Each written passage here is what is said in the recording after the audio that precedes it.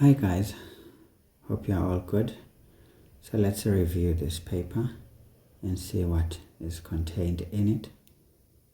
Perhaps did the channel help in any way in navigating some of the challenges that you may come across in this paper. I actually meant to do this on Monday, but then I had a few issues that prevented me from doing it. And on Tuesday, when I finally got an opening to do something, I was kind of distracted by paper 2. So yeah, let's finally have a look at this paper and see how it went. I hope those who wrote it did well. So instructions, of course guys, we'll just jump for the jugular this time around. You do need to read all of them, of course, and make sure you adhere to them when nothing else is suggested in this paper. Okay, question 1, guys. This is like the basis to everything you're going to be doing in this paper. So it's a very important question. In my opinion, it's best to start here, but sometimes strategize. Start with the sections that give you a few challenges so that you do them while you're still fresh, still okay, and not demotivated by anything. Then you go on to the sections that you know how to do very well, because there you can speed up. You're not going to take time thinking. And of course, that way you stand a very good chance of securing a distinction. But if you start with the easy stuff, you will be tired by the time you get to the real stuff.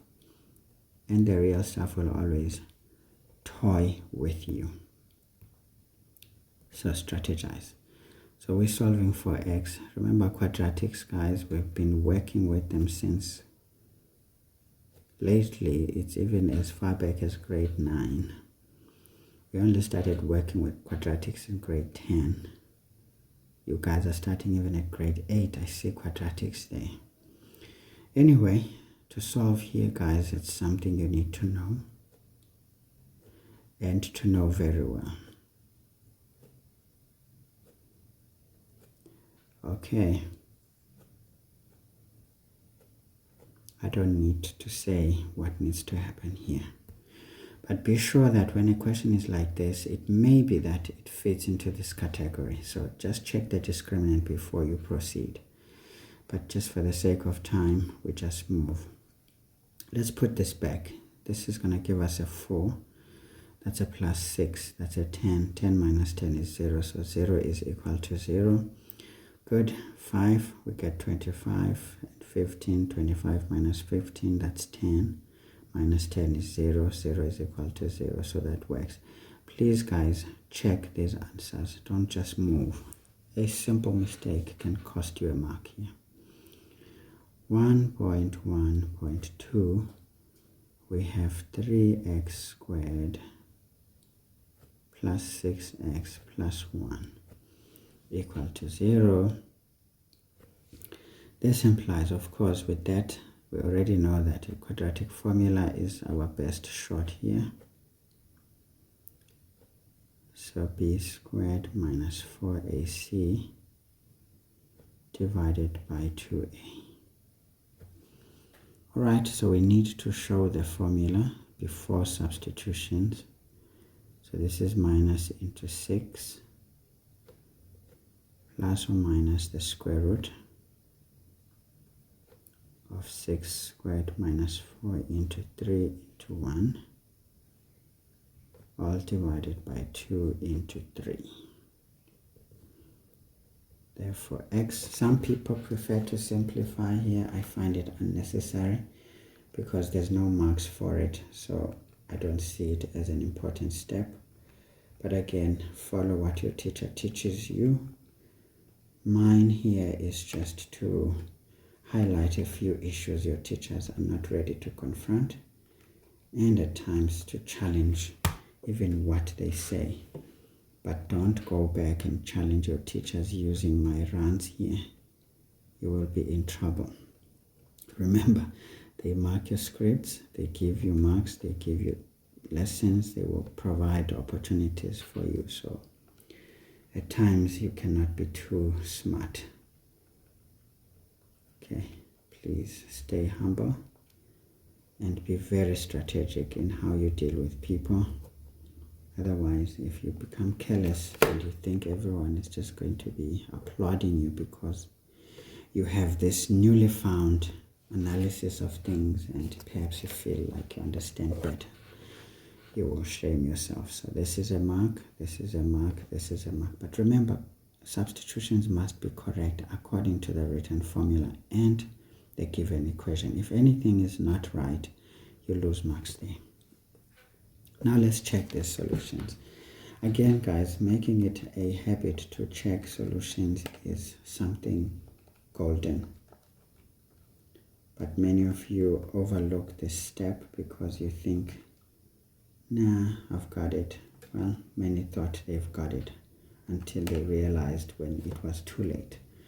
So effectively, when I substitute this back into the original, and remember this is a whole number, so if I take it to the nearest whole number, it's effectively 0. So I can accept this solution.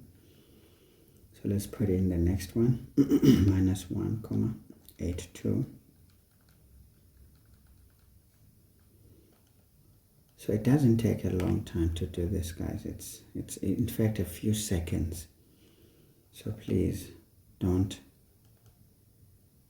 take anything for granted. Again, here rounded off to the nearest integer is good, so I can accept the solutions and move forward knowing I am not losing or dropping any mark here. In fact, guys, you don't need to see a memo for question 1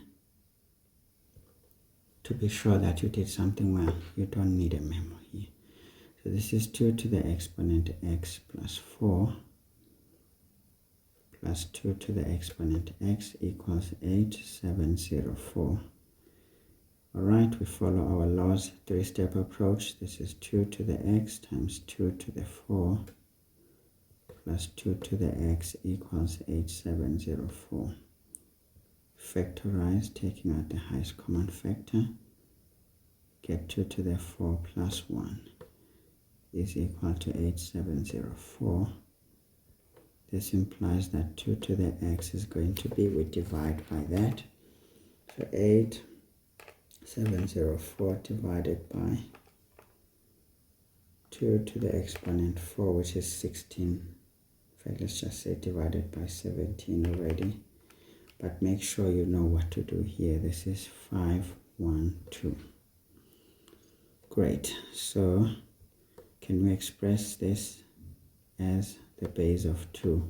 Of course, for those who know, they would go for it. But if you don't know, you will take 512, equate, just press equal sign. Then you press shift. And then you press the fact button. It will split this into its prime factors. So this is what we get. Okay. Please know how to use your calculator well. So from here we can make a conclusion that x should be 9, following exponential rules. Again, we're not going to get happy. We just got the answer. We go back. So this is 9 plus 4 plus 2 to the exponent 9. Let's see. We definitely get 8704. So it means our solution is not marred with any mistakes. Whenever we factorize, we get a mark. Now this conversion into the exponential form was not too easy. Although we make it too easy, but it's not exactly as easy as we make it look. So 1.1.4, we have x minus 8 into x plus 2 less than or equal to 0. The examiners here are friendly. They don't make us work hard, so we can just go straight to drawing the sketch graph that helps us here. Oh God, why is this thing slanted now?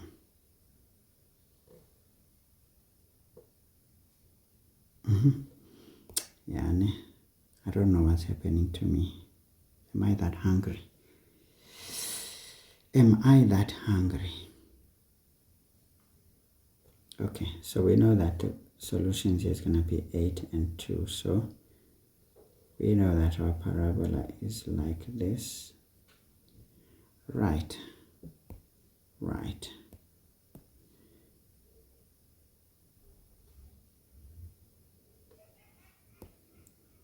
So attempt to do a near perfect sketch, guys.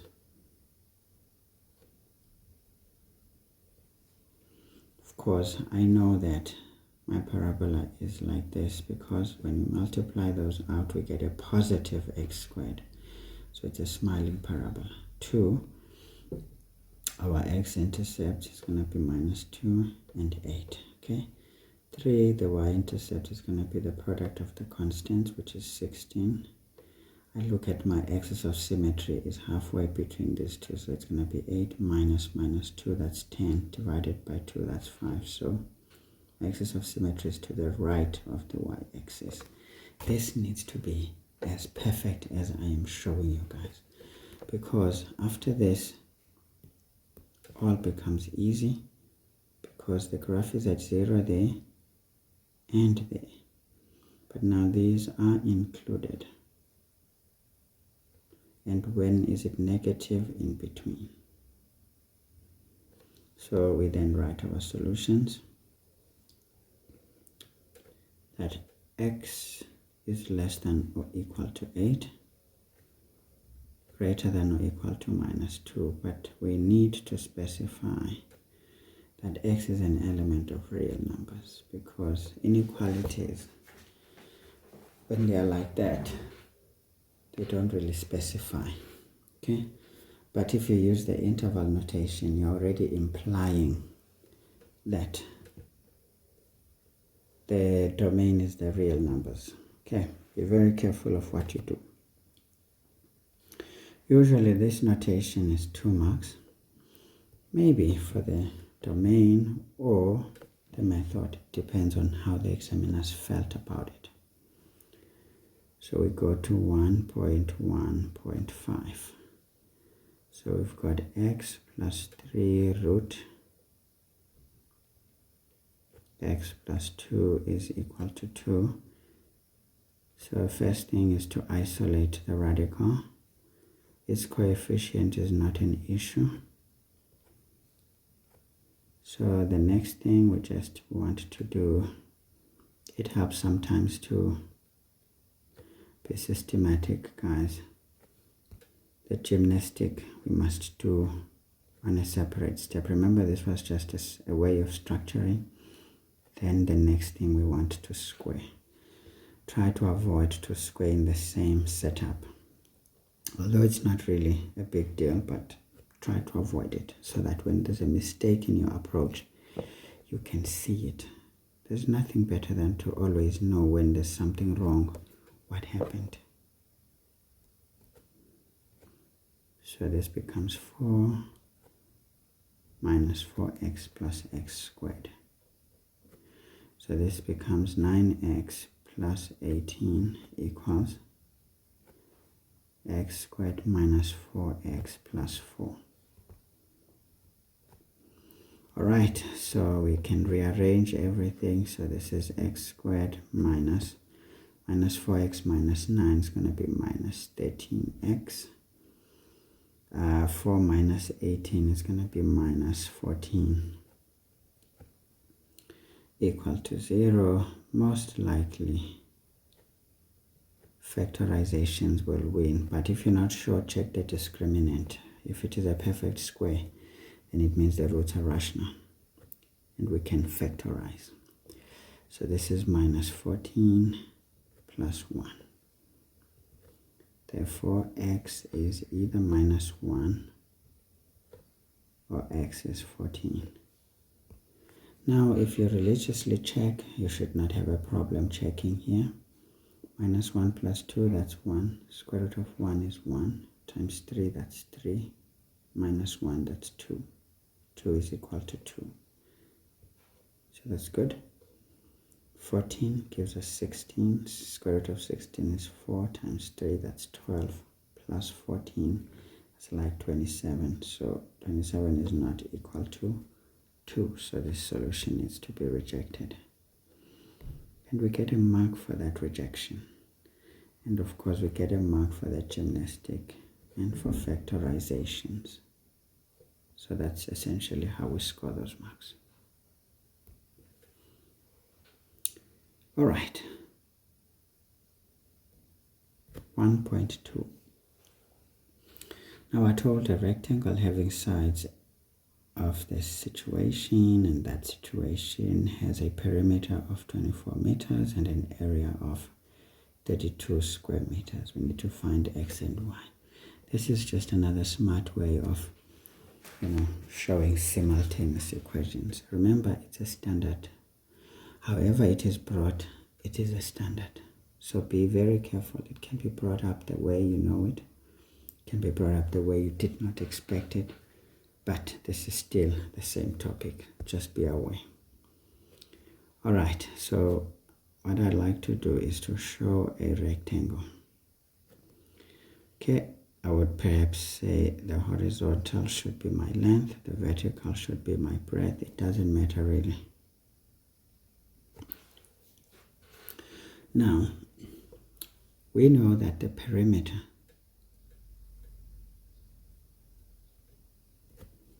is equal to 24. This implies 2 times the length, which is x plus 2, plus 2 times the breadth, which is y minus 3, should be 24. FOIL it out, 2x plus 4 plus 2y minus 6 equals 24. Still deal with things. Let's isolate y. This is minus 2x. This is literally minus 2 transposed. It becomes plus 2. So this is 26. Then we divide by 2. We get y is equal to minus x plus 13. We can make this equation 1. And we understand that the area is equal to 32. This implies that length times breadth equals 32. So this one is too complex. Let's make it equation 2. Next we put 1 into 2. Right, so we get x plus 2 into minus x plus 13 minus 3 is 32.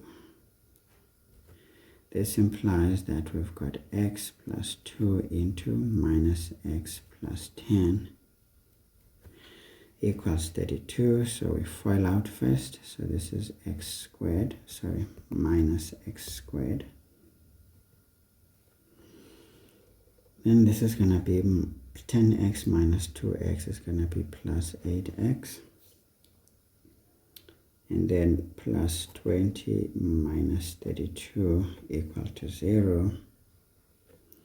We then get minus x squared plus 8x minus 12. Right? Equal to 0.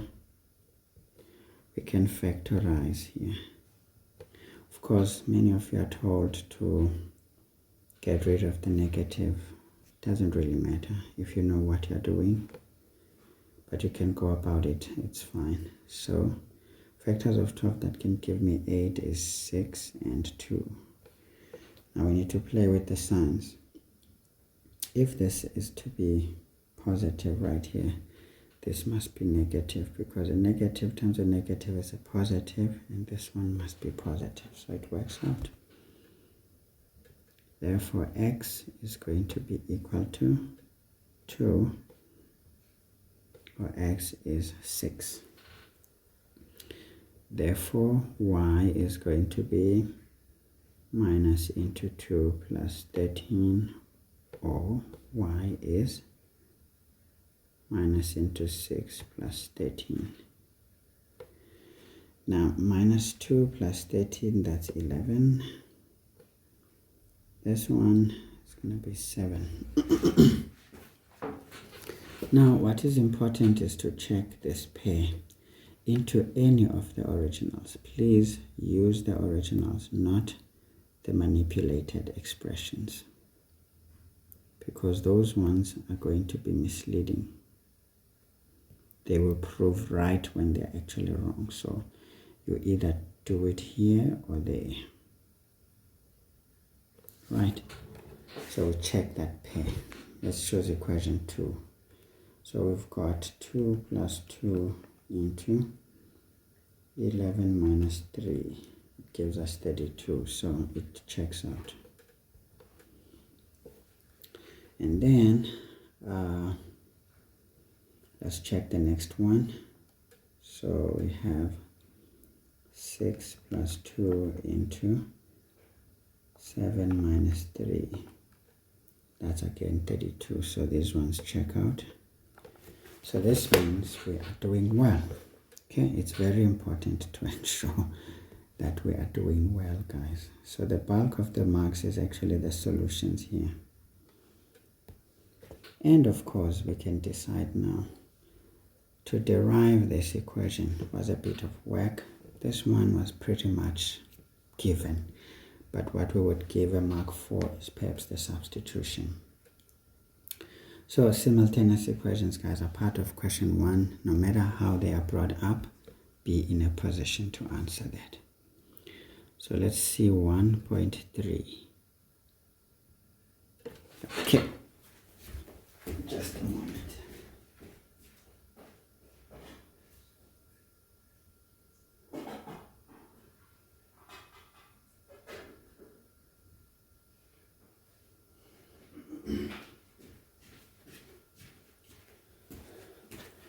So actually, guys, I'm cooking, so I needed to check my pots not to be consumed into this thing.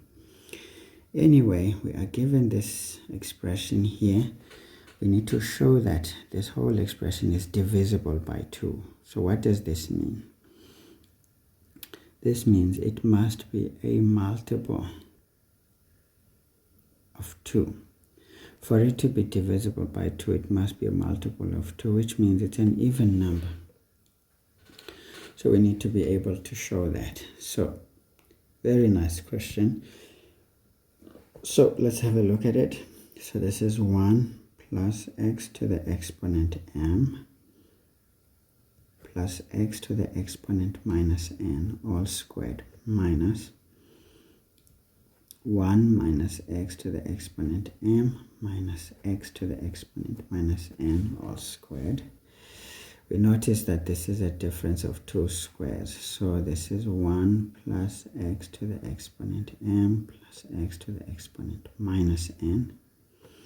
We subtract the next bracket, which is 1 minus x to the exponent m minus x to the exponent minus n. So we are factorizing the difference of 2 squares. So 1 plus x to the exponent m plus x to the exponent minus n. This time we add the next bracket. It's 1 minus x to the exponent m minus x to the exponent minus n. Okay. Only challenge here is that one needs to maintain composure. So when we deal with these brackets, rather than to write a lot, we know that this one and this one will cancel as the negative comes, but these two will add up. So we end up with just 2x to the exponent m plus 2x to the exponent minus n. Alright, so what happens here? The ones will add up into 2, but this one will subtract that, that will subtract that. So in the next bracket, we just remain with 2. Now, if this whole thing is a multiple of 2, by multiplying 2 in it, it means it's going to be even, which is going to be even. Since it is a multiple of 2. And so will be divisible by 2 for all real values of m and n. Okay, so right, we are done, guys. How you phrase your final answer really depends on your skill and your enthusiasm with the subject. But what was key here was to uncover the fact that this whole thing is a multiple of 2. And if it is a multiple of 2, it will always be divisible by 2. Great stuff. So how many marks do we score? 3. So of course, factorization, 3-step approach is also directive as well as how marks get distributed. So if you master that thing, you are done. Secondly is to uncover the fact that this is a multiple of 2 and make the conclusion, because we needed to kind of showcase this. Nice and easy. So it's not a very difficult question. So let's get to question 2.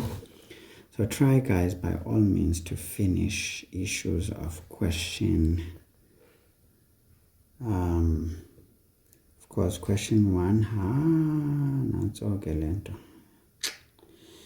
question 1,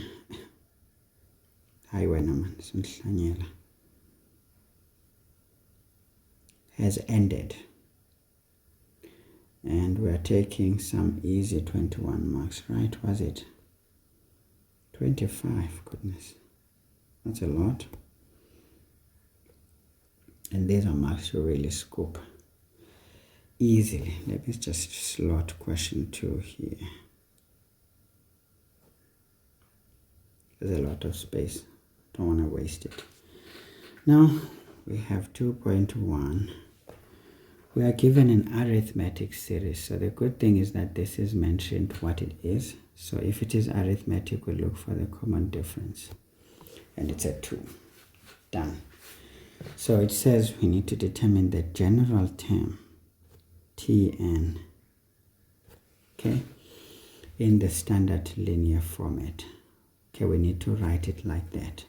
If you find your answer coming up as Tn is Q plus Pn, you will be marked wrong because there's a specification on how the answer should be.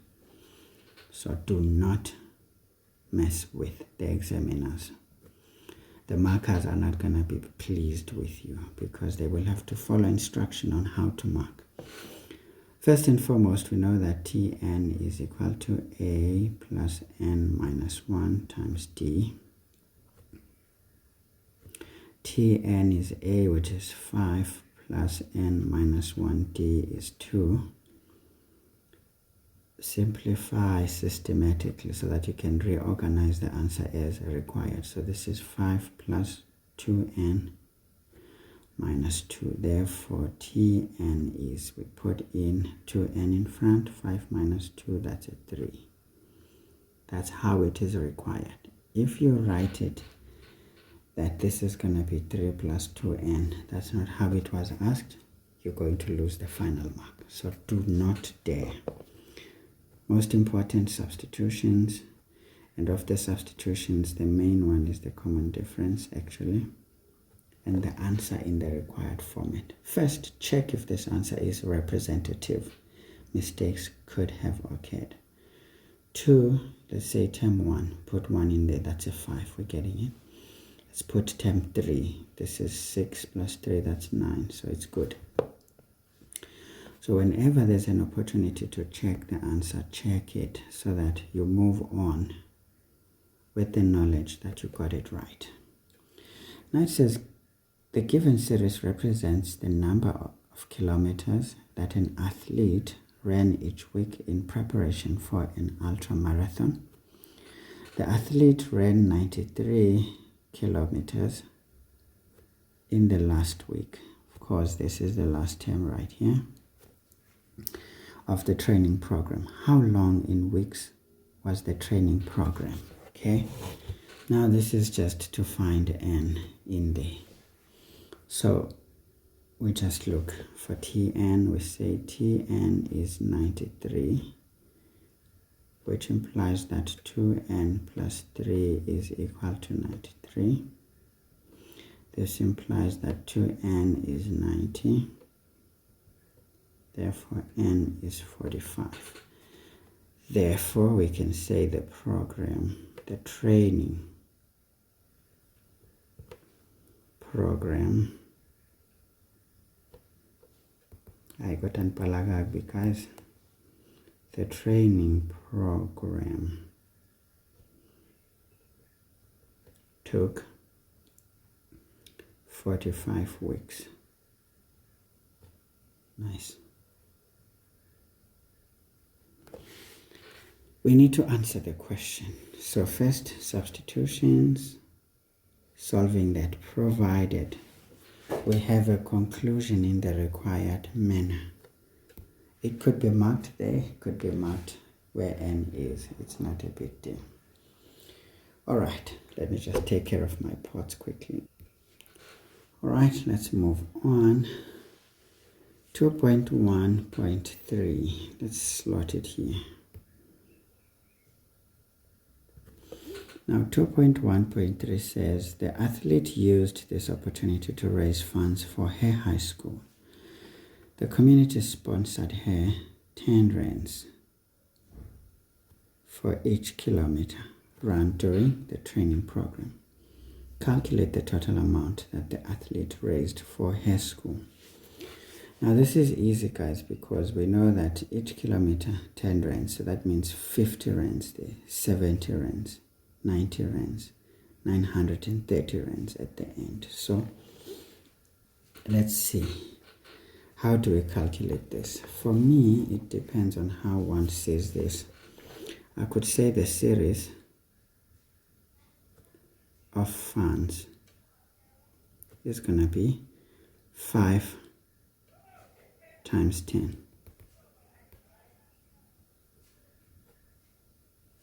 plus 7 into 10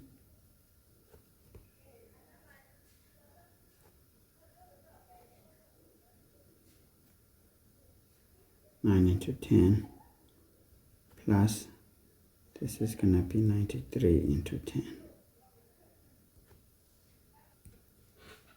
Okay, so that's what I would do. And of course, we know that this is part of the arithmetic, so it's going to be arithmetic.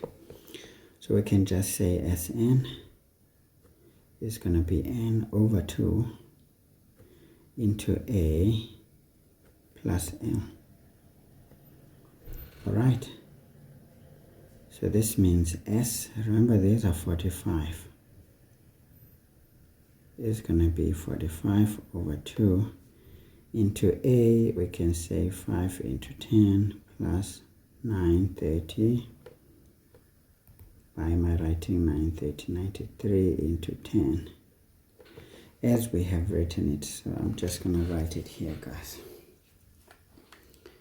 So this is 45 over 2 into 5 into 10 plus 93 into 10.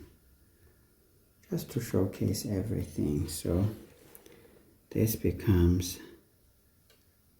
22,050 rands. Okay, so that's it, guys. It says calculate the total amount, and that's it. That's the answer.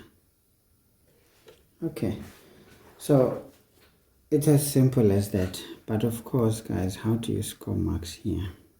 Substitutions and answer. Of course, we're being given 3 marks now.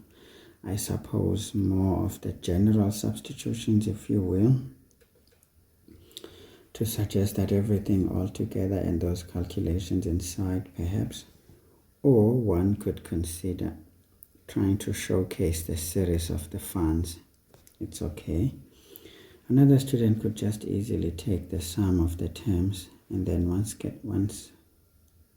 having the sum total, just multiply it by 10. It should give us the same answer. So some questions, it's all about what you see and how you see it. All right, so let's move on. 2.2. We are told here that Tn is 2 to the exponent n plus 2, okay? But sometimes I like to simplify my expression, so I know that Tn would be, we split this, it's going to be 2 squared, which is 4 times 2 to the n. I don't know if it helps, but for me, it always uncovers the common ratio in a way. Okay, so let's see. 2.2.1.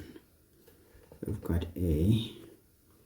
We are told to write down. Now remember, when it says write down, you don't calculate. You just show the answer only, the first term. First term, we just substitute 1 in there. It's going to be 4 times 2, which is 8. Or you can put 1 in there. It's 2 cubed, which is 8. Okay? B, perhaps we might want to write here T1. Perhaps it's much better that way.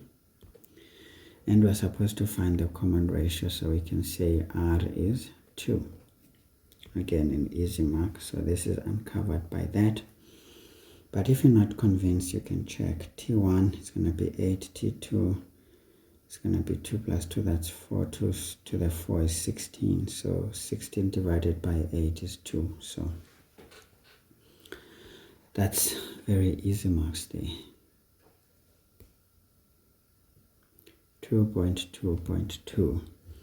We need to find T20 and write our answer in the power of 4. Wow, there it catches up with people. Now, what do we know about the power of 4? Remember, if we've got a base to some exponent n, the whole thing is a power.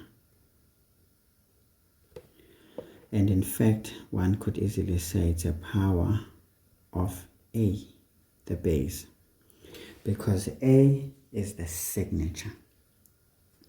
But now what power of a? We need to be specific.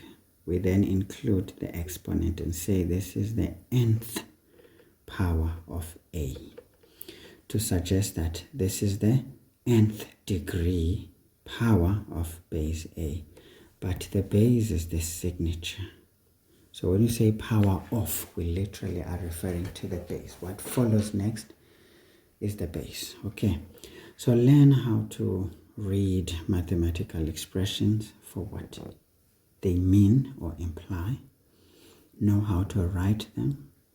Of course, there's these careless inferences you see floating around, because we have a tendency to copy people we assume are, should we say, more important than the rest of other people in the world. There are certain countries we tend to subscribe to their doings and sayings, blindly so, because we assume they've got it together. And we forget that in any society, there's always wrong cultures that get planted and multiplied, and as a result we end up catching on those things which we don't really need. So for those who have been really watching what I give and paying attention to what I say, I'm sure this question was easy to deal with.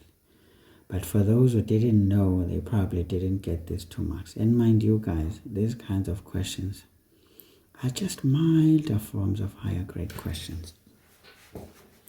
Because you wouldn't think this is a higher grade question unless you really don't know what to do. Then you start to see that it is indeed a higher grade question. But for those who know what to do, this looks like a standard question. It's not. So I feel sorry for those who really don't get to know things for what they are. They only get told what they get told. Of course, guys, your teachers are the main people you listen to, remember? But these are some of the what you call collateral damage. If your teachers don't say this right, then you say it wrong as well, then you don't know what to do when you get here. But for those who say the wrong thing, knowing very well what is the right thing or what is the implication, at least they are saved because they will win. So these are some of the things, guys, you will start to appreciate, being meticulous and particular when it comes to maths. You can't be careless and be common about maths. Maths is a specific subject. It all goes about rules specifically applied to specific, scenarios that actually are conducive for those particular rules to be employed safely. Anyway, I'm not going to rant a lot about it. All I can tell is that the exponent tells us about the degree of the power, or we should say the order of the power. Right, but the power itself is together the base and its exponent. So when you say power of 4, it means any power of base 4. So this is more like 4 to the x or 4 to the n, where n is the exponent, but 4 is the signature of that power. So this is what the question is requiring from us, which is a very simple question after all. So T20 is going to be 2 to the exponent 20 plus 2. Right? Right, we simplify. This implies that T20, we split this. This is going to be 2 to the square plus 2 to the 20. Right. Great. So, not plus but times, sorry. I'm using the wrong rules. So we can already see that we want to uncover this 4. This is 4 times 20 is basically 2 squared all to the 10. Now this is where the higher grade nature of this question comes in, because you know that you split 20 into its factors, but you want to create a power of base 4, right? Because that's the target. So being specific to the question is key. T20 is going to be 4 times. Now this is as good as 4 to the exponent 10, right? Now these are all powers of base 4. This is the 10th power of base 4. This is the first power of base 4. So therefore we can appreciate that T20 is going to be nothing but 4 to the exponent 11 using our laws of exponents. So this was a nice question, typical of the NBT type of questions, depending on how prepared you are. Anyway, guys, so this is the mark, of course. Now, the marks can come from anywhere else, but I think this is a master gymnastic. 2 marks there should be good.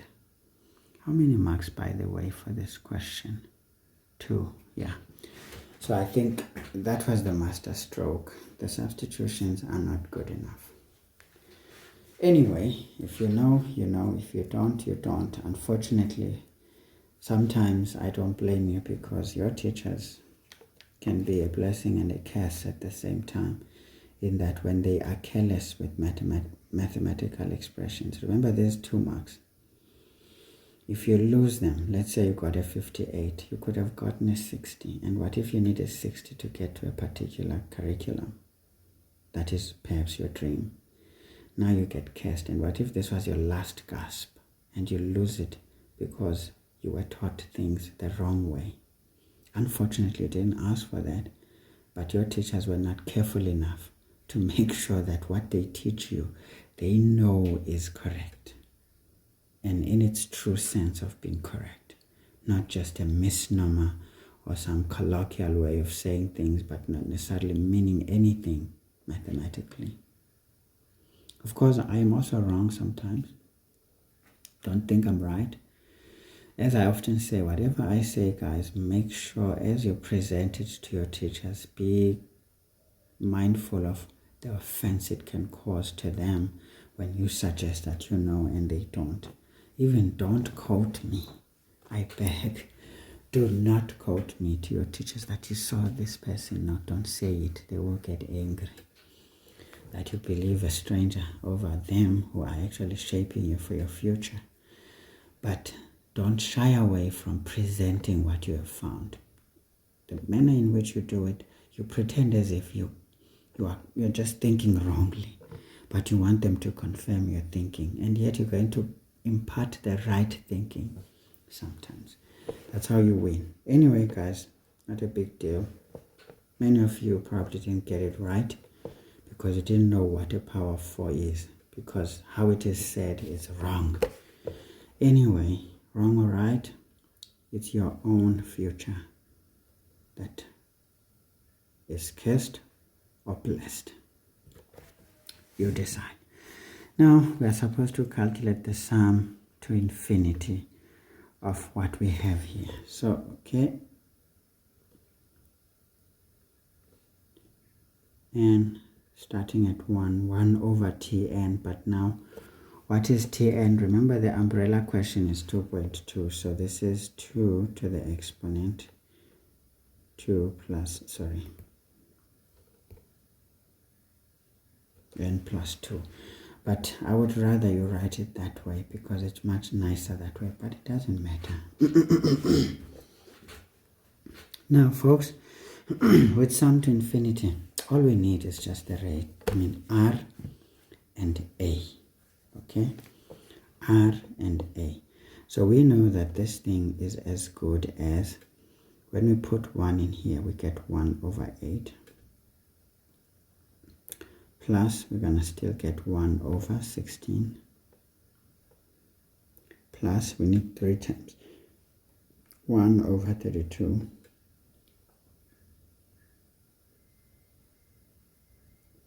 But sum to infinity goes on forever. Okay, you can expand it to 3 times so that you can see. Of course, we saw that the common difference was a 2 here. So it already tells us that here, R is going to be a half, isn't it? Yeah, because if you multiply this by a half, you get 1 over 16. You multiply this by a half, you get 1 over 32. So sometimes you help yourself to be able to inspect certain things so that you don't struggle. So what do we need now? We can say S infinity. We write the formula first is A over 1 minus R, and we only calculate it when R is less than 1, greater than minus 1, but never equal to 1. Remember that.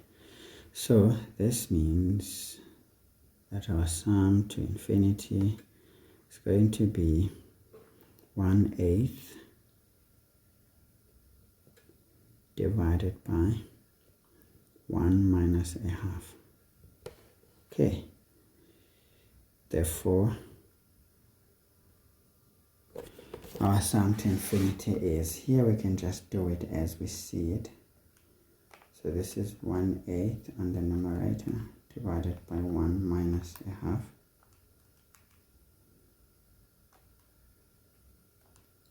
Great, we get a quarter.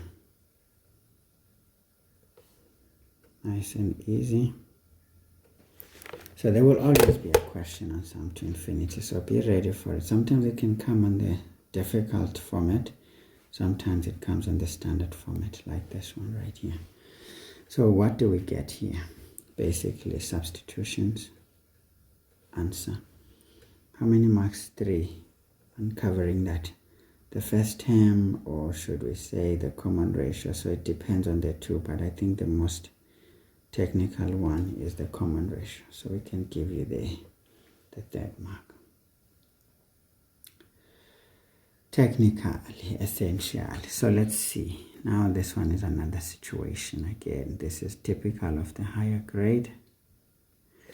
I just look at the marks, guys, and look at the story being told. I know it's gonna be, yep. So let's just give it its space. So this is 2.2.4. Okay, we're told to consider the first 21 terms. of this sequence, which is the geometric sequence. And now we need to calculate the sum of the terms in this sequence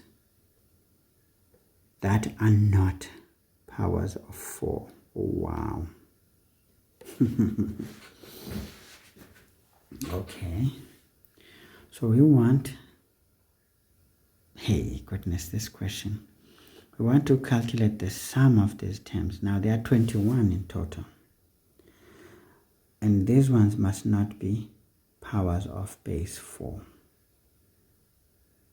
That's hot. That's a hot question. Okay, first of all, we know that the sequence is, we got 8, 16, 32. Now we want the last term. First of all, what is the last term? It's term 21. Remember, we're given term 20. Now we need term 21. So now term 21 is just going to be, it's going to be too big. Let's just write it as 2 to the 23. Okay? I think that's the safest to do because it's going to be quite a big number.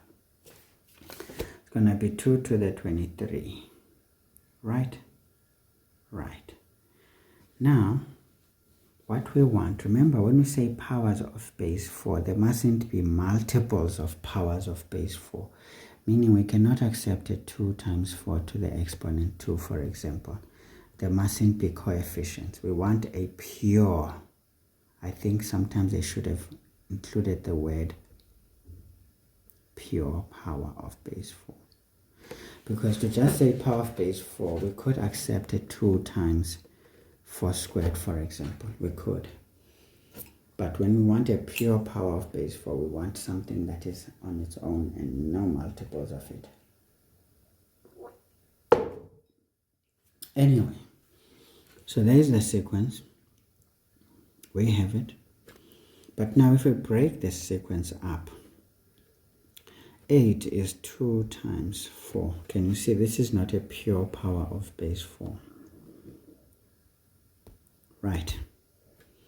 Is 2. 16 is 4 squared. That's a pure power of base 2. This one, 32 is 16 times 2. So this is more like 2 times 4 squared. Again, it's not a pure power of base 4, as you can see. So now in this situation, we are trying to end up with a power of base 4. And we saw that the last term, you see, there was a trick in this question. This question was setting up the last one. We know that just before this, just before the end, if we care to pay attention, just before the end, we saw that we had 4 to the exponent 11. So that's the last power of base 4. Can you see that? Yes. Because remember, for this kind of a situation, we need the first and the last. So, as we can see here, we've got 4 to the 11 into 2 to the 23. And we can clearly see here that it will not be the 1 because there's a 3 in there. Right? There's a 3 in there. So, let me see. Yeah, if there's a 3 in there, it's not going to work out. There's going to be just some 2 coming up. Because, mind you, this situation, 2 to the 23, is as good as literally 2 to the 22 times, or perhaps we can say plus 1. So this is 2 to the 22 times 2 to the 1. Now we saw that technically, when we say T20 here, 20 plus 2, it becomes 22, which becomes 4 to the 11 times 2. So can you see this is not a pure power of base 2, this last one. So it's out. We want pure powers of base 2. So, yeah, this examination, I don't know, guys. It's whatever. It's whatever it is. Now, folks, we need to think about it. What sequence do these ones form? Because for us to know the sum, then it means we need to extend this sequence a bit by uncovering the other terms so that we can see exactly what sequence they form. Okay, we want to just showcase this nicely. So let's see, what is the next one? This would have been 32. From 32, we get 64. 64 is 4 to the exponent 3. Right? All right. So,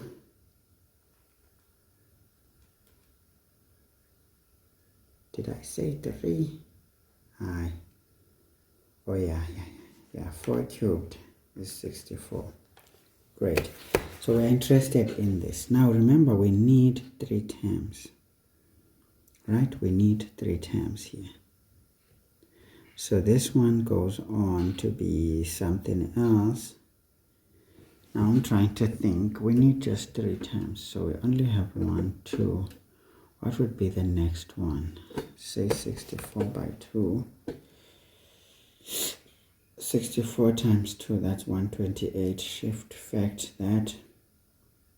It becomes 2 to the 7. Since the exponent is odd, it's not going to give us a power of base 4, as we could see with every other one here. So now we need the third one here. So let's see, 64 times 2 is 128 times 2 is 256. Let's shift and fact that is 2 to the 8, yes. 256 is 2 to the 8. Now this is going to work out because this is 2 squared times 4. Right? So this is basically 4 to the exponent 4. Yep. Yep.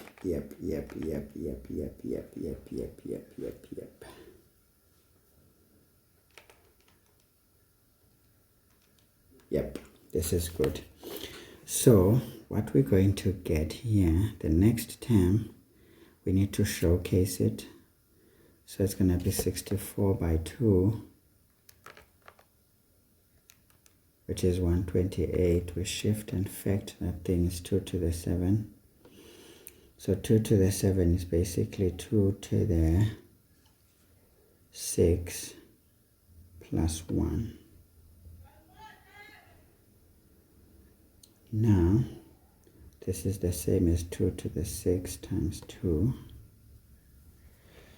Now 2 to the 6 is as good as 2 cubed. Don't want 2 cubed, 2 squared, all cubed times 2. So this is going to be 2 times 4 cubed. Okay, so this one is 2 times 4 cubed, which is what we don't want. Then it goes on to exactly what we want, which is going to be 4 to the 4. Right. Which is this one. That would be the next one there. Okay, guys, so this one you can tell it's not for the babies. If you don't understand algebra and arithmetic, you are gone. You are a goner. So now we are happy, guys, because we've got 3 terms, which is what we need, and we have the last term. So this question was truly created. Okay, so we know now what we have.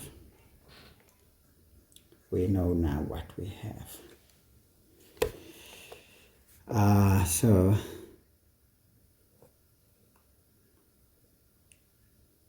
do I then phrase everything? Okay. Perhaps we can easily say the sequence, we can replace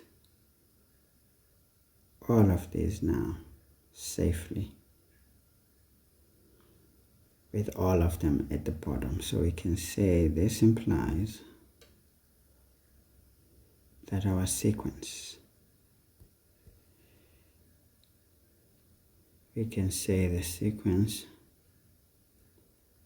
is such that we have this.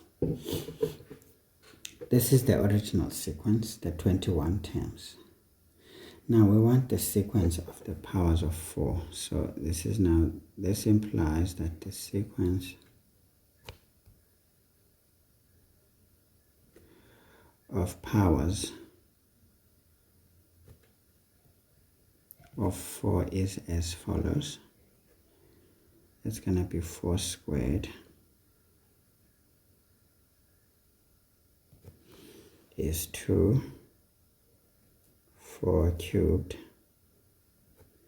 is 2, 4 to the 4, and then it goes on until 4 to the 11.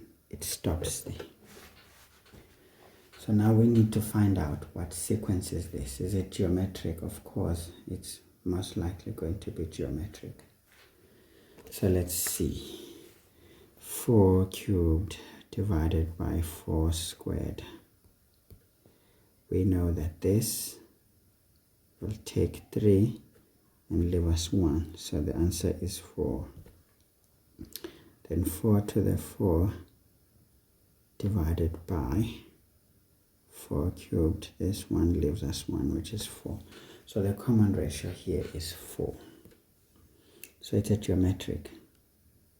Yeah, it's a geometric. I mean, why didn't I see it? It is.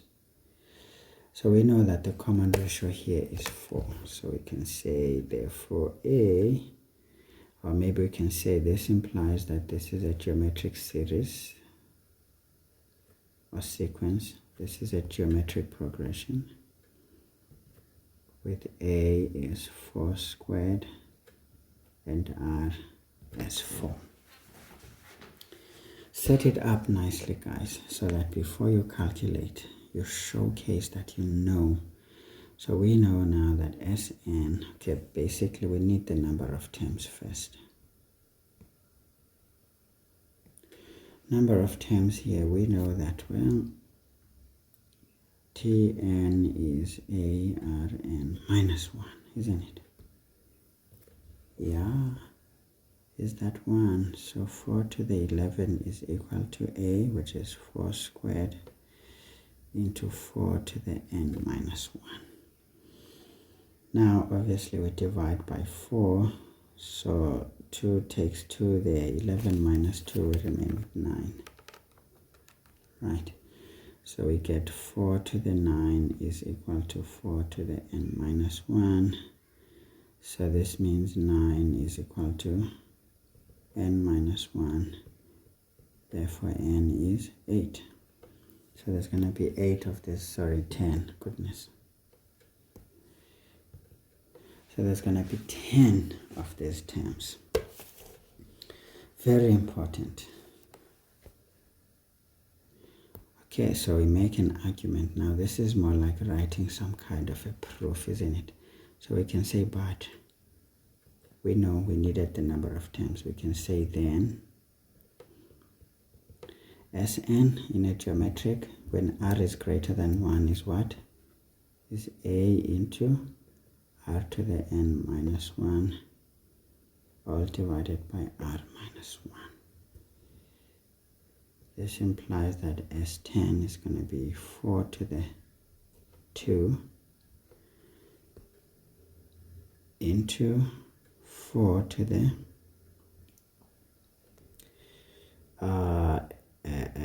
10, sorry, minus 1 all divided by 4 minus 1.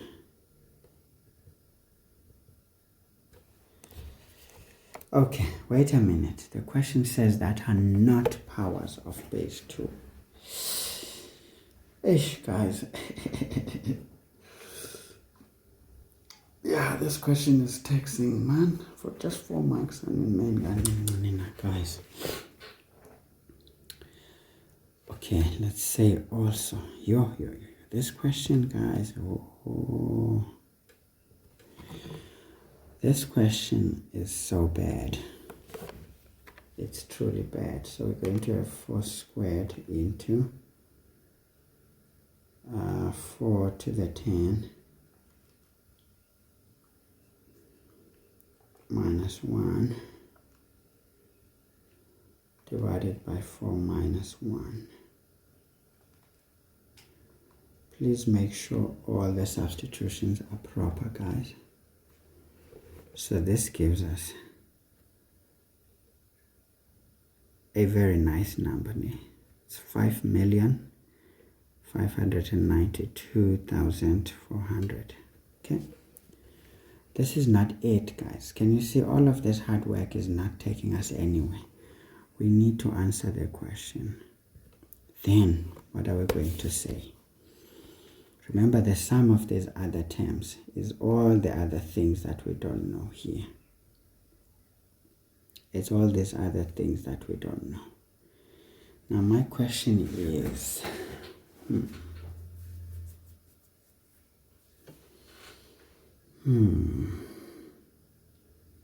did we answer the right question then? It doesn't look like we did now. Because here now I went about this the wrong way. In my mind I was thinking of calculating the sum and then subtracting this, because this is geometric. We can do the sum. We saw that the ratio here was 2. The common ratio was 2. Actually, we can do that because we don't know what sequence these ones form, but it looks like you can follow me to the this one looks also not so bad. I think we can zoom into it directly, because 4 marks for this looks to be a lot of work. It looks to be a lot of work, but anyway, let's just finish the approach. We now know that the sum of the terms here is going to be the sum of all the 21 terms that we were told about, minus the sum of the 10 terms of these powers of base 4. It will give us the sum of the number of these other terms, however they are, or however many they are. So we can say this implies that Sn is going to be S21. So this is going to be A. A was 8, right? Into R was 2. Remember, R was greater than 1. All the way to exponent 21, right? Minus 1. I don't know what I'm doing now. So this is,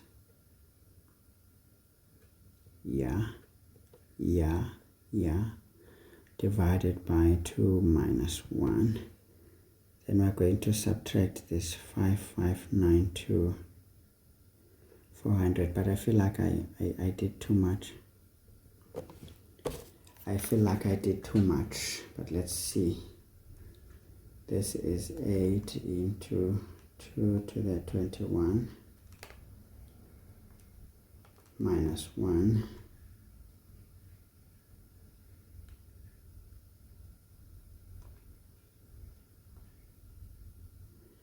to 2 minus 1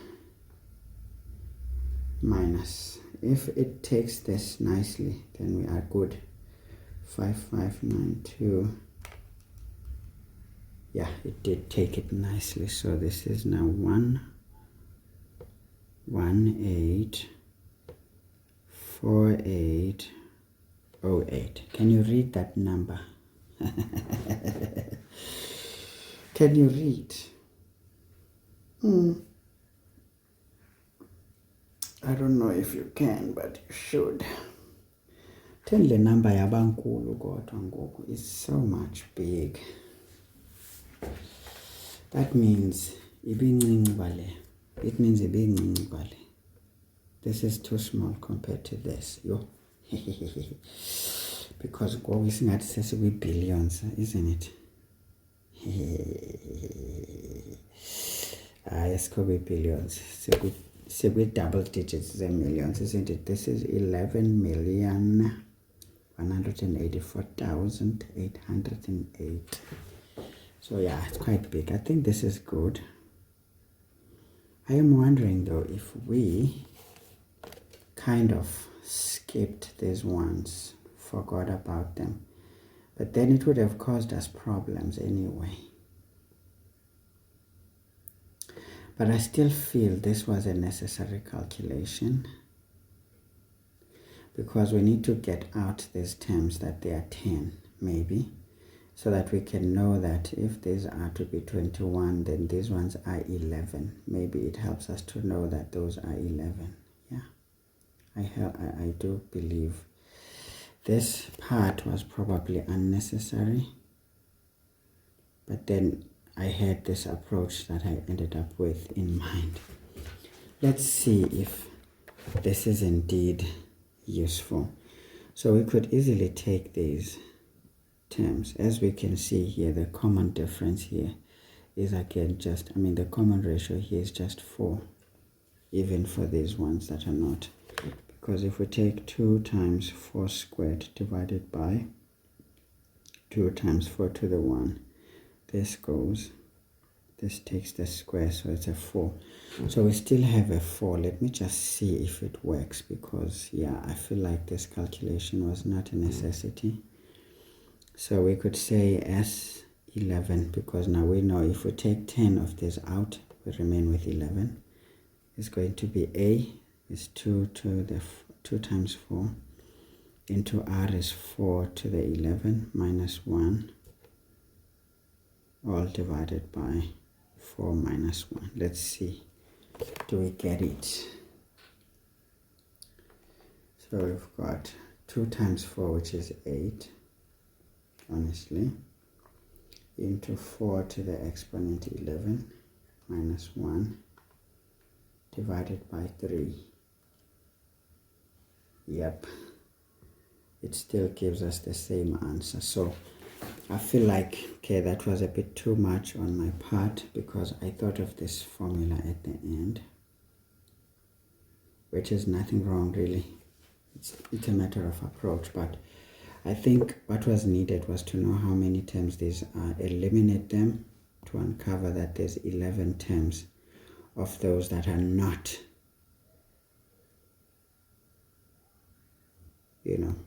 the pure powers of base 4. Because the answer here is still the same, 11,184,808. It still comes out. Now these are very nice questions, guys, for practice, especially for those who really want to do well. Because yeah, these are the questions that will search in you if you know your work or not. Let's just mark the main approach, if at all we will. First and foremost, I do believe, how many marks? 4. Wow, guys. If this is 4 marks, then it means the mark is here and here, this and that. Wow. All of the work is your problem. But let's just assume you chose to go about it this way. You just knew that you needed to eliminate these. Of course, first mark here is to essentially show us the series, I suppose. It looks fair to find the number of terms. Fair. Then to substitute into the final formula, fair, and answer. Okay, so this is how you would get the marks if you chose the different approaches. As you can see, my approach, too many steps, less marks. The other one, at least a bit concise, then to the point. So you decide which one you love the best. But again, it's all about strategy, guys. Once you understand what to do, you will never go wrong. Okay, that's it for that question. Yeah, those 18 marks were a little bit painful, I suppose, at the end for people who don't understand their subject. Okay, let's quickly get this done.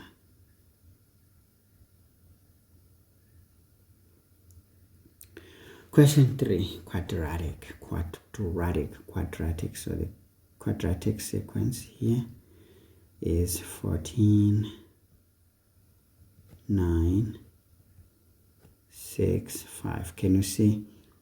This sequence is decreasing from the beginning, perhaps to some minimum value, and then it will start increasing since it's quadratic. But what gives it up is this one. We understand that the coefficient of n is a 1. So a is 1. In essence, a is greater than 0. So what do we know? It's a smiling parabola. So if it is going down like this, it means we are catching it from this end, because we know that it's not going to be full. So here we're probably catching here. We're catching it there while it's still descending. So you see, guys, think about these things. No one is going to tell you these things. You will be taught basics at school. But take the advantage of what is available out here on the internet, the analysis or analyses that we give, because it supplements what you already have so that you become a bit more effective. Because with just the teaching in class, you will not survive these questions. I promise you, guys. You only survive these questions if you're one of those special individuals. You get it? Yeah. The tough questions like the ones we just did, you only survive them if you're a special individual, given the same teaching as the rest of your classmates. But now we're making this for everybody, because everybody has a smartphone now of different expensiveness, of course. Many of you tend to attach to the expensive end of things, which is really stupid. Because why would you carry a phone that costs 15,000 and you're a student, a matric student? What are you doing to yourself and your parents? It's already wrong. It just tells you that your head in life is just headed for the dongas. Sooner or later you're gonna crash and burn. I promise you, you will.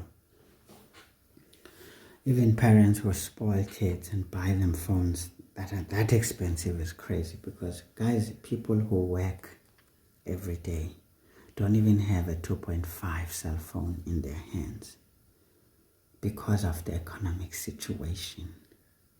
Now, many of you are carrying phones that are very expensive.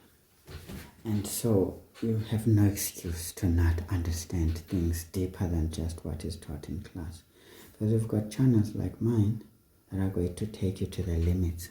Of course, if you are yielding, if you're not a yielding student, you will not reach the limits. Anyway, folks, it says we need to show that the general term is what we see. Of course, we already analyzed it because that's what it is. Of course, with the quadratic, guys, we take the first differences first. 9 minus 14 is going to be minus 5. 6 minus 9, minus 3. 5 minus 6, minus 1. That forms a sequence. And minus 3 minus minus 5 is 2. 1 minus minus 3 is going to be a 2. Okay, this is also a sequence on its own. Okay, good.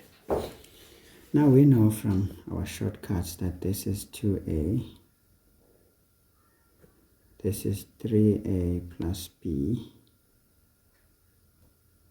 Okay, and we know that the very first term is a plus b plus c. Okay, just going to use that quickly. It's a standard question. We should get it done quickly.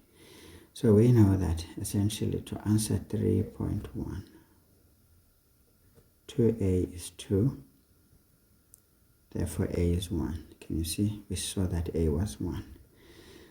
This implies that 3 into 1 plus b is minus 5.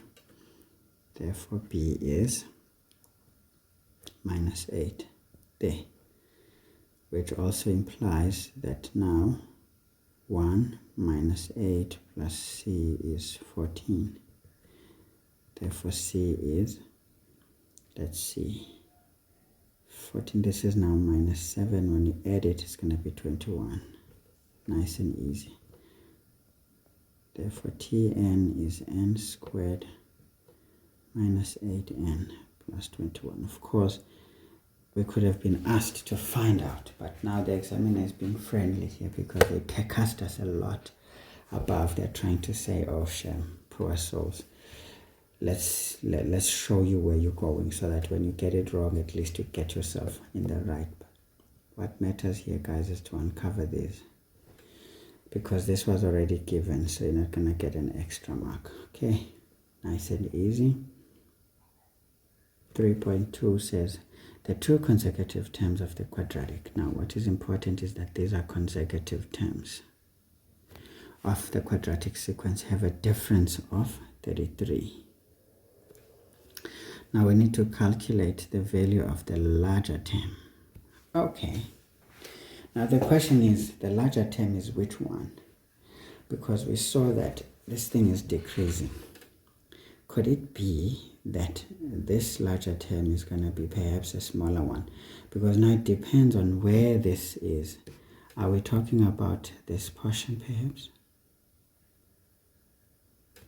In this portion, the larger term is the top, is the one in front or the one ahead, and the smaller term is the one before. But if we're talking about this segment right here, the larger term is the one before, and the smaller term is the one after. So these are some of the challenges that I love about these questions, that technically they really make sure you understand maths. If you don't, guys, this is why pure maths is not for everybody. Doesn't matter how often you study it, how much effort you put in it, it's not for everybody, because it embarrasses a whole lot of people. Because remember, just hard work is not good enough here. You got to understand what is going on. So you need to know and know enough. But of course, the difference is too big. We saw that the difference is at the negatives. So the first difference is with negative. So if this is this big and it's positive, it's most likely this segment. It's most likely this segment. Okay? And of course, we can, of course, this is not so true if you don't put it to the test, but looking at the trend, you can clearly see that we're probably on that ascending arm after the turning point. So most likely the bigger term is the one ahead and the smaller one is the one before. Okay, not a bad thing, not a bad thing at all. Now we need to just work out things, folks. So what are we trying to find here? Well, we know what Tn is, and Tn could be the term ahead minus the term before, but that is just where the challenge is.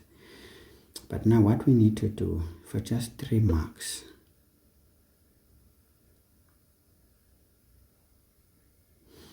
I mean, looking at the difference, it's already placing me where I need to be. So I can easily say Tn minus 1. Oops, Tn minus Tn minus 1 should be 33. Okay? So this implies that Tn is n squared minus 8n plus 21 minus, in this case we're going to put n minus 1 squared minus 8 into n minus 1 plus 21 is equal to 33. So this implies that n squared minus 8n plus 21 minus, sort this out, it's going to be n squared minus 2n plus 1 minus 8n plus 8 plus 21 equals 33. this implies that we've got n squared minus 8n plus 21 minus n squared plus 2n minus 1 minus 8n plus 8 plus 21 equals 33. Okay, be systematic here. This dude takes care of that dude.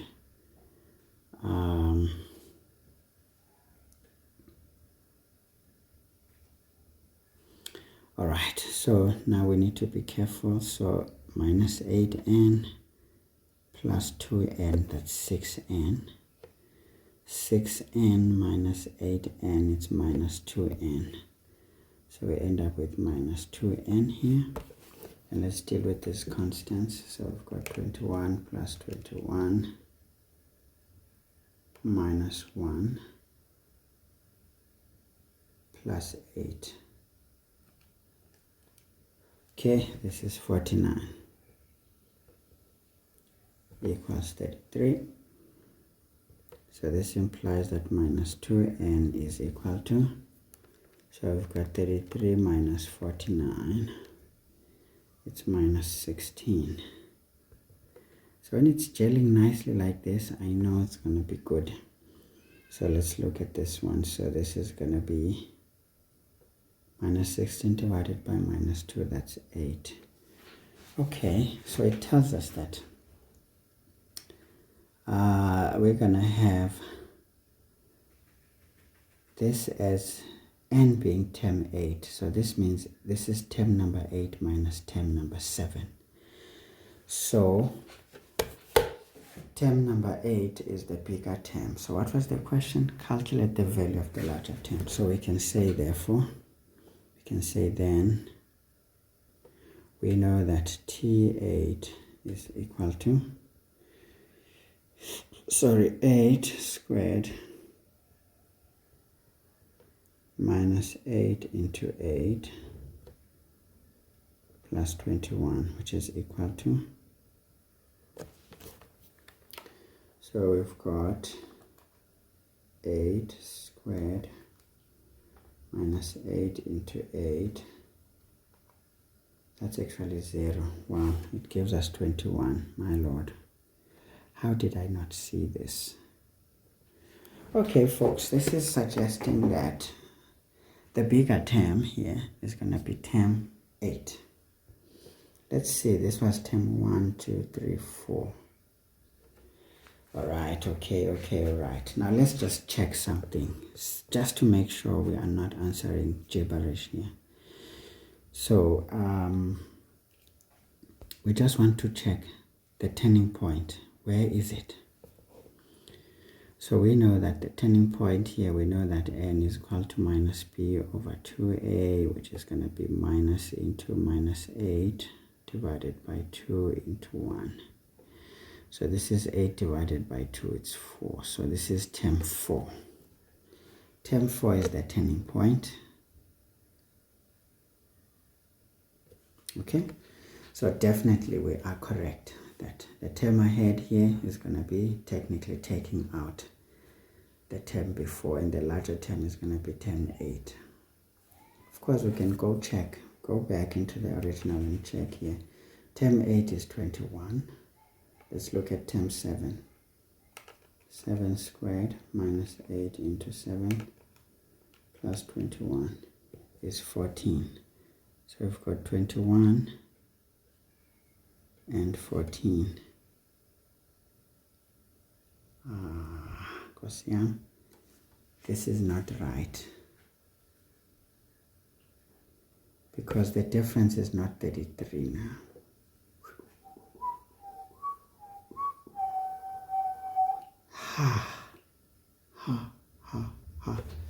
Umsebenzi ongayo uhambela mahala, guys. The two consecutive terms have a difference of 33. So this is not good. This is not good.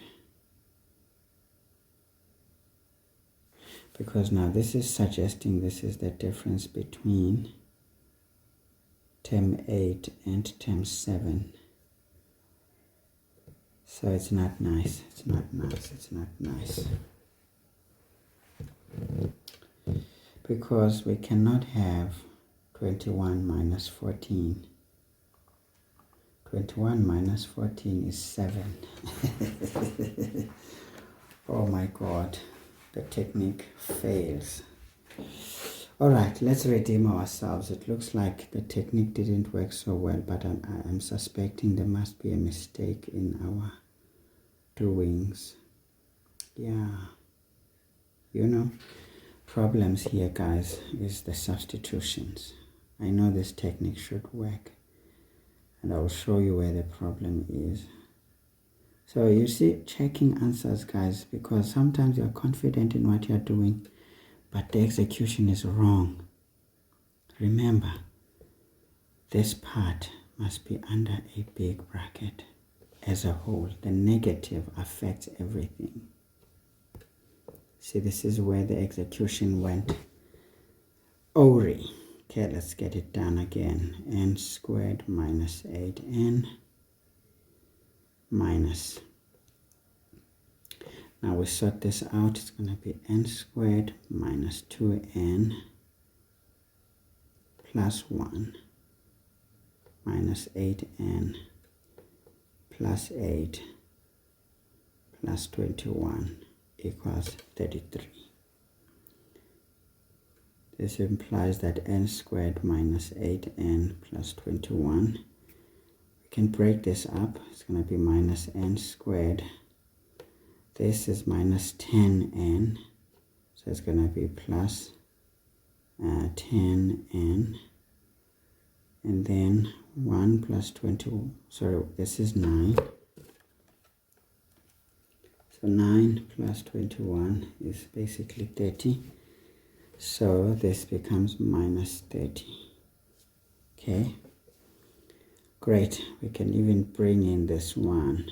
We don't. Let's leave the 33 out. Okay. Being meticulous, sometimes the brain will play tricks on you. So this is out. Good. So we've got 2n this time, because minus 8n plus 10n is 2n. And then we've got 21 minus 30. It's minus 9 equals 33. This implies that 2n is equal to, okay, 33 plus 9 is 42. Therefore, n is equal to 21, sorry. Okay, now the number has increased. The number has increased, which again still speaks to the part that we are on this ascending arm, the increasing part, not the decreasing half. Okay, so we can say here then, we understand that T21 is going to be 21 squared minus 8 into 21 plus 21. Below 21 here, therefore T21 is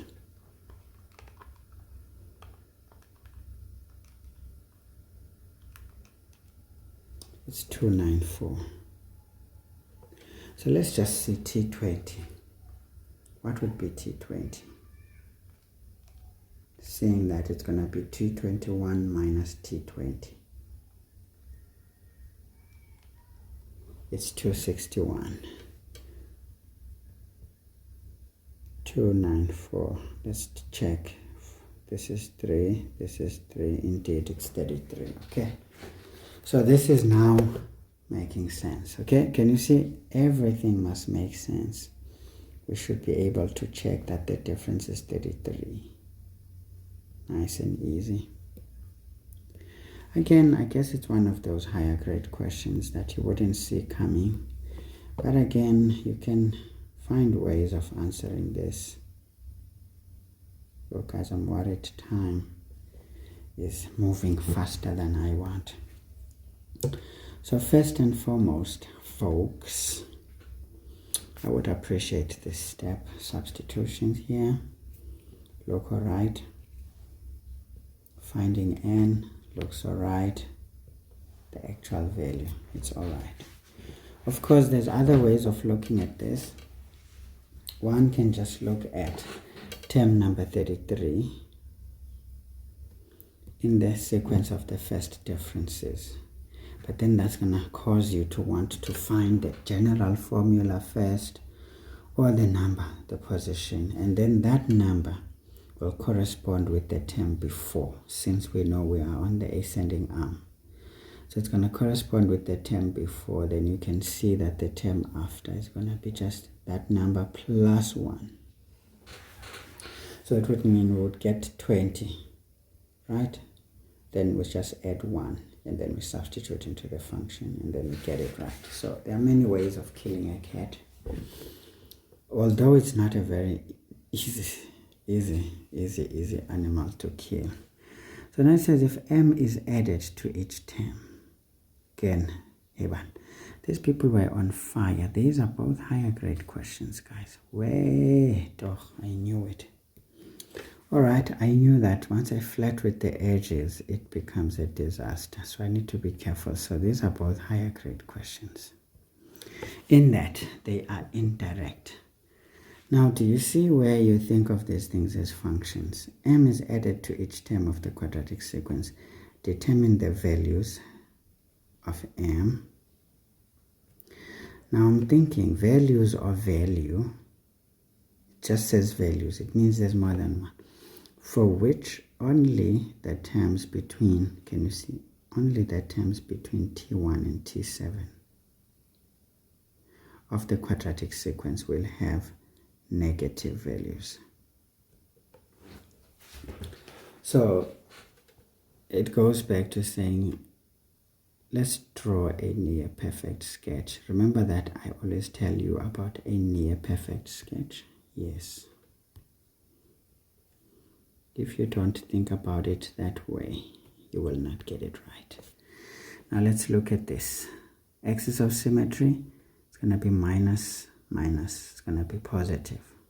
So it's on the positive axis. Again, the y-intercept is positive and much higher.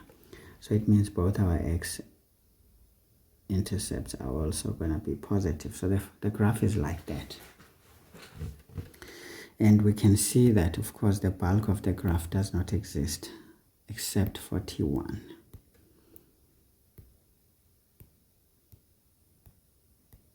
So t1, this is t1, it's 14, right? Now the question is, what is t7? We need to find t7. So t7 is 14 as well. We calculated it, isn't it? So we know that t7 here is itself equal to 14.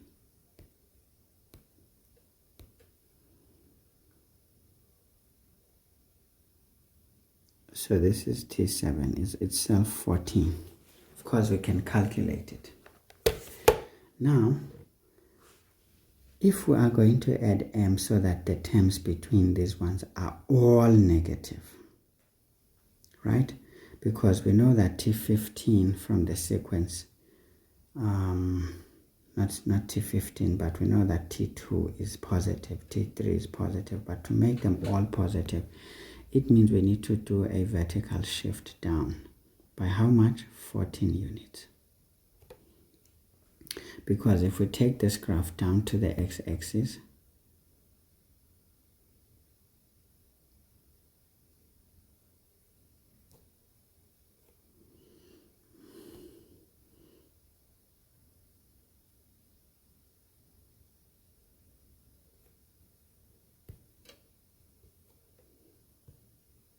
so if we take this graph, remember from here we take it down, that y value, we take it down to the x-axis. Guess what?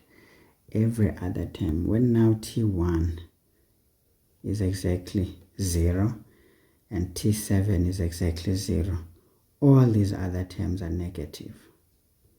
So this is the setup. So now I'm not too sure about the part that says values. because here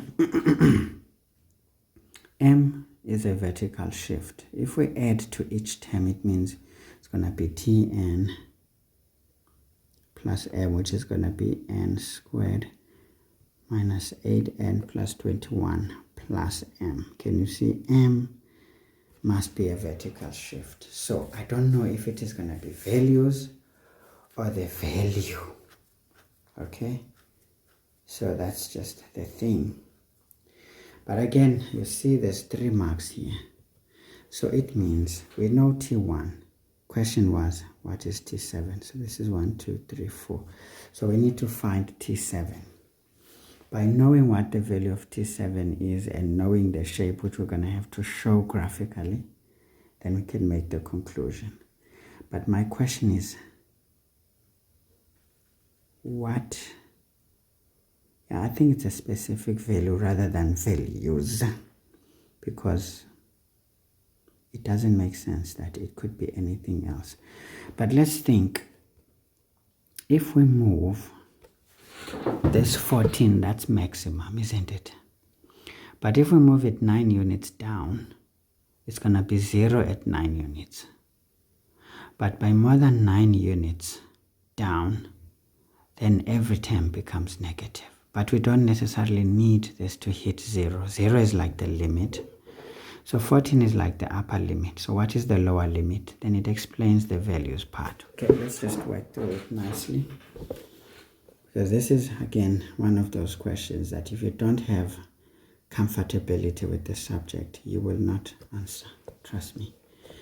Okay, so we will see that, okay, all right, okay. We know that Tn is equal to n squared minus 8n plus 21. So, which implies that we are saying Tn minus, okay, plus m is going to be n, okay, I don't know, what am I doing, guys? Let's just leave it. We know that that is the case. Now we want to know T1. We know that T1 is 14. We know that T7 is going to be 7 squared minus 8 into 7 plus 21. T7 comes up as 14 as well. From what we calculated above, of course. That's if you keep track of what you just did properly. Yes, it comes out as 14. And now the trick is that graphically, this means, I know, guys, when I taught you these things, you thought I was bluffing. Oh, okay, guess who's bluffing now? I got it, guys. I'm vindicated by this question paper. This question paper just made me look good when I'm not actually that good. It actually makes me look a bit good. Of course, we saw that our parabola,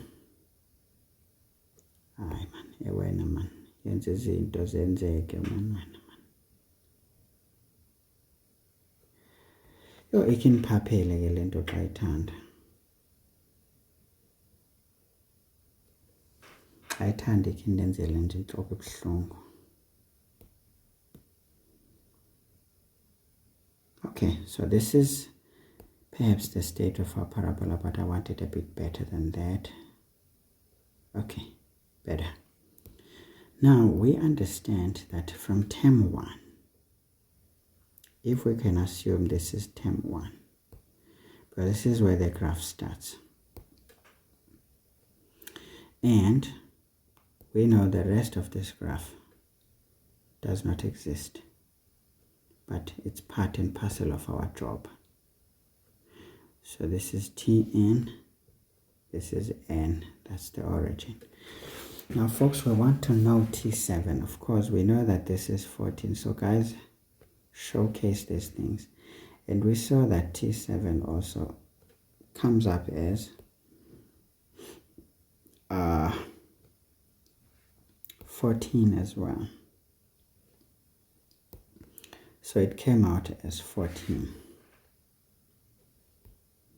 Maybe let's just show it, so that anyone who's doubting you, remember, no one said this is the only way you can solve this problem. You can solve it however you see it. All right? Of course, our graph is ongoing here, but it's not on the other side. It starts here, and it's ongoing. Okay, good. So now we see that, okay, all right, okay. For this graph to have basically, because remember m, what is important is to also note that m is an element of all real numbers. It can take any value. It doesn't have to be integers. It can be anything. So this is where the trick is. Of course, we know that maximally we can move this 14 down. But we were not told that T1 should be negative. So T1 can either be 0 or positive, as well as T7 can either be 0 or positive, but they cannot be negative because only what is in between. So this means 9 is our lower limit. It means we need to move this graph down by more than 9 units, because then it means this term is going to be minus 9. But maximum should be 14, because then if these ones are 0, automatically everything is 0. So for me, it would mean that we can say, I don't know if it makes any sense, guys. We can just say 4 terms between. So guys, try to converse. Try to converse. 4 terms between T1 and T7. Perhaps we can say then, seeing what we just did, then for terms between T1 and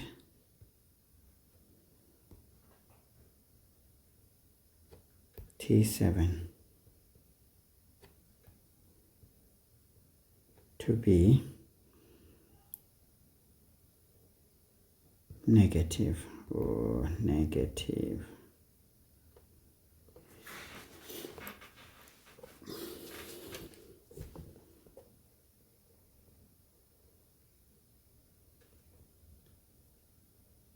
Given Tn plus m is equal to n squared minus 8n plus 21 plus m.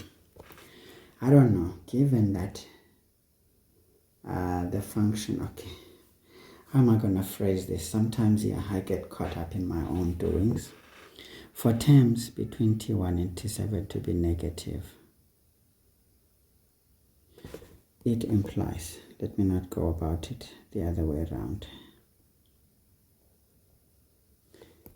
It implies that m must be either less than or equal to 14, but greater than 9. Right? We cannot include 9. Why are we not including 9? Because remember, this is the first term that should be negative. So if we move this down, so actually m must be less than minus 9. Let's put it that way. Because remember, these are inequalities. M must be a negative number. So the right way to write it now, because we know that we should subtract 14, so it means m must be less than minus 9, but greater than or equal to minus 14. Yeah, this one is a tricky question. All right, so we can see that for terms between T1 and T7 to be negative, it implies that m must be less than minus 9, because if we say minus 9 here, the second term becomes negative. And up until the sixth term. But the maximum is 14 because we cannot make T1 and T7 to be negative. They can either be 0 or positive because nobody said how they should be. But it wasn't mentioned that they should be negative. So this was not a very easy question. We can even go further and say since M is the vertical shift of Tn. Nice.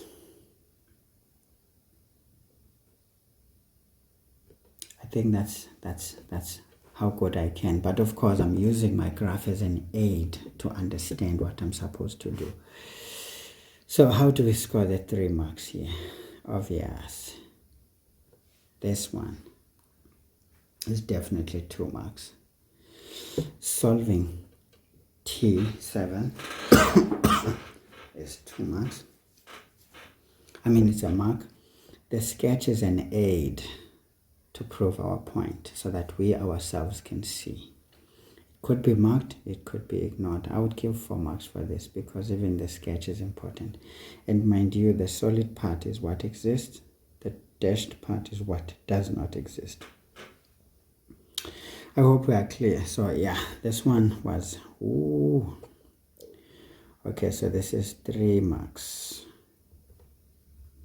No, 9 marks. As we can see, yeah. If you're not comfortable with the subject, you're going to have your eyes gouged out. Okay guys, I'm a bit hungry now. I'm not very well physically or health-wise. I'm sick. So let me just get some energy and then we carry on with the functions, which is now the part that many of you are gonna scoop some marks. And usually, the paper from here, once we sort up functions and differential calculus, we know that we're done effectively. Okay, let's hope the ride is not gonna be too rough, but you can clearly see, guys, that we need to be smart about our work. We need to analyze every word of the sentences and statements given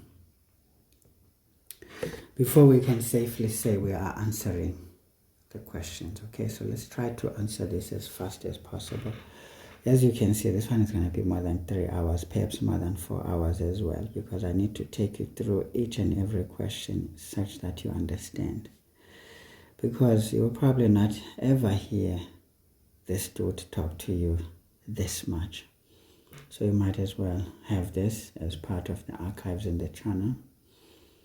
Then you can learn even in the future. For the next 5 years, whatever we are doing currently will still be valid. So this means you can still benefit from this video even 2 years from now. But yeah, I have a bit of a concern though. But we'll talk about it perhaps towards the end.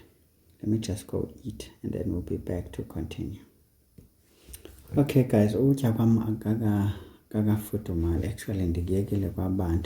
I'm just thinking about this question a bit, in case you don't know how to do this so that it fits. We just knew that basically we decided this should be 14 and 9. So we can say M must be greater than 9, less than or equal to 14. But remember, M, for it to be a proper shift, which is a shift down, M must be negative. So if we say minus M, we multiply everything by negative. So this sign changes. And that sign changes. Can you see? But now we never write this notation like that, because now this becomes small, this becomes big. So you flip it over. You flip it over. Sorry, what did I say? I'm misleading you now. First, you write it like that, and then you realize that M must be multiplied by minus 1, isn't it? Less than or equal to. Now remember, we will then be forced to multiply everything that we have, right? Because remember, if we multiply this, remember these are two equations, m greater than 9, m less than or equal to 14. So what we do here, we simply, because we're not solving for minus m, we want m. So if we have minus m this time, we're going to have to multiply each one. So when that happens, we're going to have the sign changing. That m is going to be basically, or should we say minus 9 is going to be greater than m, while m itself is greater than or equal to minus 14. But remember, you don't present the answer like this.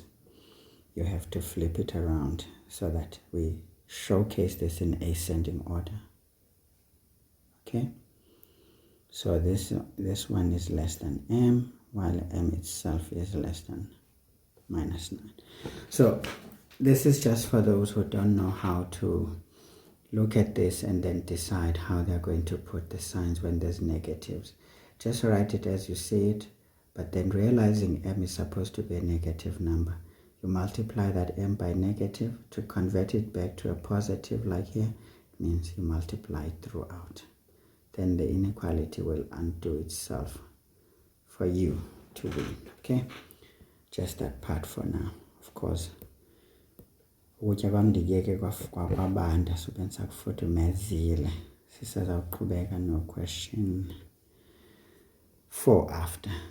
Just felt I should share that part in case you feel like you cannot do it by yourself. As well, anyone can do it provided they know the procedures. Alright guys, so let's carry on with question 4. Right, so question 4, we are given f of x is 4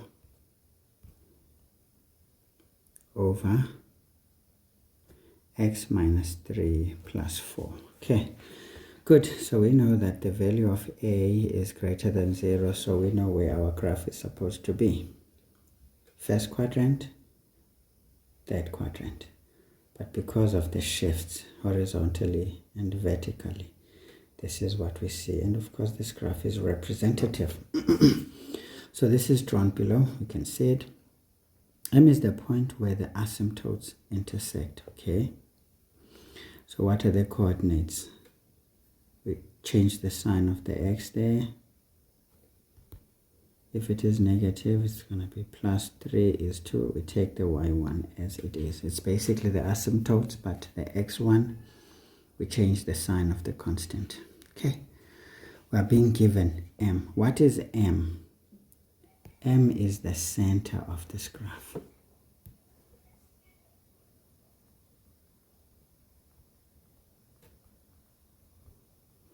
Sometimes I use the word center just so that you know this is the point that is central to every other point. That's the axis of symmetry, basically. Okay, let's not say that.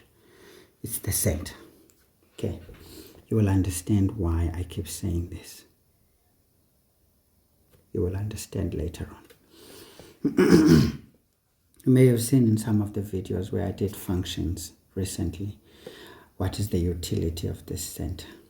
Okay, it means if you were to draw any line across that point into the graph, it would mean that this point and that point are equidistant about the center. Okay. So if you knew the coordinates of one point, the mirror image of that across the center you could find by using the midpoint of analytical geometry. Of course, you sometimes ignore these things and they will haunt you guys.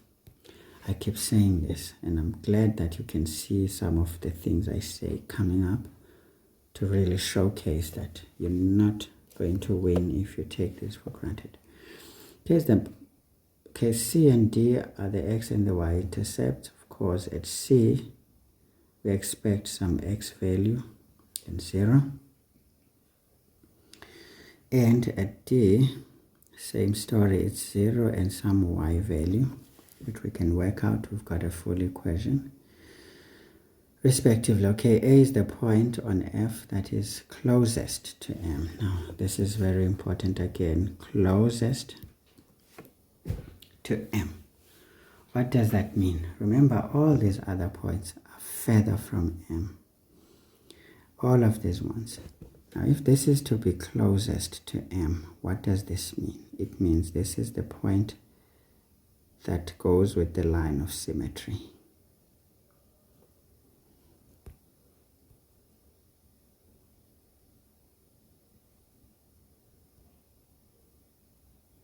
Okay, this is the point that goes with the line of symmetry. Because where the axes of symmetry intersect the graph, those are the points closest to the center. As I said, like that, like that. They are all equal, but they are closest. Because this is now saying it's a point of intersection of the axis of symmetry and the hyperbola. Of course, seeing this is going to be the positive 1. Again, we can find the function here easily.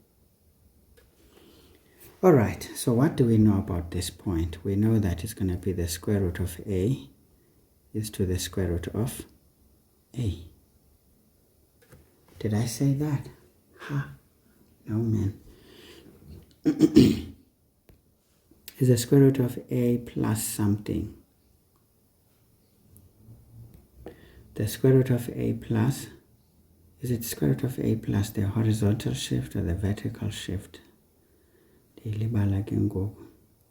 think plus 4. Isn't it? Hey, do we add? Just a moment. I can't think now. What is cooking?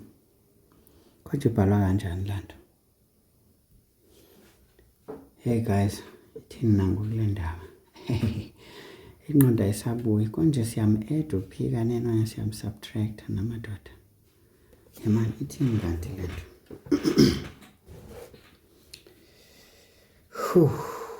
Ke mathata wayitsi. I think x goes with x, isn't it?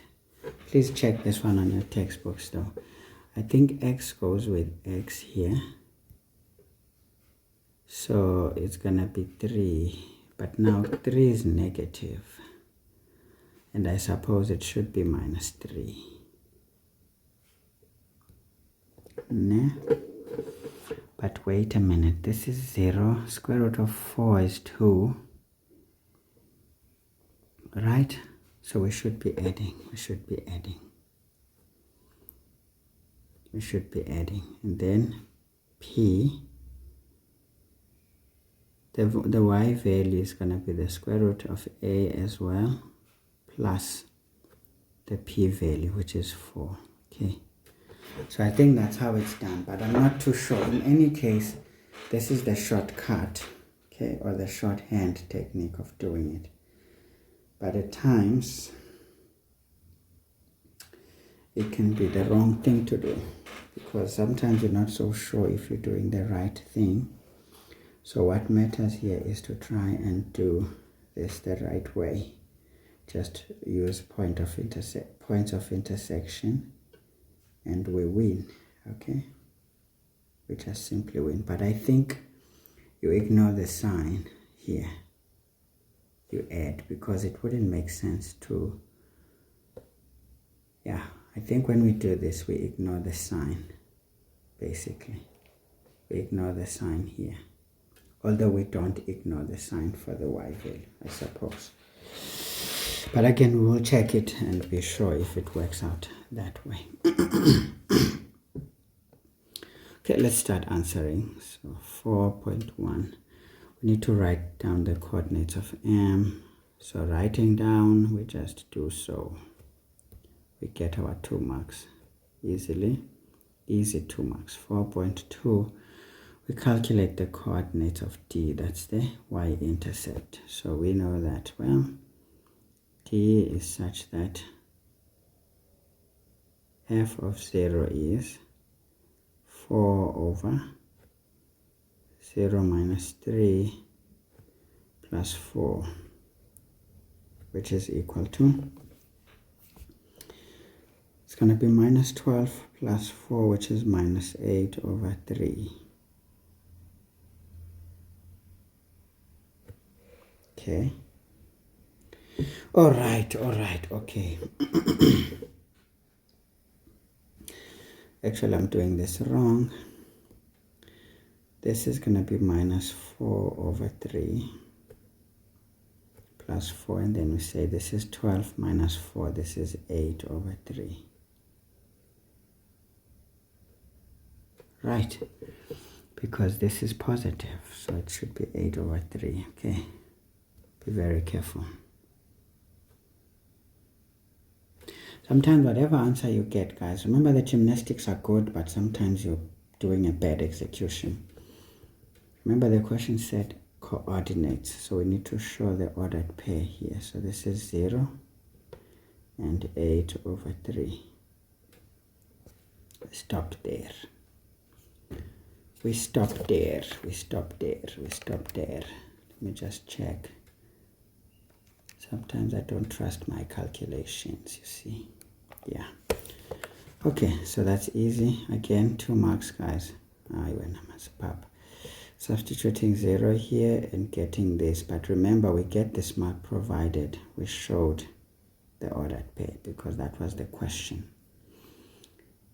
4.3.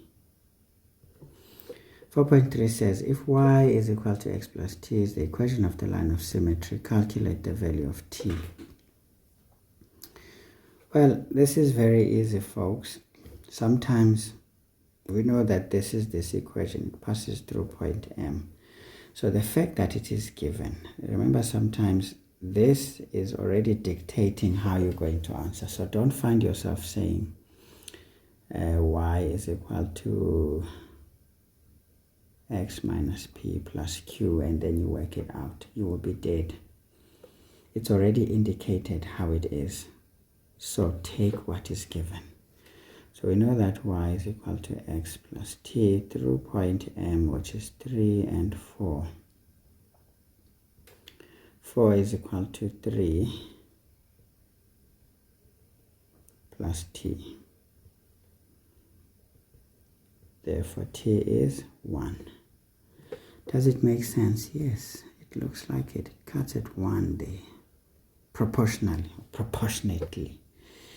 So we can go for it. Of course, you can confirm this by saying y is equal to x minus p plus q. Y equals to take what is on the denominator and you sort it out. Multiply by 1. This is x minus 3 plus 4, which is x plus 1. Nice and easy. But don't do this when this is already given. This is a way of suggesting you're going to follow that rule. Don't follow your own things. Of course, here we're getting a mark for the substitutions of the point and the answer. 4.4. We need to determine the values of x for which f of x is less than or equal to 0. Well, we can see that this is here. Wait a minute.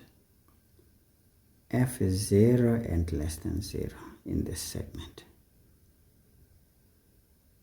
Okay, so that means we need to find the x coordinate first. That's why it's 4 marks. It's not a difficult question. First of all, we can say C is such that f of x, in fact 0, equals 4 over x minus 3 plus 4. This is the x-intercept in case someone needs justification for it. Transpose the 4, we get minus 4 over 1 equals 4 divided by x minus 3. We cross multiply. this implies that we're going to have minus 4x plus 12 is equal to 4, which means minus 4x is equal to minus 8, right? Therefore, x is 2.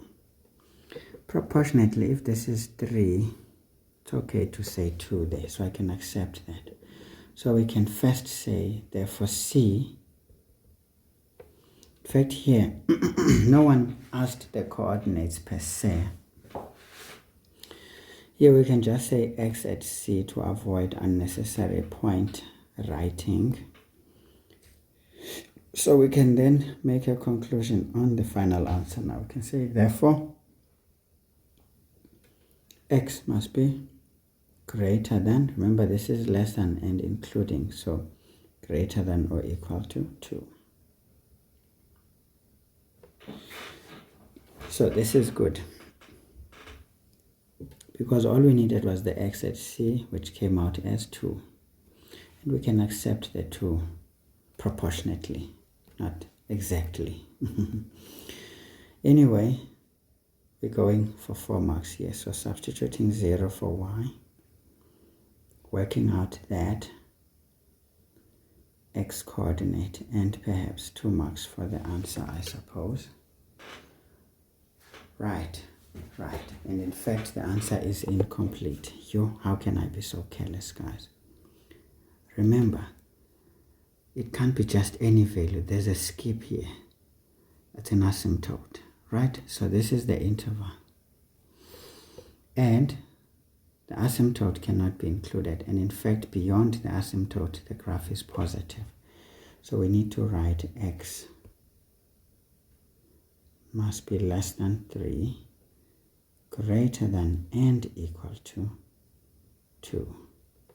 I almost lost it. So this is now perfect for 2 marks.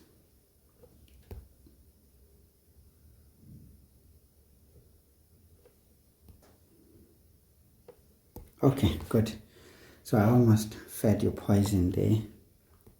But yeah, it happens. You see, sometimes you get tired and things just go wrong. So 4.5. We now need to find the coordinates of A. Very easy. So we know that A, it's 3 marks. Of course, we can say A is such that this is the square root of 4 plus 3 is to the square root of 4 plus 4. Therefore, A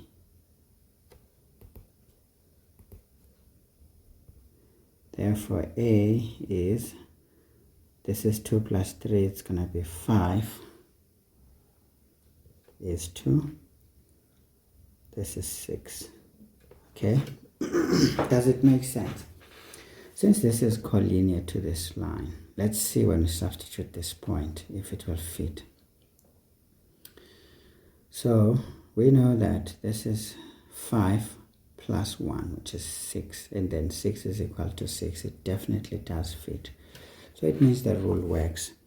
Of course, another person would want to go about it this way and do points of intersection for just 3 marks. It's crazy sometimes. Sometimes you need to be strategic and you're like, okay, if it worked, then I know my rule is correct. But if you forgot the rule, you're going to have to solve for, you can say here, x plus 1 is equal to 4 over x minus 3 plus 4. And this is going to hurt because it's going to give us two points, that point and this point, but it doesn't matter. So we transpose the 4, we get x minus 3 is equal to 4 over x minus 3. So this is all over 1. Cross multiply, we get x squared minus 6x plus 9 equals 4. X squared minus 6x plus 5 is equal to 0. Factorize. X is going to be minus 5 minus 1. Therefore, x at A is going to be the big one, 5. Came out nicely. And of course, we can say therefore y at A is going to be, take the easier one, it's going to be x, which is 5 plus 1, which is 6. And therefore conclude A is 5:6. Of course, this is the standard way. As you can see, it's a bit labor intensive.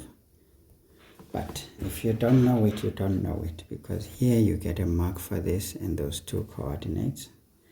Here you get a mark for solving simultaneously. 1. Get a mark for this, you get a mark for that. But still, you must present the ordered pair to get the full last mark.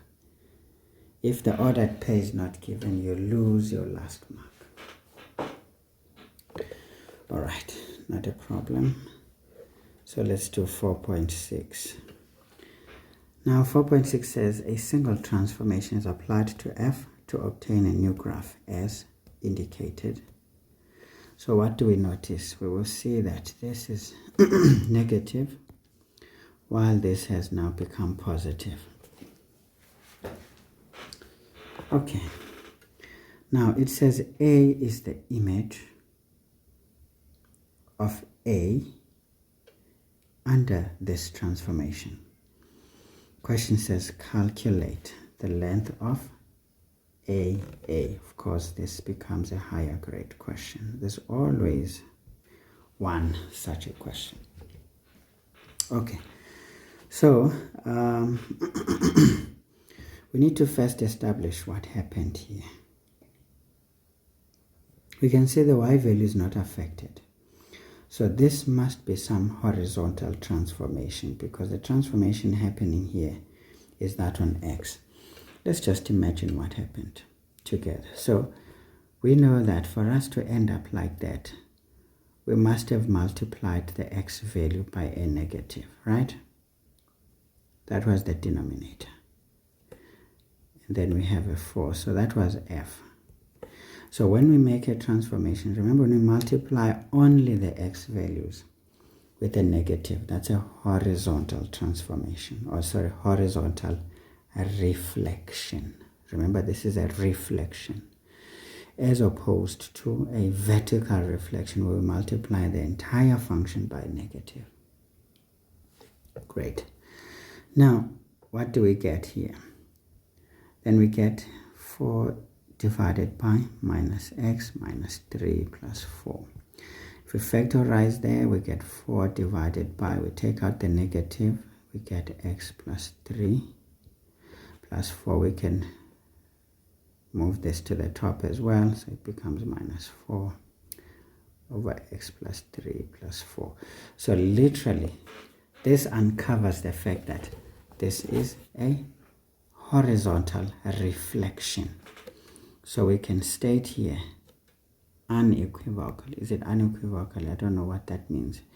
We can state confidently that H is the graph of G, not G but F, horizontally reflected. Or sometimes we can say reflected about the y-axis. Sometimes you may find that it's a reflection about the x is equal to 0 line. Yay! There's a lot of things you can say, so knowledge is power, folks. Once it's oozing out of you, none of these things will scare you. Alright, so now we know, guys, this is a horizontal reflection. And how do we transform points? We multiply the x coordinate by minus 1. So we can say safely A prime is basically these coordinates. We multiply the x coordinate of A by negative, the y value remains. It is not going to change. Because when we flip this, it's going to flip to that side. But the y value is still of the same level because a horizontal reflection is not changing the y values. As you can see, the horizontal asymptote didn't change. Right? we can say then A to A prime is basically just the x coordinate at A prime minus the x coordinate. X coordinate at A minus the x coordinate at A prime, because this is a horizontal distance, right, which is equal to 5 minus into minus 5. This is 10 units. Nice and easy. So these 2 marks literally come from knowing the coordinates of A and the final answer. Okay, very important stuff. So this gives us 15 marks, which was not too bad, I guess. But if you don't do rough work, guys, to uncover certain things, you will not win. You will not win. Believe me when I tell you. All right, let's handle that question 5. All right.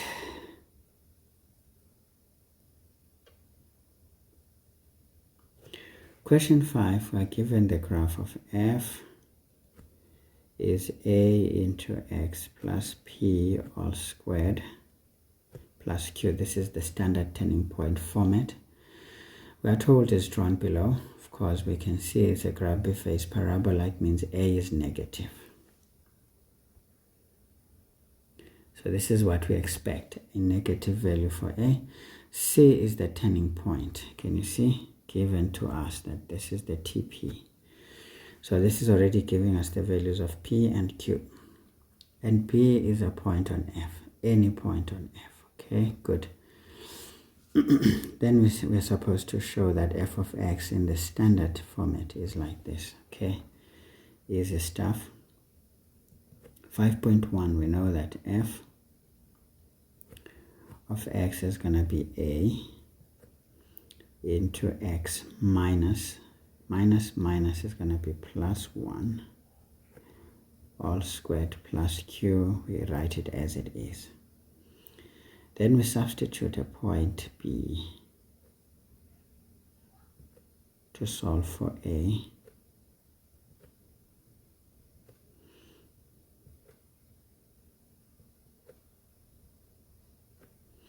Right, so we get here minus 4 equals, this becomes minus 2, right? Minus 2, perhaps let's do this. The 4 goes, we get minus 8 is equal to, this is minus 2 squared, it's going to be 4a, right? Therefore a is minus 2. We saw that it should be negative. The gradients are fairly steep. We know that the a value, when it's big, the gradients become very stiff. Okay. All right. So we can say then f is going to be minus 2 into x plus 1 all squared minus 4. We expand. This is minus 2 into x squared plus 2x plus 1. Plus 4. So this is minus 2x squared minus 4x minus 2 plus 4.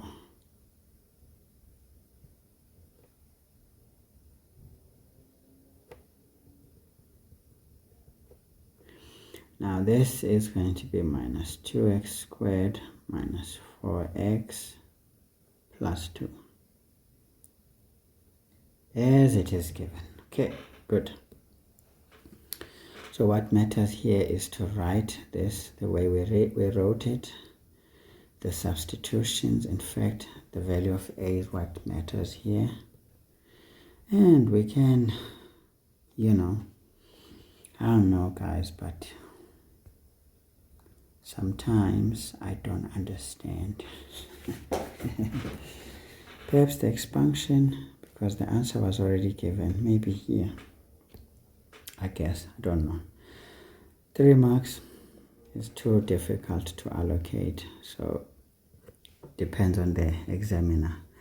Now determine the values of k for which h of x is equal to f of x plus h. Now can you see what I mean? F of x plus k. What is k? It's a vertical shift. Okay, we'll have no real roots. So this is very easy, because all we need to know is that we have moved our graph vertically so that there are no roots, and the only way we can move our graph so that that happens is when we move it down. See, if we say this is our graph,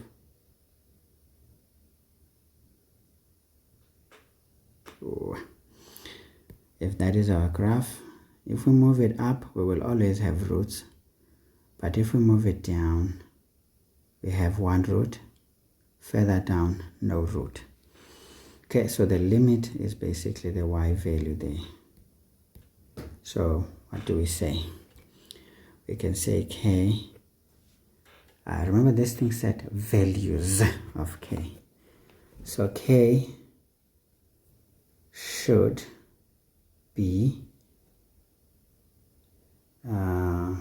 if we're taking this down, we know that k must be greater than minus 4, right? Should be greater than 4, right, if we're moving this down. But now for it to be down, it means k. But now we don't want k, so it means we multiply by negative, k must be less than minus 4. Right. But now this is one part of it. K must be less than minus 4. But what is the limit now? What is the limit? Trying to think. But the thinking is not thinking now. Okay, we know that k definitely is going to be less than minus 4, because if we take just 4, it cannot be equal to minus 4, because then it will just take it to the x-axis. But if it's less than, that could be minus 5, yeah? But is there a limit? No, there's no limit. Anything less than minus 4 will work for what we want. So this is good, actually. We don't need more. There's nothing else. Okay. There's nothing that will stop us after this. So nice and easy. So we get a mark, 2 marks for this. However, we did it because nobody told us how. So we knew that if we just take it down by more than 4 units. So that's it. Right. Now, you can do the algebraic technique. It will kill you, but it is doable. Right. Let me show you how. So if we say f of x, this is basically minus 2x squared minus 4x plus 2 plus k.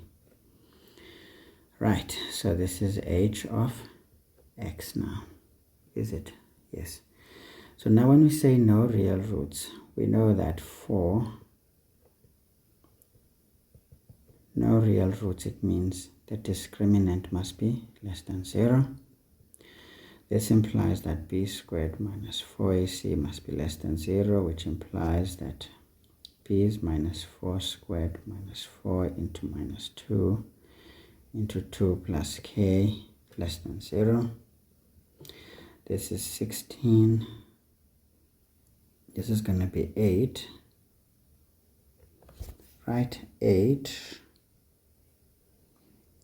times 2, that's 16, plus 4k less than 0, and then this is 32 plus 4k less than 0. This means 4k less than minus 32.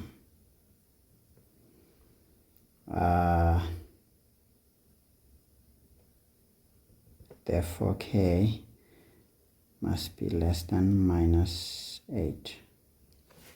Why am I getting 8 now? Did I make a mistake in my calculations? Perhaps.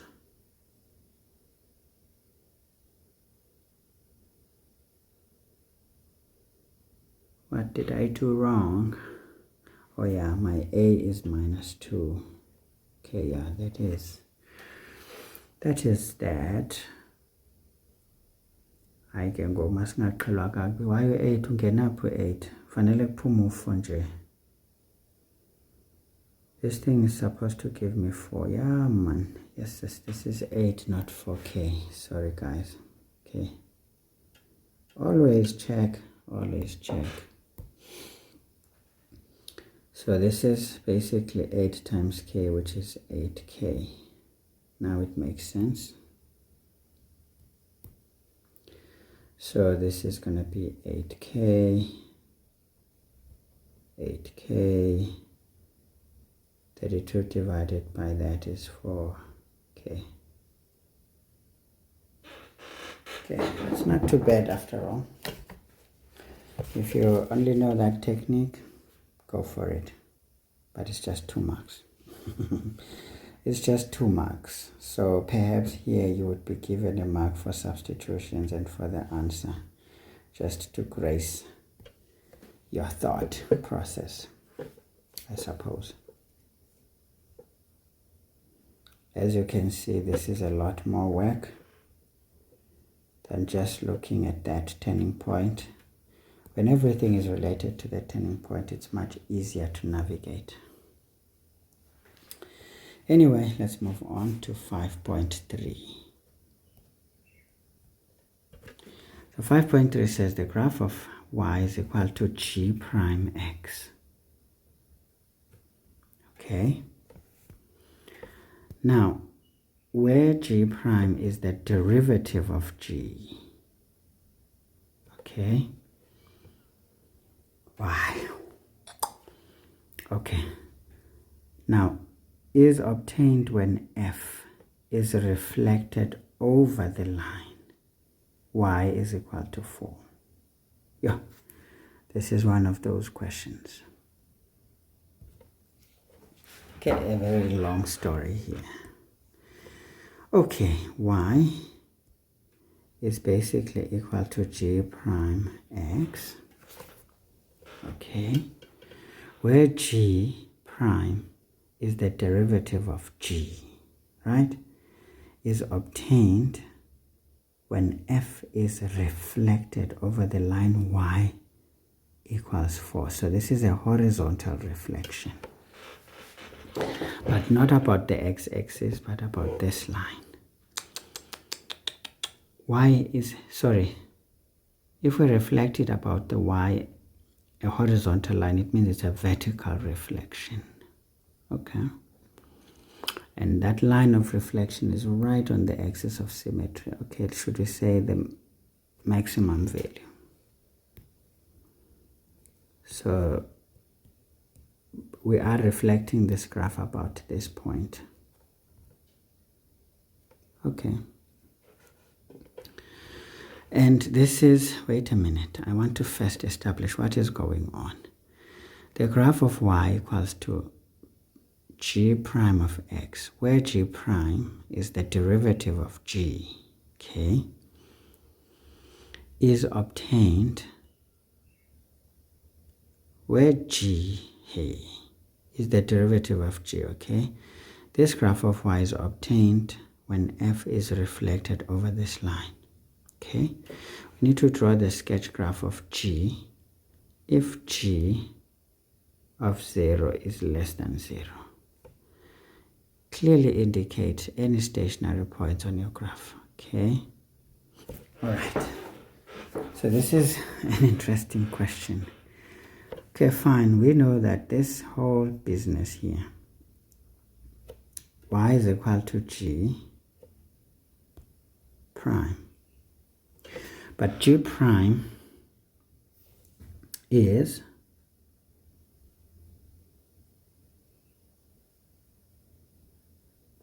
maybe they should have said where g prime, the derivative of g, is obtained, okay? Not a problem. Now let's reflect. How are we going to reflect this graph over this? Okay? Now here's the thing, guys. There's two things when we reflect about a particular line than just the x-axis. we're doing two transformations. First of all, we're going to have minus. Remember, a vertical reflection, we're going to have to change. So it's going to be minus f of x. But then we're going to pull it up 4 units. Okay, so first we do so this reflection covers two reflections. First, a vertical reflection because it's about a horizontal line. 2, because of the position of that horizontal line, it then becomes a transformation. Then we're pulling it up 4 units. So we need to sort this out. So we know that this is minus into minus 2x squared minus 4x plus 2, and then all of this, we then translate it upward 4 units. So this is this is going to be 2x squared plus 4x minus 2 plus 4, which is 2x squared plus 4x plus 2. Okay. So this is the function that we get. Okay. So this is basically y, which is equal to g prime.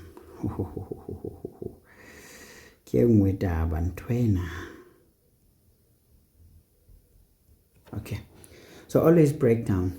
Of course, guys, in the exam, I don't know, you would need to understand these things at a go, but these are the questions you answer last so that you take a bit of time to sort them up. And you need to move quick on the ones that you can handle easily to not have a situation.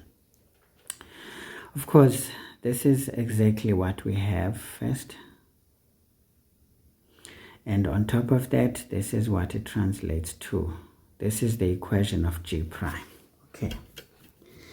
Now the question says we need to draw the graph and indicate any stationary points. 4 marks. Of course, guys, the 4 marks come from knowing what to do. Okay? It's getting this graph, number 1. Number 2, if we're talking about stationary points, you know that the derivative will give us the stationary points, so we need to work them out. From there, we draw the sketch, but seeing that the coefficient of the highest power is positive, it means our graph itself, the graph of g, is positive. So if it is positive, the cubic function is of this nature. It's effectively an increasing function. So our job is just to work out these guys. Okay? We need to indicate any of the stationary points. Nice. But we're told that g of 0 is 0, meaning on the x-axis, this graph is cutting there. So we need to make sure that this is the case. Sorry. G of 0 is less than 0. Okay.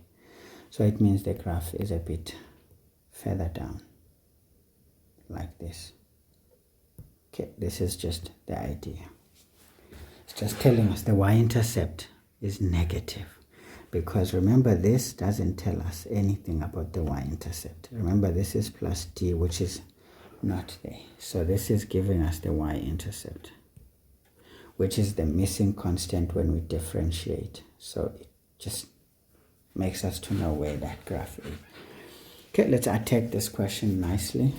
Now when you know what to do, you just say it. You can say y is equal to g prime of x, right? Which is itself equal to minus f of x plus 4. Because when we reflect a graph over a horizontal line like this, it means it's a vertical reflection that is translated 4 units upward. I've never really written my mathematical expressions like this, but I'm gonna write it like this anyway because I'm trying to not lose anything that was said. So this is minus into f, we got minus 2x squared minus 4x plus 2 plus 4. Okay, at this stage I want to make a conclusion. Therefore y is equal to g prime, which is equal to 2x squared plus 4x plus 2. I'm just running for the end. Nice and easy. So with this one, we want to work out our stationary points. Okay. Since we are not able to find the original graph of g, because if this was to give us a value, a specific value, it would be much nicer.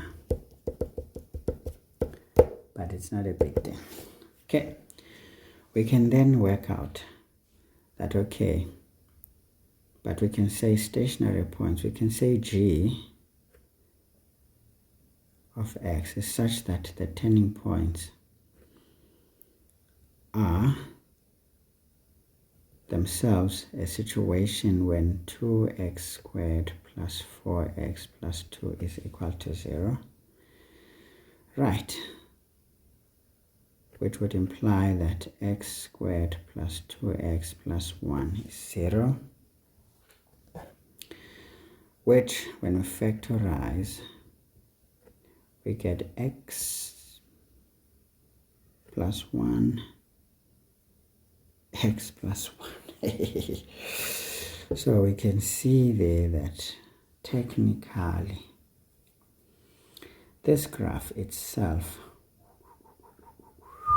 but it makes sense anyway, guys, because if we reflect this vertically, and it would mean this becomes minus 4, but if we move it 4 units up, it sits there. So it's good because the intercepts are like that. So we can say therefore the x at the turning point is minus 1. Which is good. I mean, it's true. It's true. In fact, I don't know why I suffered, because look, if I'm using the reflections, I don't even need a lot. Why did I not see this? Why did I not see this? Actually, all of these workings are not necessary, because we just reflect this, and then we move it up, and then the graph would sit here. So if we take this very graph of ours eventually, and then we flip it around, okay, then we move it, then we move it, because remember this is going to be at somewhat 4, because if we flip it horizontally, it's not quite, okay, and we move it 4 units up, so this is what it looks like. And we know that the turning point of the first derivative becomes the point of inflection of the original graph. Whereas the intercepts are lost, this becomes the intercept as well as, wow, this graph is strange, okay? Alright, alright, because here we can see that the point of inflection is just as good as the turning point. So we can say, okay, fine, this is good, we see it. We can say therefore the graph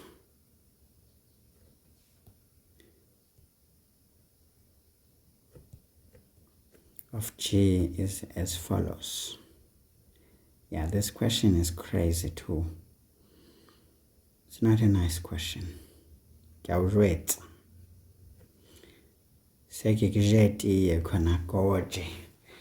folks, what do we see, guys? It means this graph is strange. At minus 1, we have a turning point.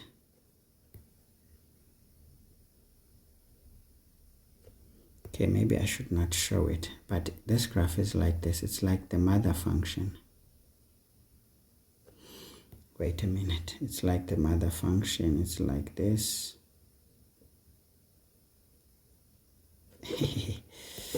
Okay, masiyenze kancanywana. It's like so.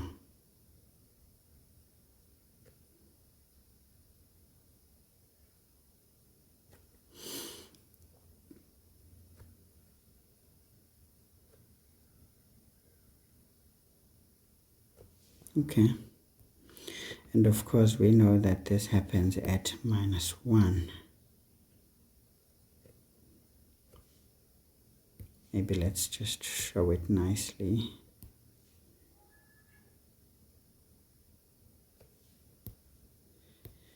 That this is the point of inflection, which is also a turning point, because we saw here that there's equal roots for this graph. So, yep. Yeah, an interesting graph. Damn. I mustn't call when.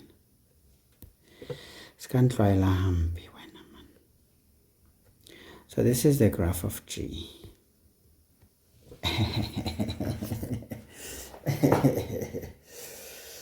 Yikes. Yeah, given the shape, it should look like this. It has one x-intercept and one turning point, which is also a point of inflection. You know, but I'm not happy with this arm. It feels like it's too not so nice. Maybe this one is much better. Okay. Alright, okay. So this is when you want to really showcase your talents, boys and girls, ladies and gentlemen, that you are truly a force in maths. But again, it takes those who know what they're doing. You can write the -1 up there. Okay, so we understand that this is our turning point. You may even want to indicate, say this is the stationary point, put an arrow there and write it, stationary point, because you don't know what these people want from you. So banika more than you normally would give, so that ngabikho umuntu ozokuqhela kakubi. Asibhale kahle. That's the writing yam ivele nje.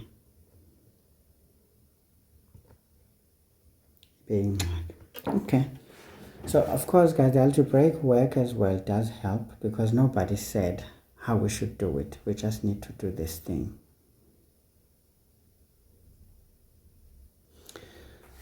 So that's it.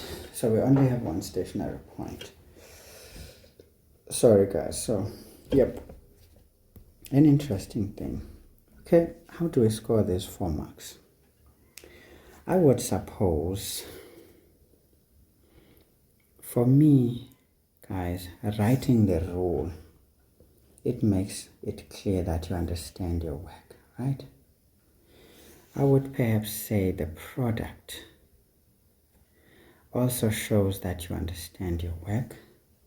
The turning point story, for me, if you understood the transformation from the outset on the graph, is not a necessity, it's optional. This is optional. There's no need to show it or determine it if you did understand it. Okay?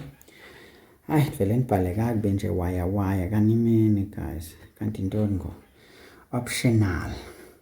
We don't need it, because if we understood that this is what we are doing to our graph, we would know that this is here. It sits like this. And this is where the turning point is. This is where the point of inflection is. This is where the turning points are. So, yep. That's the story. That's the story. So this piece right here was to indicate the fact that that point is below the x-axis. It's not on the x-axis. Because if this is the case, then ideally that should be the case. I hope, guys, we are good and we are clear. So first 2 marks is that one. Here is this shape and that point that was required. I believe that is it. Okay. Question 6. Okay, so yeah, guys, isifuba siyanibulala yo. Now guys, ndinayo indawana you'll be like, was it necessary to show this? I'm not too sure. And all this, the equation, does it really matter? When we have a graph, I think also this one is not a necessity. I think this is also optional. Okay? I would say this is optional to do. Of course, remember when you're solving a problem, you solve it however you see it. There's no one who can tell you, you only need to solve it this way. But I suppose from this rule, we could make a conclusion that the x-intercept of g prime of x, or should I just say g prime, is such that we've got -1 and 0. And we need to state here that there's equal roots, because we saw that our graph would actually sit over there. All right, equal roots. And we can also indicate that the turning point would still be the same,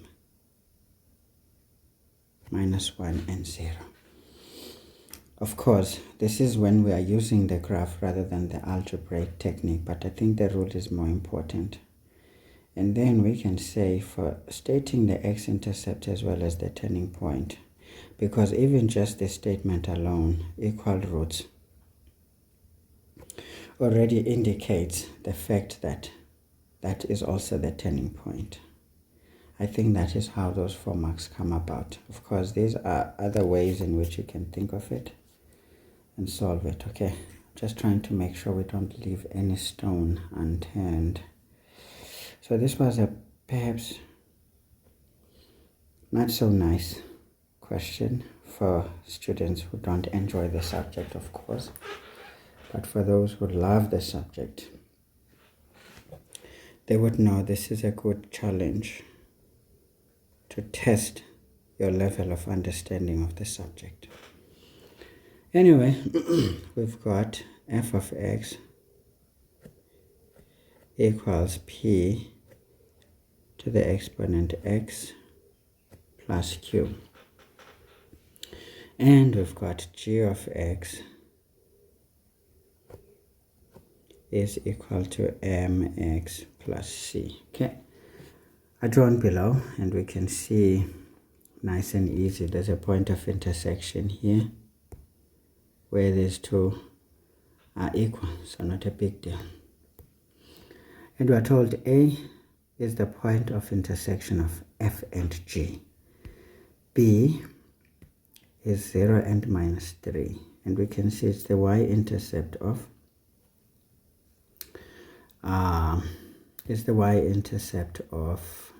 f. But we know that literally that would be the vertical shift on its own.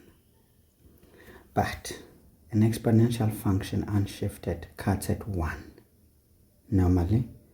So if it cuts at -3, what happened? It means we moved this thing some units down so that we ended up here. So of course from 1 to -3, it means we moved 4 units down. So this means it must be -4. So understand what you're given, guys, so that you can master your work. It's always nice when you know what to do. Anyway, let's keep going. What else is given? Okay, E is the x-intercept of g. Okay, not a problem. If this is the x-intercept, it means we've got x and 0. Nice and easy. So we understood that here we've got -4. Okay, great. By just knowing how we transformed this function down. Now it says calculate the values of p and q. Of course, if it says calculate, you're not just going to write it down. Okay, we need to show some calculations. So there's no escaping it. I wish they just said determine. So 6.1, we know that f of x is p to the x plus q, okay? Not a problem. So through point A, which is 3 and 4, it is such that 4 is equal to p cubed plus 4. No, plus q. All right, so not a problem. At this point, we can say, therefore, q is basically 4 minus p cubed. Equation 1. Then, also, we've got that point. We know that with point B, 0 and minus 3, the equation would also look like minus 3 is equal to, essentially, p to the 0, maybe we should have chosen that one, plus q. So this implies that minus 3 is equal to 1 plus q. Therefore, q is minus 4. And we can say, therefore, we take the value of q and plug it. We know that minus 4 is equal to 4 minus p cubed, which would imply, maybe let's say then, since it's more than one step, then we know that we can take p to the other side. P cubed is equal to, we bring in 4, it's going to be 8. So what guides us now is the exponent. We can actually express 8 as a power of 2. So this is basically p cubed is equal to 2 cubed. Therefore, p is 2. Nice and easy. Nice and easy. Of course, we knew that the base is greater than 1 because the function is increasing. Goodness. Get these things, people. Do you get these things, folks? So the art of simultaneous equations here was forced. If you do any other way, like I just looked at the graph and knew what to happen, yeah, you might be in trouble. You might be in trouble. Unless you know how to phrase your work well, because it depends on how you want to phrase your work. For me, I can say the intercept originally should be. Now it is. So what is the relationship between these two? It means, let me just show you what I'm talking about, just so that your knowledge becomes a bit better. So I would say the y-intercept originally is such that 1 is to 0, right? We can say now y-intercept is basically 0 and minus 3. This implies that we took 1, added q, not 1 and 0, but like this, 0 and 1. It means we took 1 and added q and got minus 3. Therefore, q is minus 4. That's still a calculation, which is very clear. And so we can say, therefore, f of x is equal to p to the x minus 4. Then we take that other point, point A, which is 3 and 4 is to 4 equals p to the x minus, p cubed minus 4. And we can clearly see here we're going to have 8 is equal to p cubed. This means 2 cubed is equal to p cubed. Therefore, p is 2. Okay. So, there are many ways of killing a cat as long as you kill it. Just make sure you know what you're doing. And be very elaborate when you are using other means than the standard techniques, because the marker needs to understand your perspective, that it's coming from you, you're not copying, or someone is not helping you. Because in these exams we have that problem of teachers attempting to help their students so that they can get higher marks, so that they can be proud as a school. Let the school show. People, be honest with yourselves. Let your kids show where they come from. They must show who's teaching them. And that should not be manipulated. Anyway, let's write down the range of f. So we know that the range, I like the mathematic way, is equal to a set of y values such that y, we know that the asymptote helps us here. Y must be greater than -4. Remember, the asymptote, the graph can never be equal to the asymptote. So it must always be greater than the asymptote. If it is like this, of course. So this is good. Of course, someone may want to say, why after this is nothing but an element of all real numbers. This is a more complete story. But of course, nobody cares anymore for the proper mathematics. They just care about the means to an end, because they'll just mark the y greater than -4, and that is it. Anyway, 6.3, I'm not complaining. The graph of the inverse of g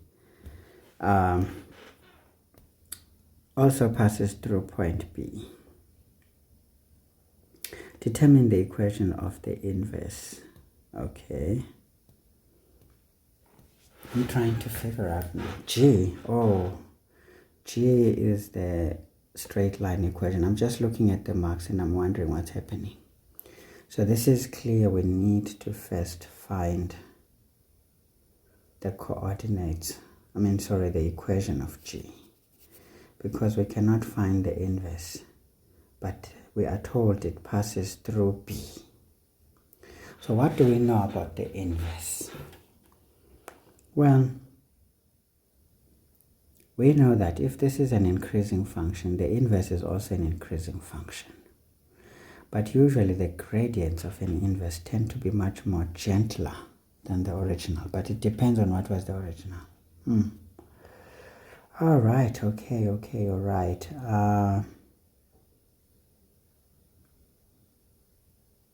I'm trying to think now.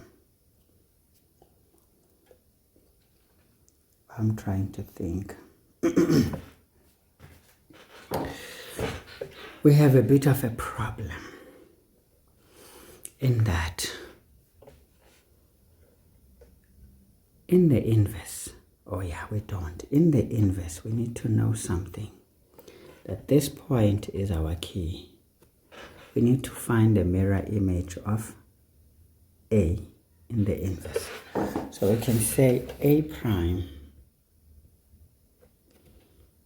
is like this. So we swap the values. It's going to be 4 and 3, right? Is the mirror image of A in the inverse of G function. So be very clear, guys. So we know that, okay, we needed 2 points. So we know that in the inverse, the mirror image is that since this is 3:4, then this one is going to be slightly ahead and much lower. So if this is 3, perhaps 4 is going to be here, and then 3 is, if that is 4, so probably it's going to be a point right here. So that could be A prime, 4 and 3. And so this tells us that the inverse function is doing stuff like this. Nice and easy.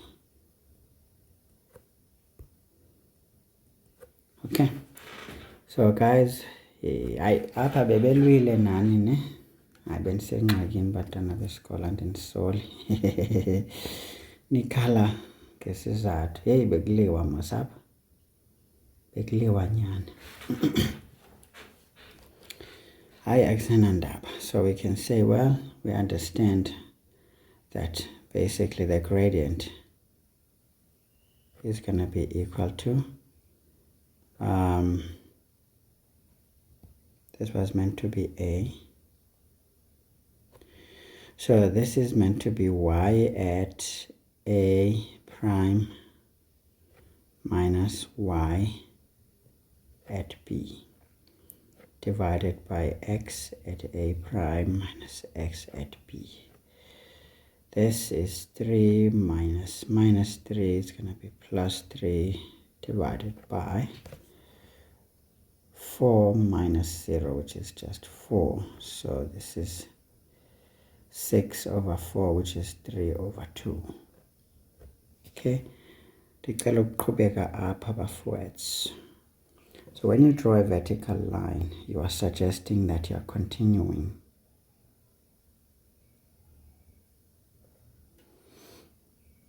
This is a suggestion that your solutions continue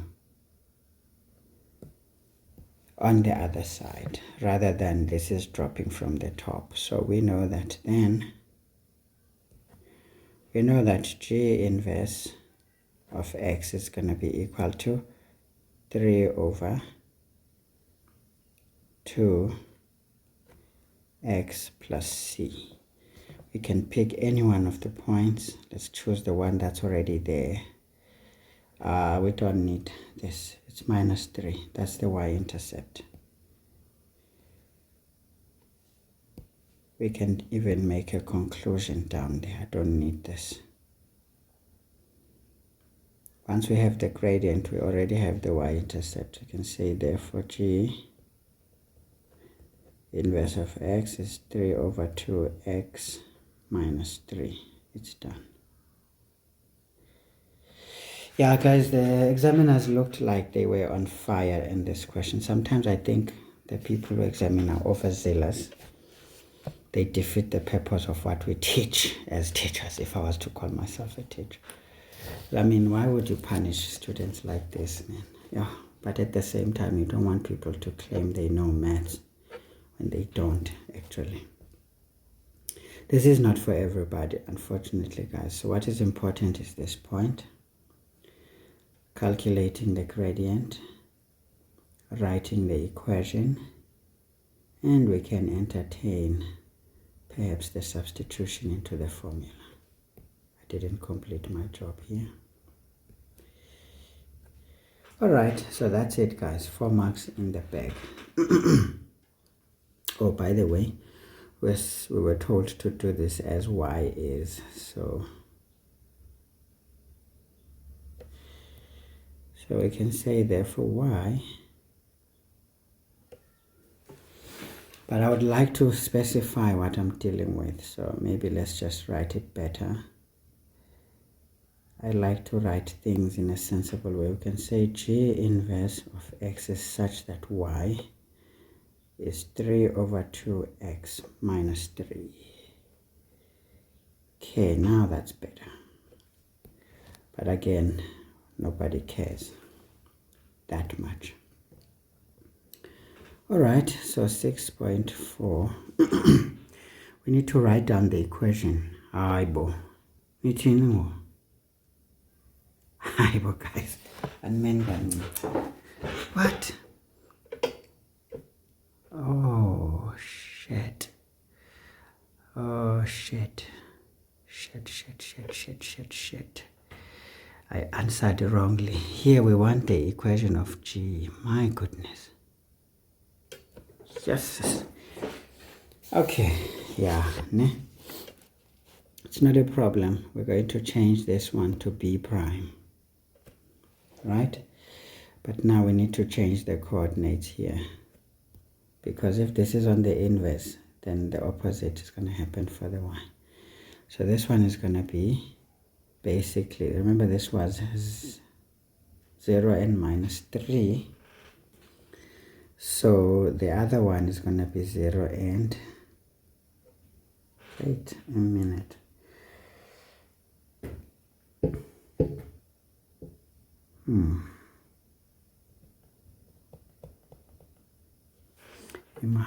Mark, what is going on now?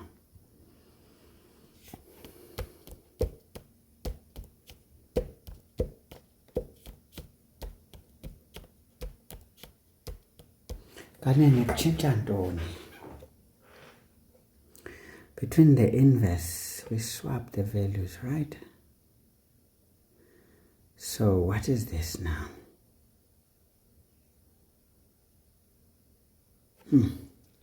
How do we swap the y-intercept?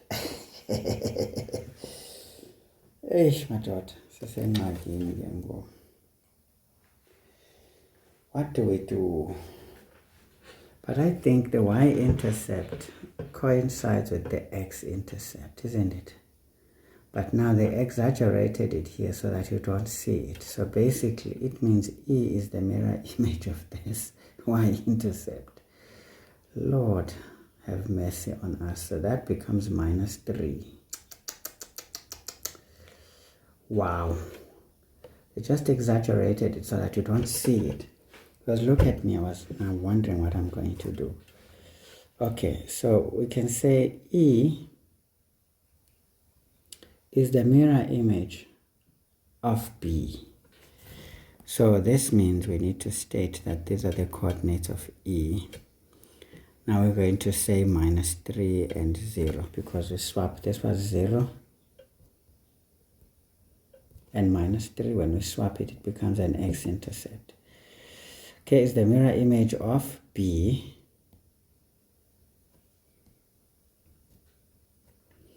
in the original G function, in the function of G. The mirror image of B in the function of G, or in, okay, let's just write it better. K of B in the function of G.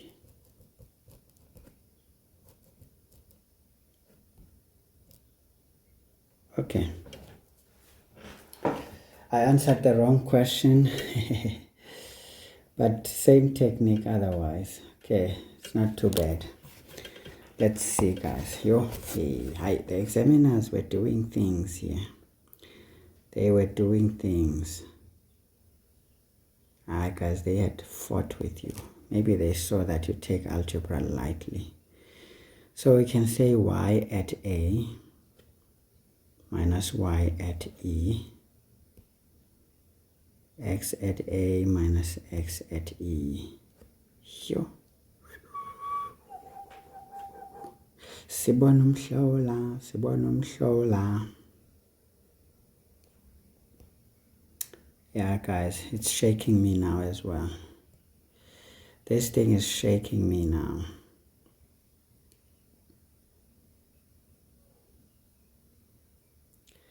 This thing is shaking me.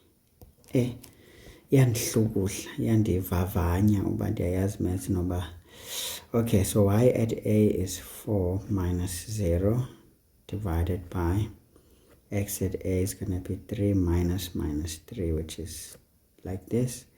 So this is going to be 4 over 6, which is 2 over 3.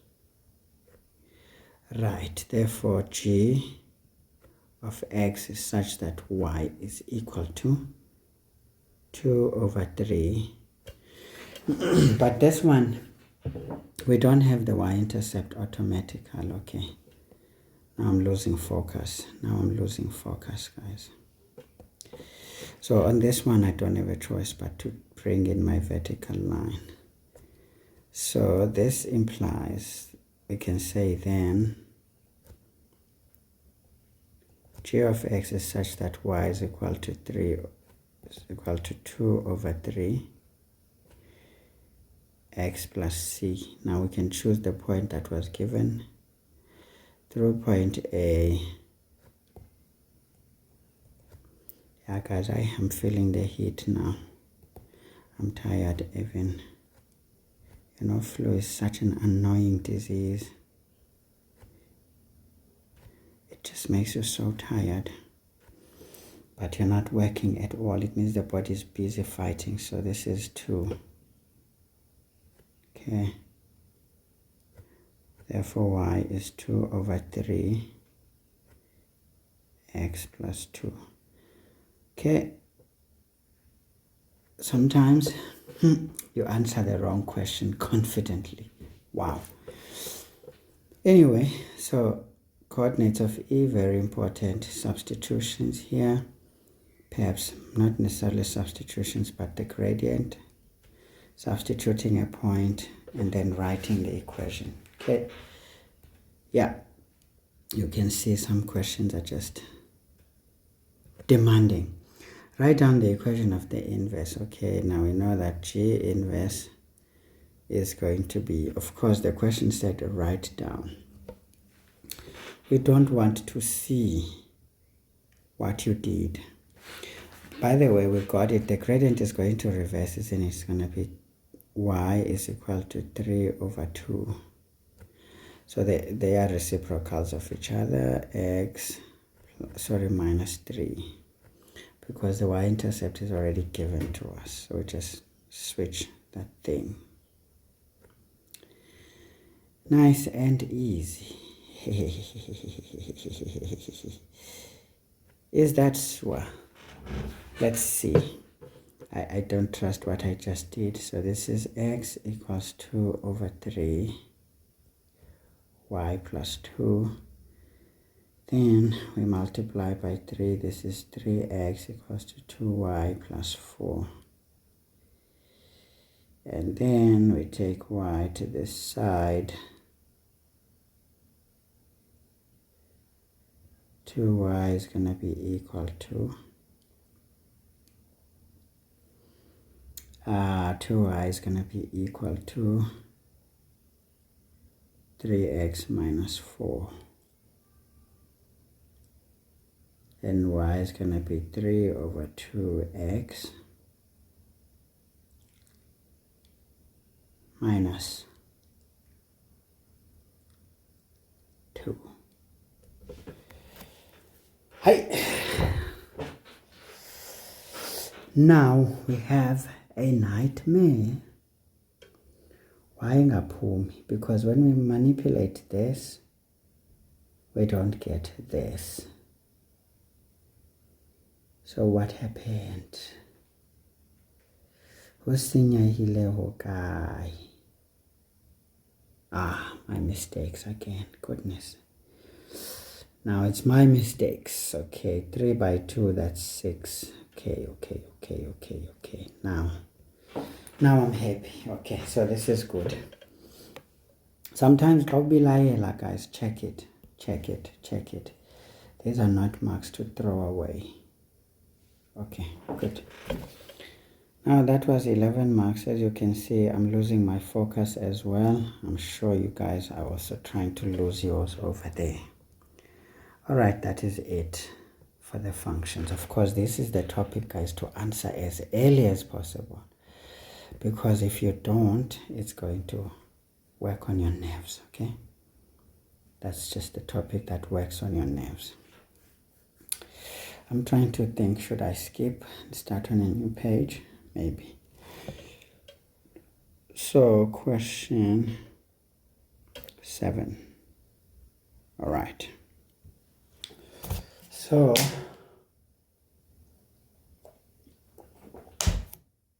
I realized something, that when you drink a lot of water, in fact, you just drink enough water, the flu tends to not be so heavy. I think the body gets very tired. So when you ensure that the products of the heating, of the fighting, you tend to be better. Okay, let's get to this one. Let me not talk too much now. We're losing a lot of time. John invests an amount of money in an account paying interest at a rate of 15% per annum, compounded monthly. Now we need to calculate the annual effective interest. Okay, do you now guys remember that formula? You got to remember it. So we know that 1.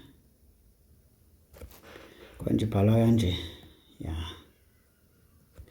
Effective interest is going to be equal to 1 plus the nominal interest, isn't it? Something like that. I think so. But I think it's I nominal, isn't it? Well, I need to check here, guys. Sometimes I think I'm fundy where maths. Ndingenguye notitshala wamaths, okay?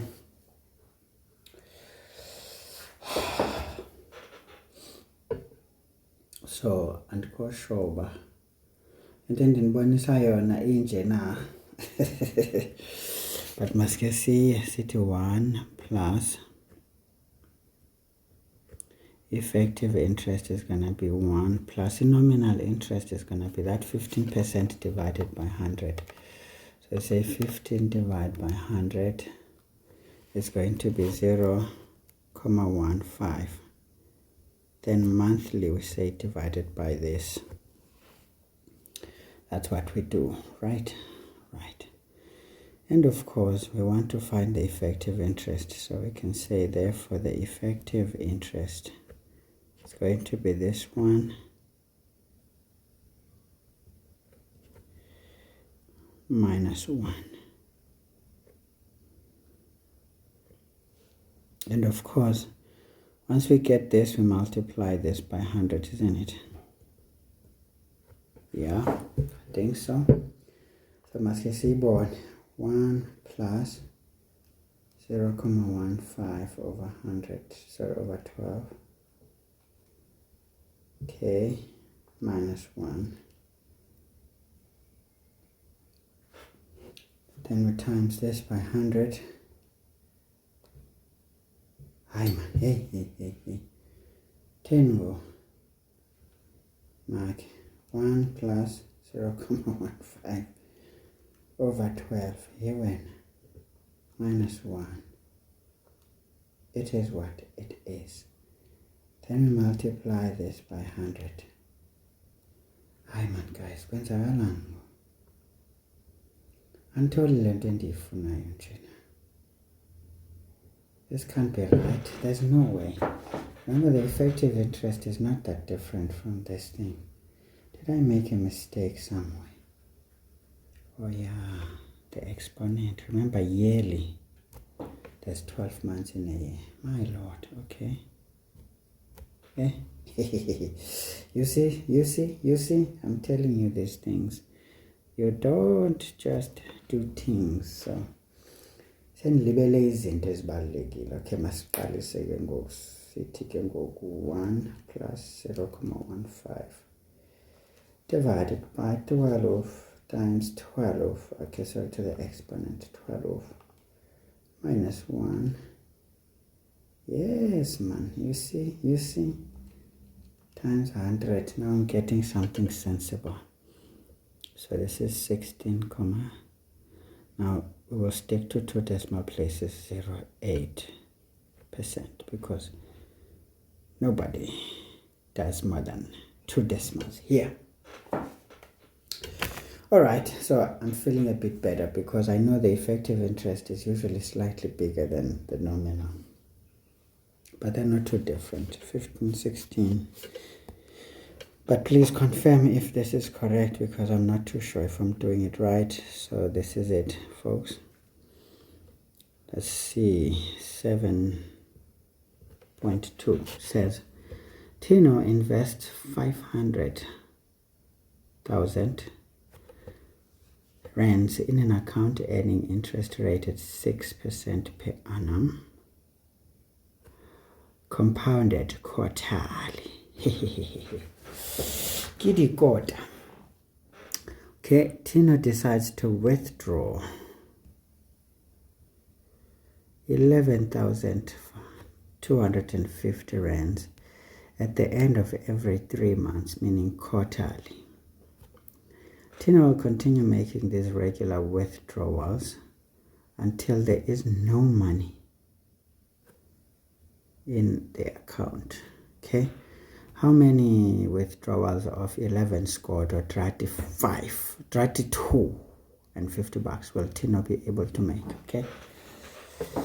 Okay, we never really deal with withdrawals this much to this extent. Usually withdrawals, when we are doing an investment, usually we can say you withdrew maybe one for the holidays and the other, so how much money was left. Now withdrawals to the zero. Nina. But anyway, let's see. Timelines. maybe might get us a perspective.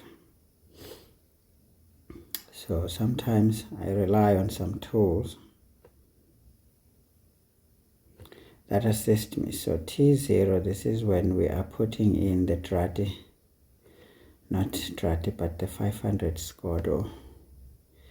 Then exactly 3 months, which is T1. Remember, this is quarterly. T1 is 3 quarters. Sorry, it's 3 months.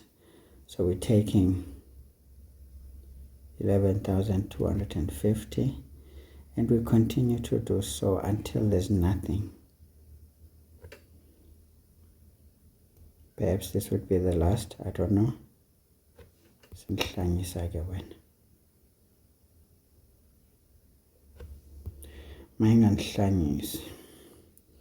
Of course, what is cooking here? This was to be compounded.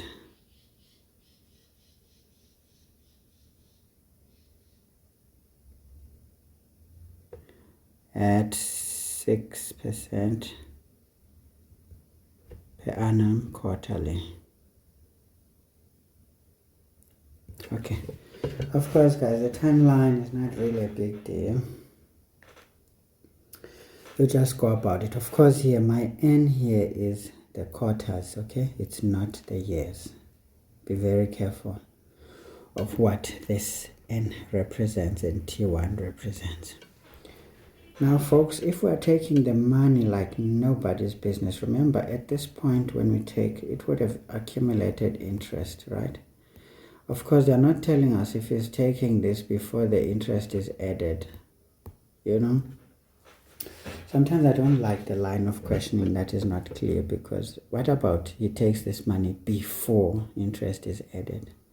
But I would assume that, which is bad. We should not be assuming. We need to assume now that this guy draws this money every time this has accumulated some interest.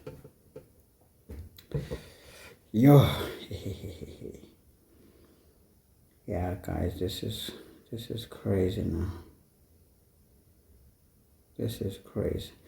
You know what I often do? I pretend this to be some installments at this and see if I was to consider all of them as a future value and do this one and know that this should balance out basically, because in this money I'm chowing a bit of this interest from here.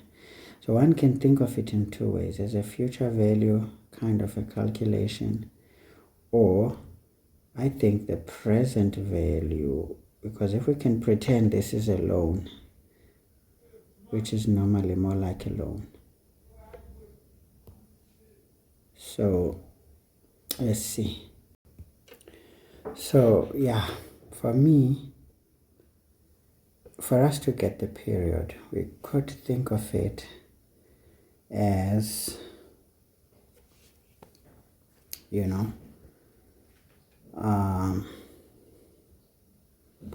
yeah, we can think of it as a future value calculation, but what about we think of it as a loan, and these are repayments with interest? Then we calculate to the finish. Let's just do the two techniques and see what happens.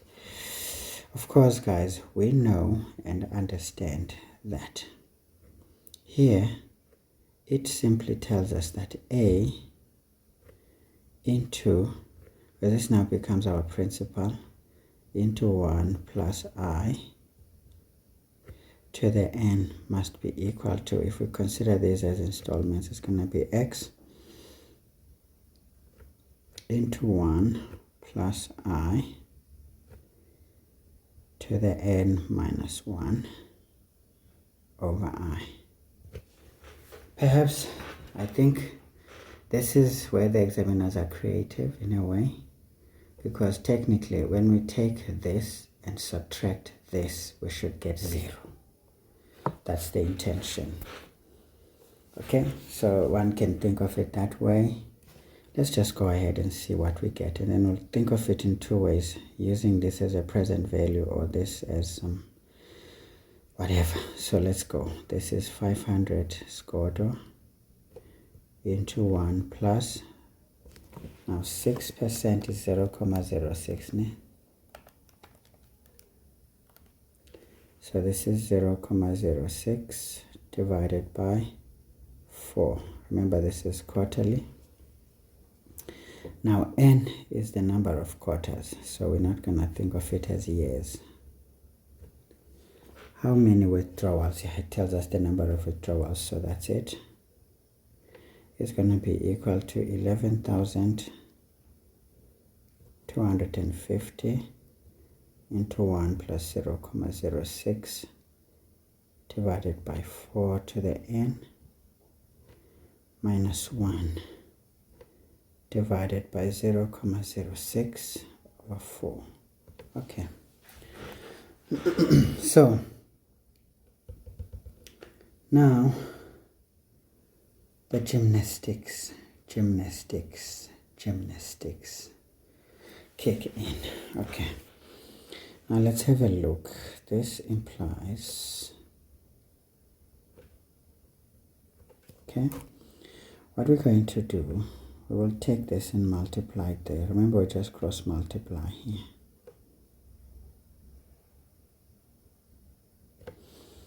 So we will cross multiply there, so we will have basically 500,000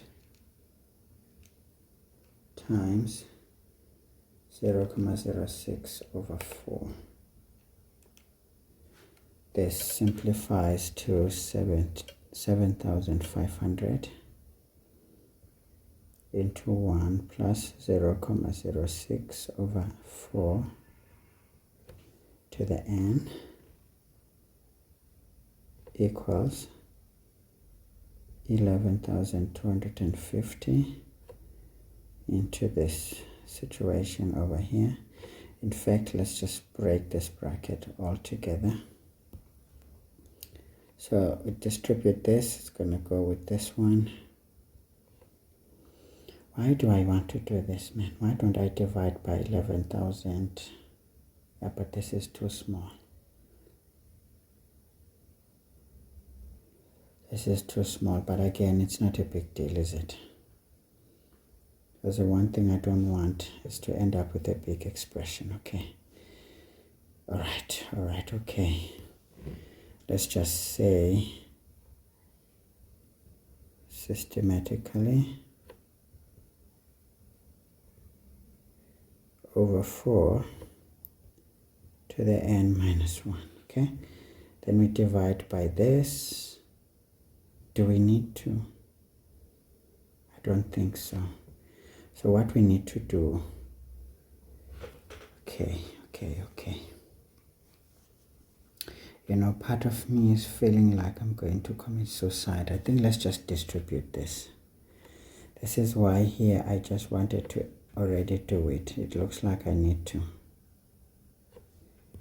So if I distribute here, this is a product minus 11,250. Now what we do, we can say this is bigger than that, so we bring in this one because they're like terms and we move this one over. So this implies we're going to say now 11,250 minus 7,500. It gives us 3,750. 1 plus 0.06 over 4 to the n equals, remember when we transpose this it becomes positive. Okay. Nice. So we can divide throughout by this one, 3,750 to isolate this thing. It's the maths, guys. It's the maths. Nothing else. So 11,250 divided by 3,750. It leaves us 3. Okay. Good. So now what we need to do is to introduce logs, because remember, whenever we want this, we always have to do so.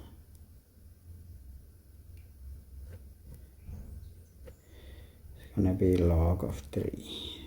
Therefore, n is going to be log of 3 to the base, whatever that value is. So it's going to be 1 plus 0.06 over 4. Okay, so the base is quite complex. Let's put 3 also. So let's see. I'm going to say log 1 plus 0.06 over 4, that 1. So this gives us 73. Now to 2 decimal places. By the way, we are asked a specific question. How many of this? So if this is going to give us a bit more, it means the 74th withdrawal to leave this with nothing. It's going to be much less because there's a decimal. But now this means there's going to be 73 withdrawals.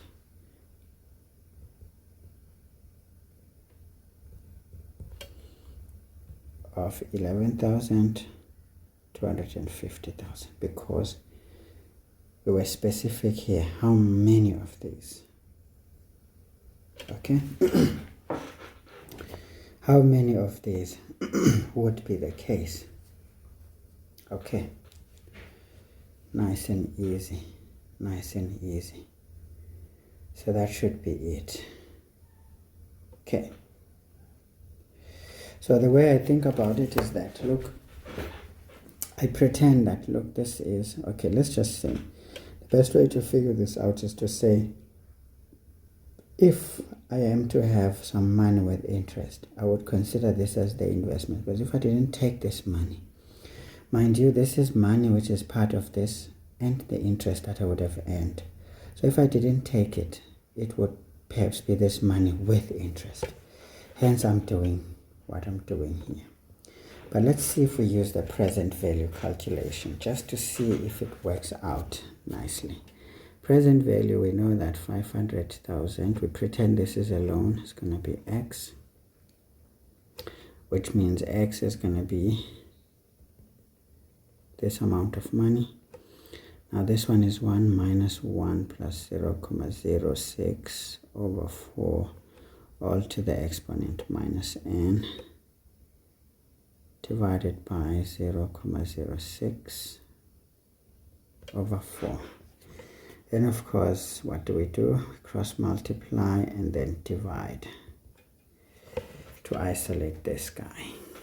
Okay, so let's see. I'm gonna still have 500,000 times 0.06 over 4, right? Right, and then that we divide by 11,250. We get 2 over 3. So here we've got 2 over 3 is equal to 1 minus 1 plus 0.06 over 4 to the minus n.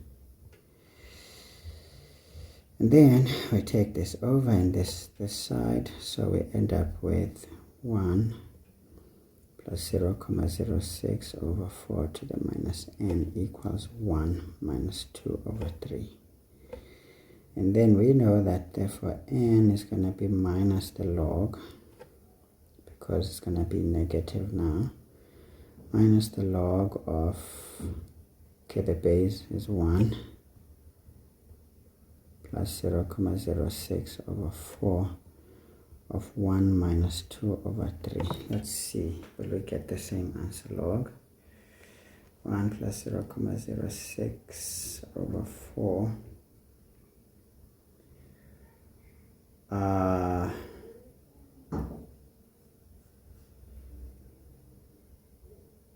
of 1 minus 2/3.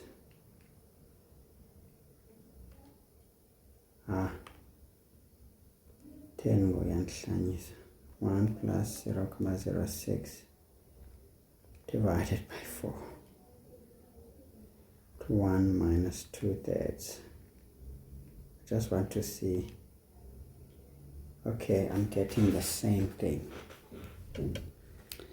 Definitely 73. So this works. Even the present value, when one pretends this is a loan and these are the repayments, it still works. Okay, so you can use the present value formula. Amen. Okay, so these questions were a bit naughty, but financial math is easy, guys. Just know you'll always have two questions, one on future value, one on present value formula, but those two are interchangeable depending on what you're trying to achieve. As you can see, one can still use the present value formula instead of the future value formula here.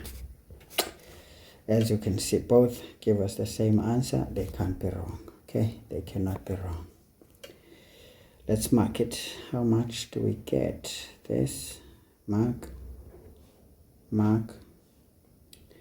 introducing logs here, and using logarithmic rules. I don't know, guys, is there anything that we need to mark here? This is too complex after all, so I think the gymnastics are more important. How many marks were we scoring? 5. I think 5 marks is good enough here.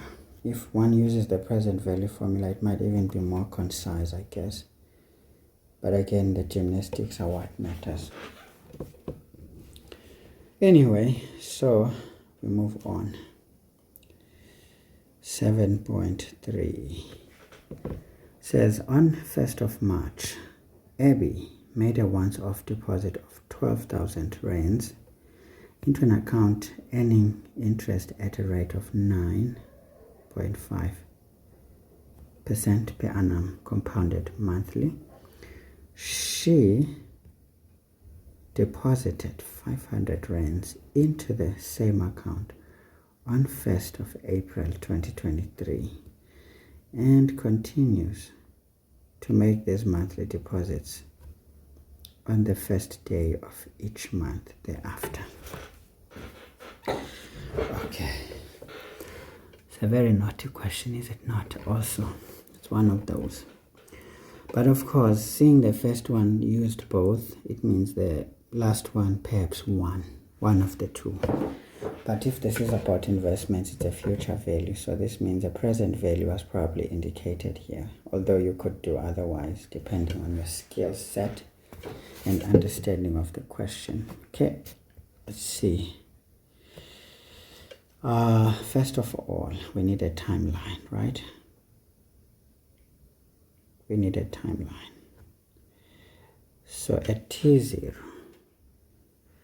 this is when we are depositing the 12,000, right? Then this happens, okay? We don't take the money, okay? And then it goes on every month, increasing itself until on the 1st of April 2023. Remember, this was the 1st of March 2020. 1st of March 2021. So by March 2022, that was a year, right? 2023 March 1st, that's 2 years. Okay, so that's 2 years later. Now this is at the end.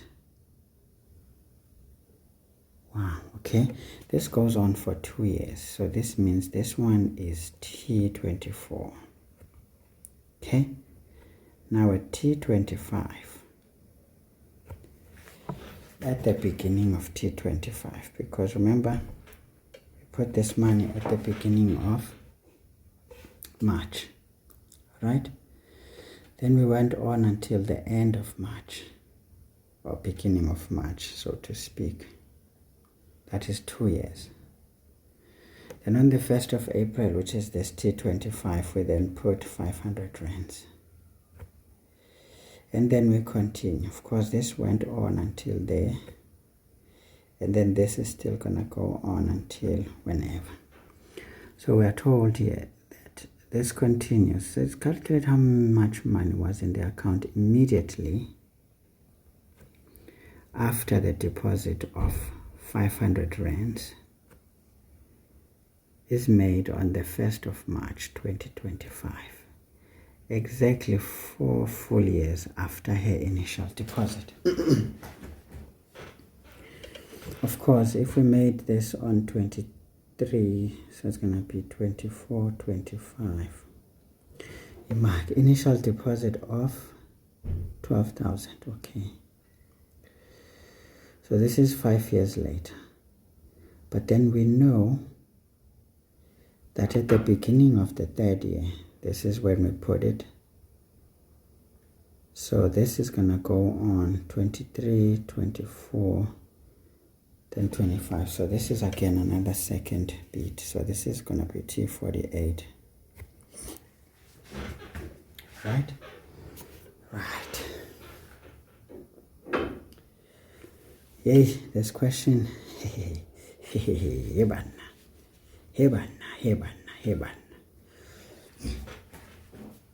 Is it 48 or 47?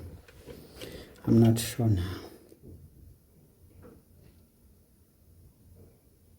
Okay, let's see. March 20, you see here guys, I'm using my fingers even to calculate because yeah, it's getting a bit hectic now. My brain is tired.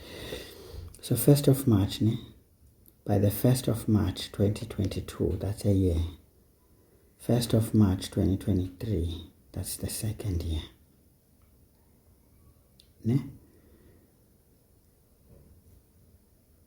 2024, that's the 3rd year. 2025, that's the 4th year. Okay, so 4 years is 48 months, isn't it? Yes, 48 months. So here's the thing. This person now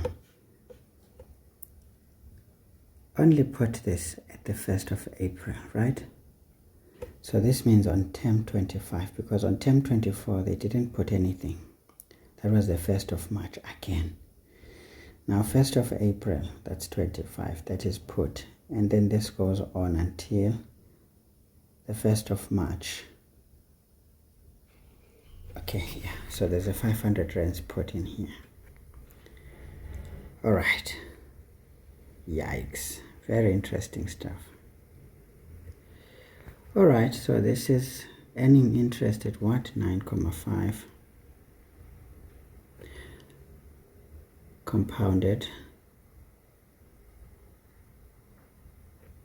per annum, sorry.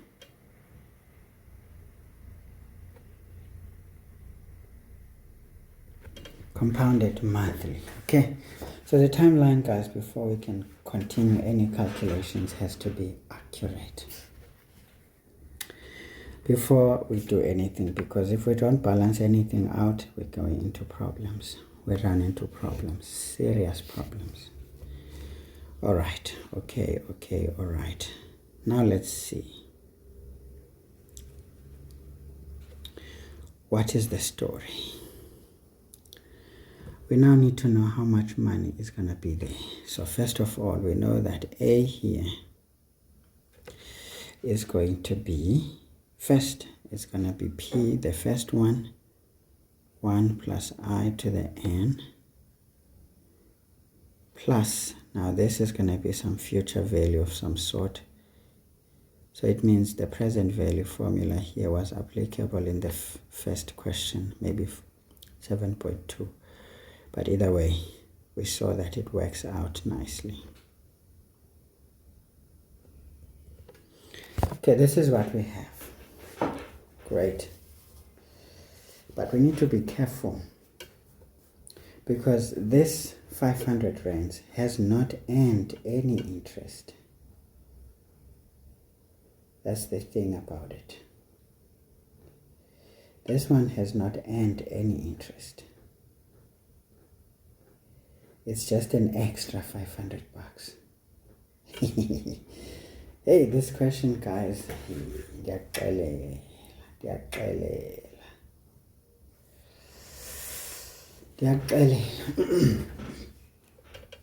So this last 500 doesn't come in here, you know. So it means we're going to have to add the last 500 rands. Sure, this question. I get a fit. So this is 12,000 into 1 plus, now 9,5 divided by 100 is 0,095 over 12.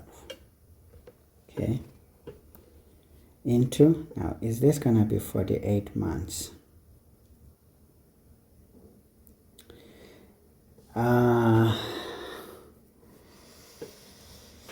That's a bit of a situation, isn't it? Because, okay, let's just say this is from T0. Sometimes I just not think so well. Sometimes I don't think so well. So I'll just say, okay, let's make this shorter. T0, then say T8, for example. So this is going to be 1, 2, 3, 4, 5, 6, 7, 8. Okay, let's say we're ending at T8 right here. How many times is this money going to accumulate interest? 1, 2, 3, 4, 5, 6, 7, 8. It's exactly 8 terms. So this means it's going to be 48 terms, right? Because we say 48 minus 1 minus 0, but this one was supposed to be 49, was it not? So holy.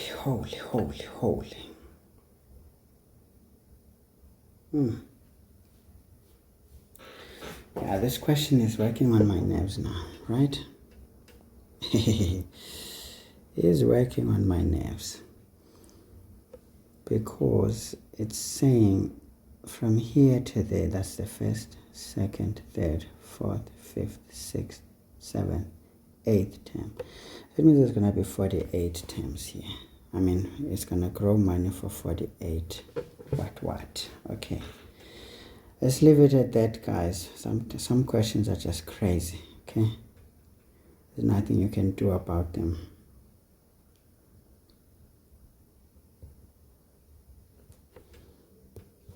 Some questions are just not. Sometimes I don't understand why the examiners do this. Like, punish you guys for what? For wanting a future. Hey, if you want a future, you're gonna work for it, okay? You're not gonna have it handed to you. Otherwise, you'll end up having this nonsensical sense of entitlement. You know, losing your head and stuff. Now, how many things is here? Of course, this one we said if we decided this started at T25, we can say 1, 2, 3, 4, 5. We can say we started putting this X amount, okay? This X amount is going to accumulate its own interest from here. 1, 2, 3. It's only going to accumulate it the third time because at this one, this X is on its own. So the one that will earn interest is just those 1, 2, 3. So how do we get the 3? We just say 8 minus 5, isn't it? Yeah. 8 minus 5, we get 3. So we're going to do the same here and say 48 minus 25 gives us 23. Yeah, gafiwa la guys, gafiwa. Kufiwa more.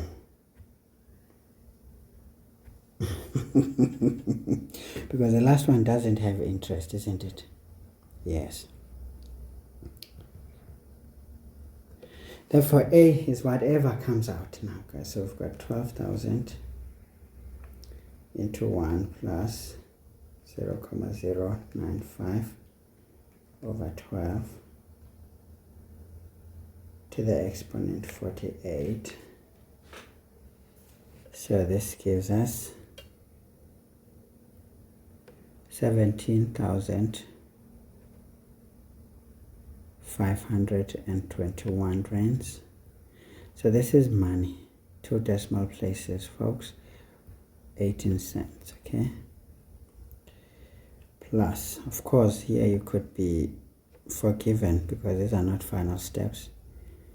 So this is perhaps 178. Let's just say 179. Okay, plus, let's do the other one. 500 into 1 plus 0.095. Hayi sifuba siyanibulala guys. Yo ndingofileyo. I am so dead. I'm so dead. But it makes sense that only 23 of these are going to accumulate interest. The last one, the 24th one, that's 2 years late. It's not gonna do the things, okay?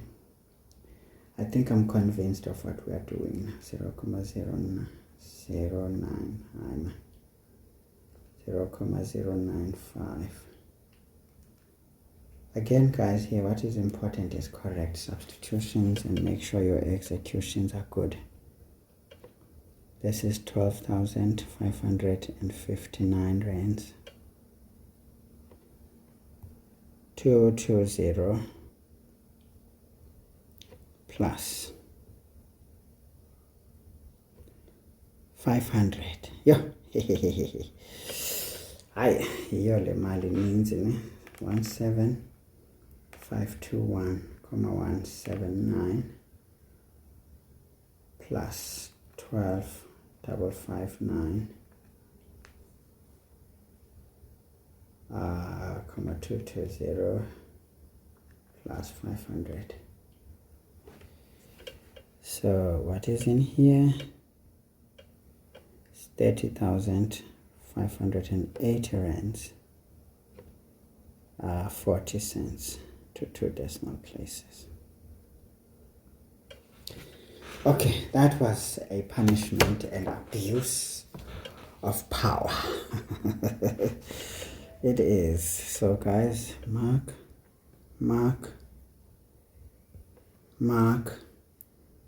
23, 48. So 1, 2, 3, 4, 5. Then we can say the general substitution 6. That's what I can say. But yeah, you can see this was a bit of an abuse from the examiners, honestly speaking. They're just trying to make you an expert of everything, and that's not fair. It's not fair. No one is an expert of everything. Algebra, yes. We can make you an expert because this is your bread and butter of maths. You can't say you're doing maths if you don't know algebra. Functions, that's your bread and butter for maths. We can punish you there if we wish because that's supposed to be mathematics. That's how maths is.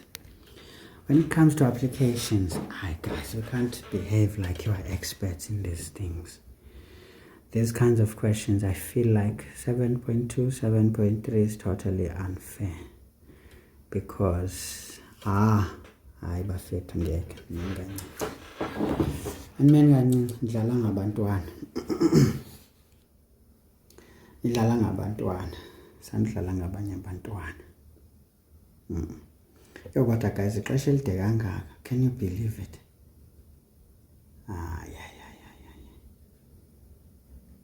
Like 4 years. Le mali ayikhulanga mas 12 skodwa nje.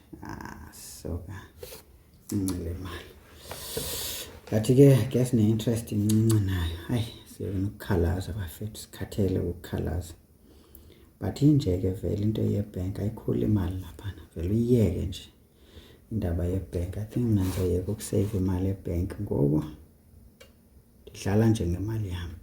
So nokusuka bazoxelela uba bayakucharge kodwa bayikhulisi nokuyikhulisa. Imali yami ihlale phansi komatrasi ngidubule umuntu ofikayo phaya eze idubule enhloko. Imali yami izahlala kumatrasi ayiye ebhenki guys, cona babuyisa into okusibhadala nge-check, sihambe siyotshintsha i-check sithole imali yethu. Fanele ngaba ngasinika cash, inga-right naleyo, uyafumana? Because mabangatyeba abantu bebhenki mayize cash imali yami badeduct into abafuna uzideducta, ize cash imali yami ndiyidecide uba ndiyisaphi ndiyenzani, because I think sesekwanele. Siyadliwa bafethu, hayi sidliwa sesingazazi namagama ethu, siloko simane sihleli nje sihleka because kungathi kulula, but this is a rip-off. Okay, easy guys. Calculus bafethu, do you really need me to tell you what to do here? I don't know. Well, for completeness sakes, but calculus guys, differential calculus is just as boring as the algebraic section, because in my opinion it's always the same thing, except perhaps a question like this. The rest is boring, you know, the rest is boring.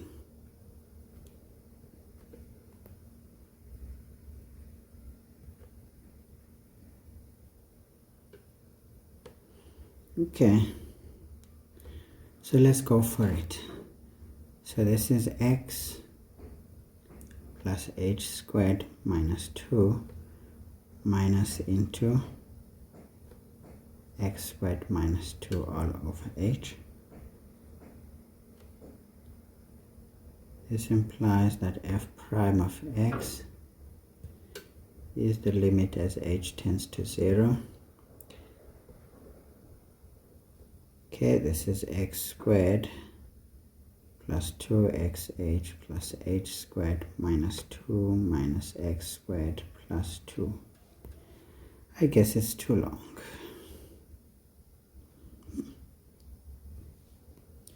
Alright.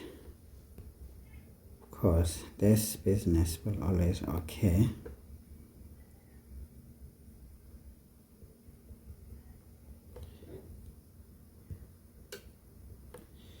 Alright, so this is 2x plus, where is h?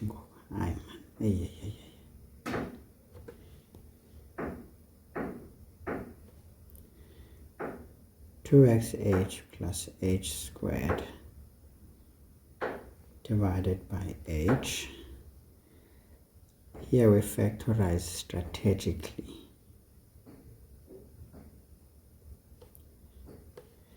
So this is the limit as h tends to 0 of h into 2x plus h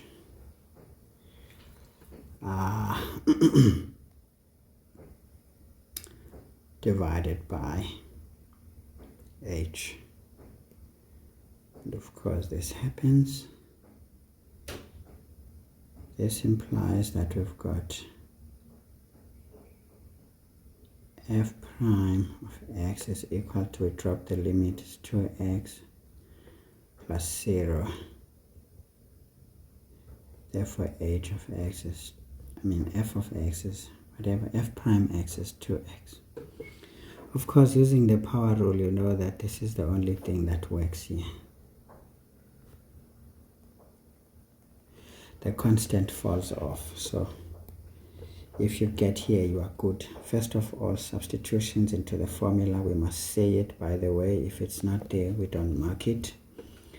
If you don't have a formula, we're not going to mark anything, okay? Just remember that. This is very strict. An easy question, guys. We are strict. Okay, I pretend I'm a teacher, but I'm not. For substituting 0, then dropping the limit, and the answer 3 marks. How many marks is this thing? 5. Okay, whenever we factorize, we get a mark. 4. Then, of course, one can talk about the expansions and whatever. I normally don't care how the marking goes here. So 8.2. Now we're doing the derivative of this. So whenever we just differentiate an expression, this is the notation. It's an equivalent of writing like so. Okay. So you must know these notations. There's no excuse for not knowing them.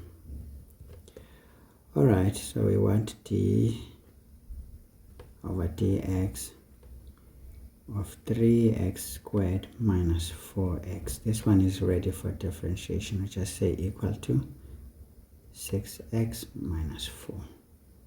Done. So we get a mark for each one.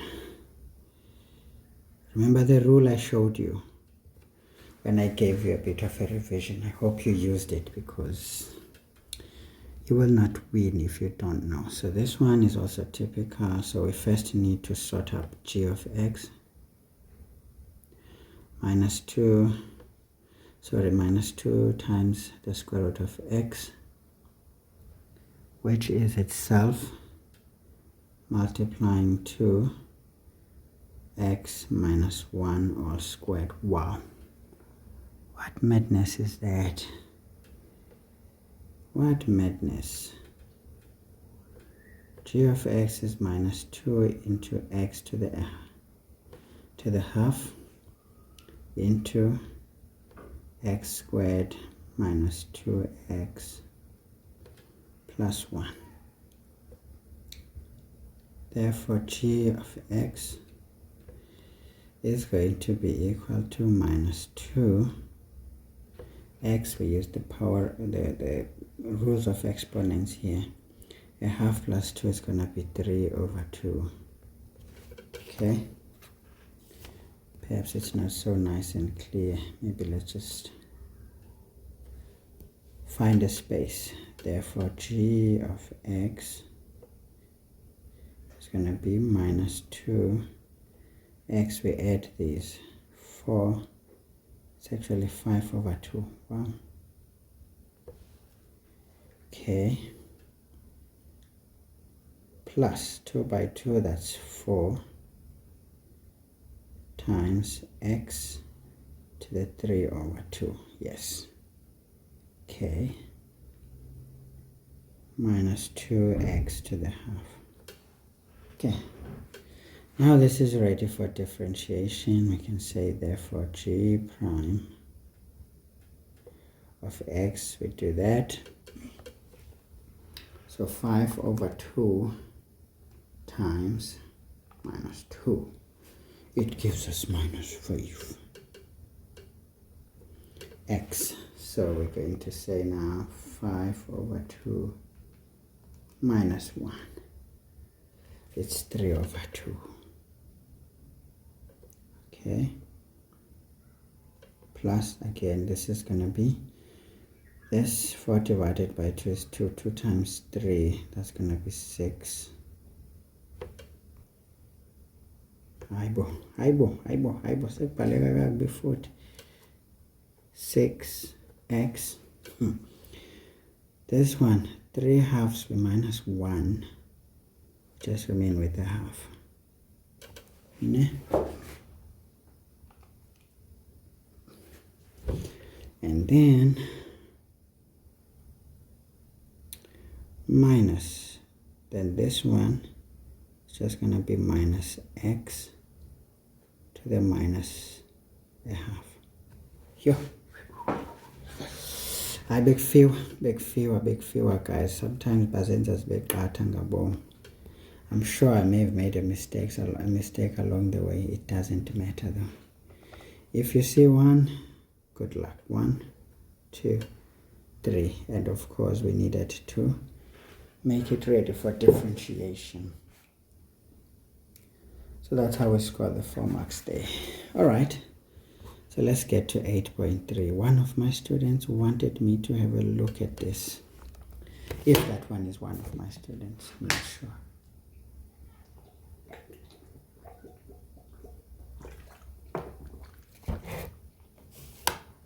Well, the request was on the channel, so it can be anyone. Anyway, so we're told here that y is equal to 4x minus 14.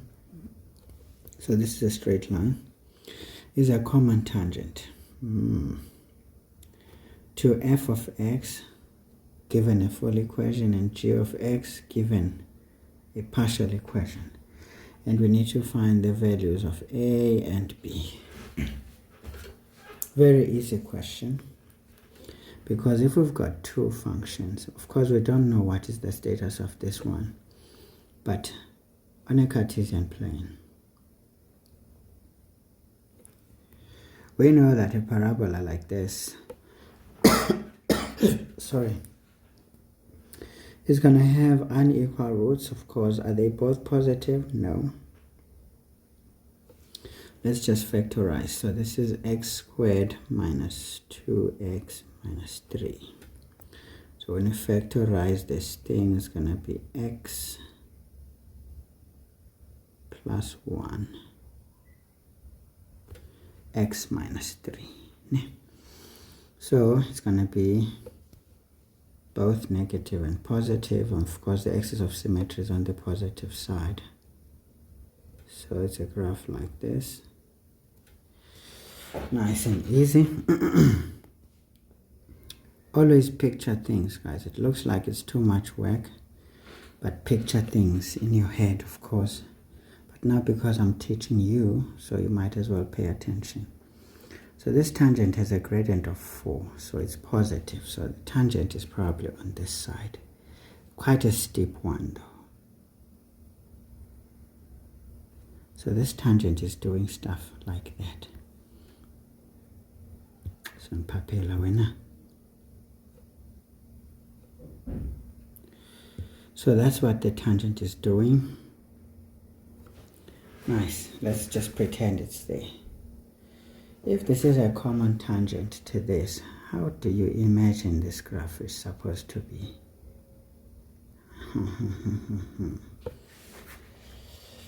Alright, okay, alright, we don't know. We don't know. But my feeling is that it probably is something like so. I could see kinahana bialo. Kinahana bialo biano. Ay. Yan papen. Kinahana bialo. Or my graph is probably stuff like this. I ought to tilt. Probably stuff like this. Maybe it does not have intercepts. I don't know. This is just my thinking. I'm thinking out loud at this point. But what is more important is that these graphs share this point of intersection. So this means x is to y for all three. At the same time, they share the same gradient. So this is good. We're sharing two things at the point of intersection with the tangent. We're sharing the gradient, we're also sharing the point. Right. So now how will we get the x coordinate? We will need to differentiate f, right? Once we find that, we can put this one onto the tangent function. Simple. We get the corresponding y value. We are good. Then from there, we can differentiate here and equate to the same gradient, because the gradient here is 4. The gradient is 4. So first of all, we need an x coordinate when the gradient is 4. So we know that, well, at point of intersection,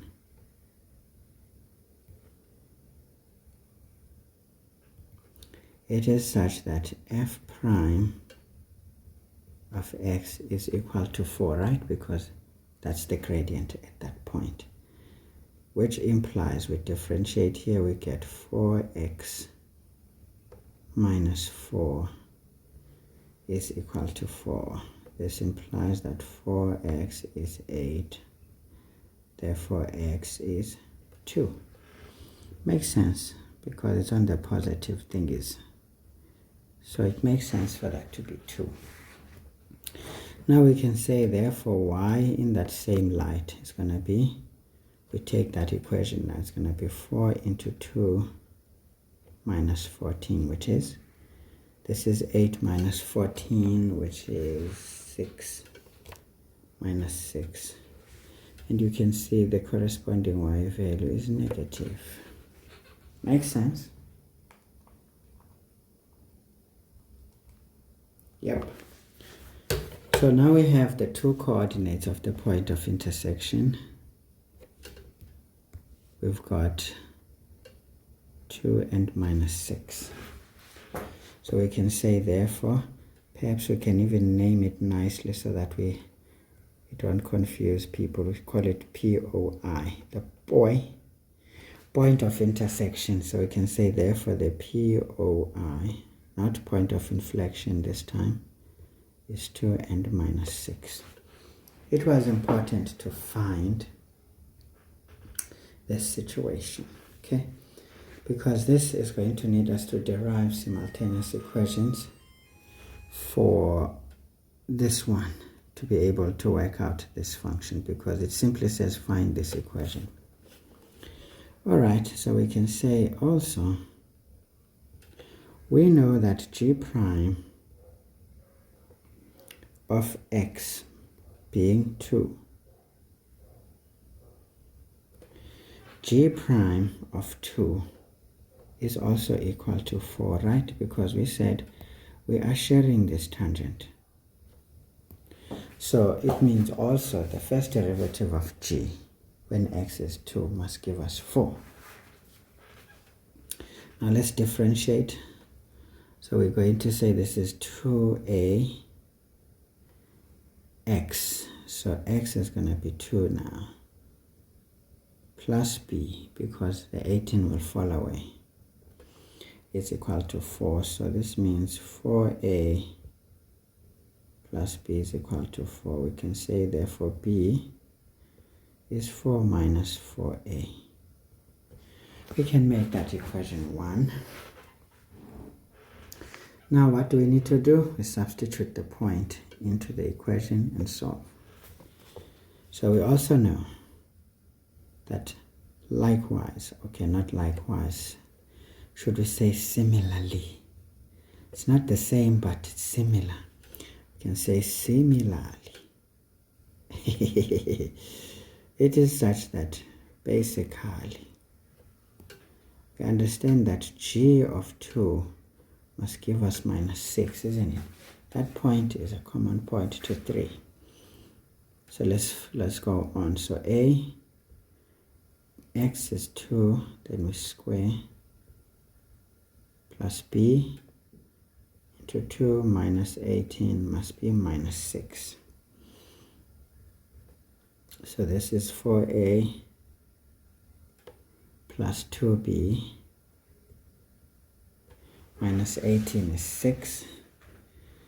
And we can say, therefore, perhaps we want to move things around.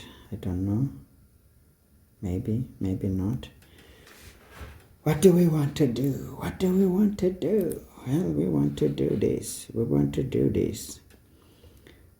Of course, guys, we're going to say, therefore, 4a plus 2b is equal to 18 plus 6, that's 24. We can call this one equation 2. Put 1 into 2. What do we get? 4a plus 2b is 4 minus 4a.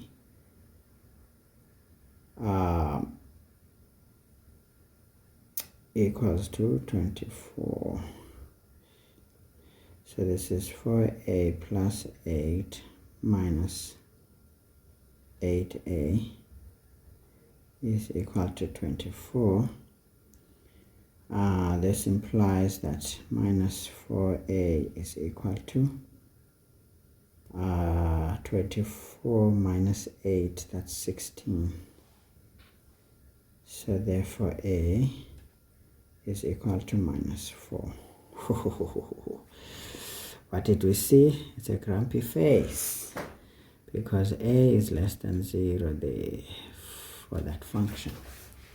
Okay, our imagination was not too wrong, eh?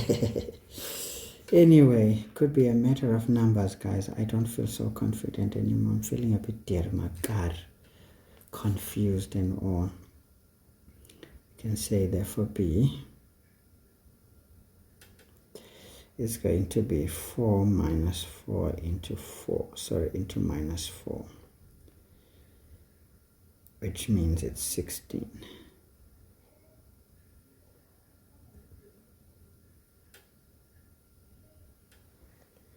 Okay. All right, okay. Sikwenzile lokho besifanele ukukwenza. This one was an essay question. A fair question for me. This is the punishment students should get, but not the punishment in the finance. Ipanisha kakhulu, guys. So first of all, this is important. Differentiating here is important.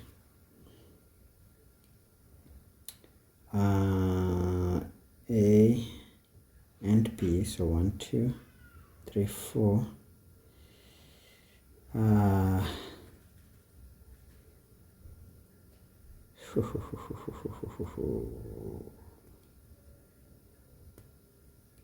Yey, bafethu kuningi.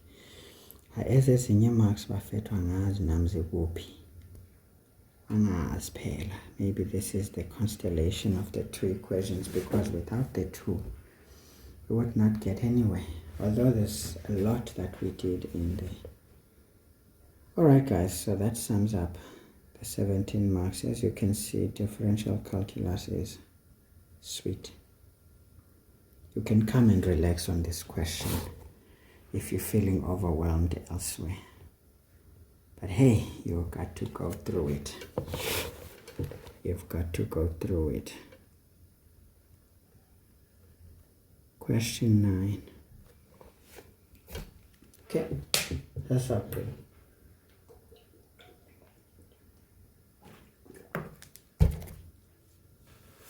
So question 9 says, f of x is equal to x cubed. Fit 10 was centimeter. I got a centimeter equal to 6x squared. I want to answer amaphutha. At some point ubalulekile ukustop.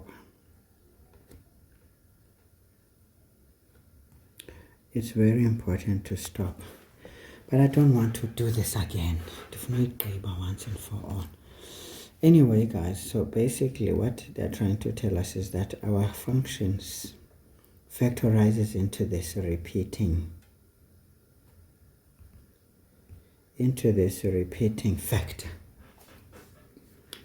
So somebody's already giving us the factor here, which is 4.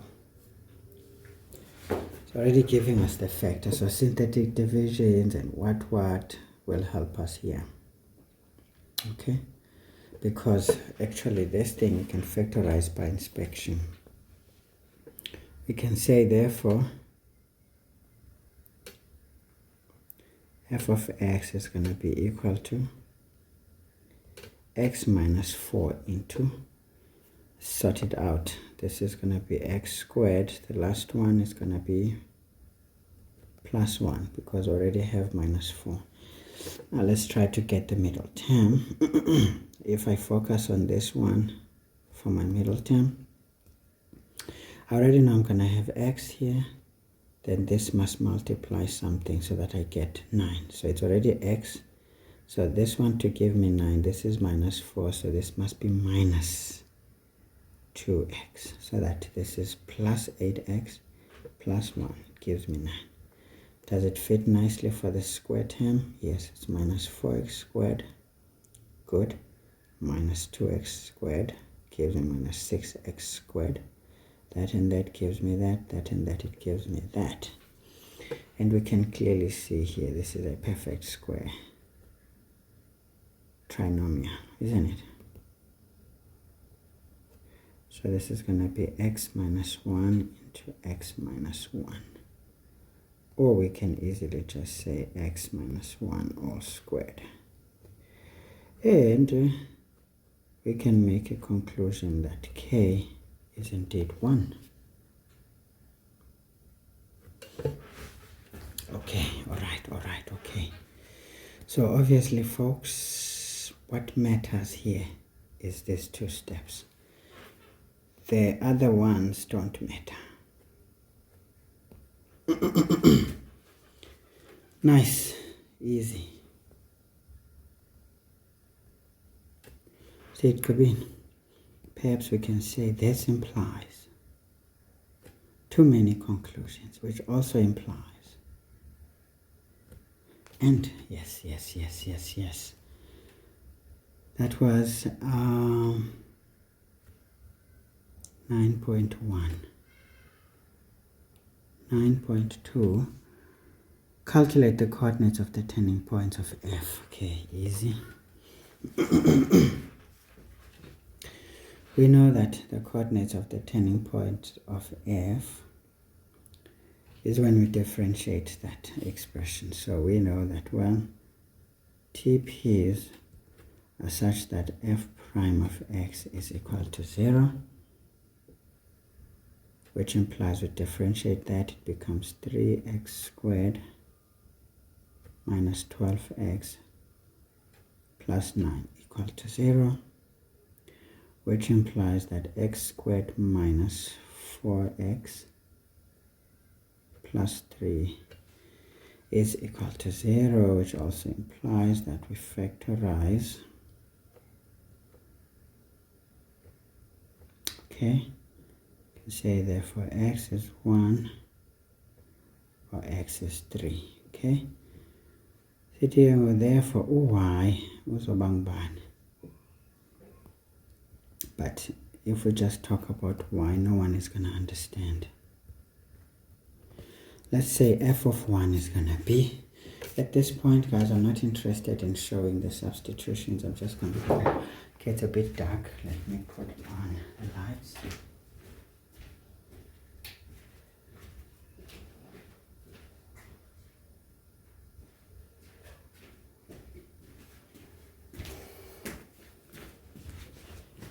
Alright, guys, so I'm just going to go into the function and put 1 in there. Cubed minus 6 into 1 squared plus 9 into 1 minus 4. Sorry. This is 0, or f of 3 is, hey, by the way, I forgot, 1 is gonna give us 0. Why did I even bother? Lord of lords. Lord of lords.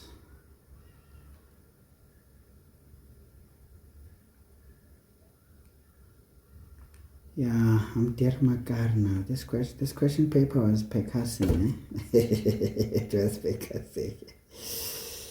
Ibibulala. Hayi. Ibibetha into ezifayo bafethu. Ngiyanibona nani senifile lapho. Akunankinga, wonke umuntu uzofa mos, right?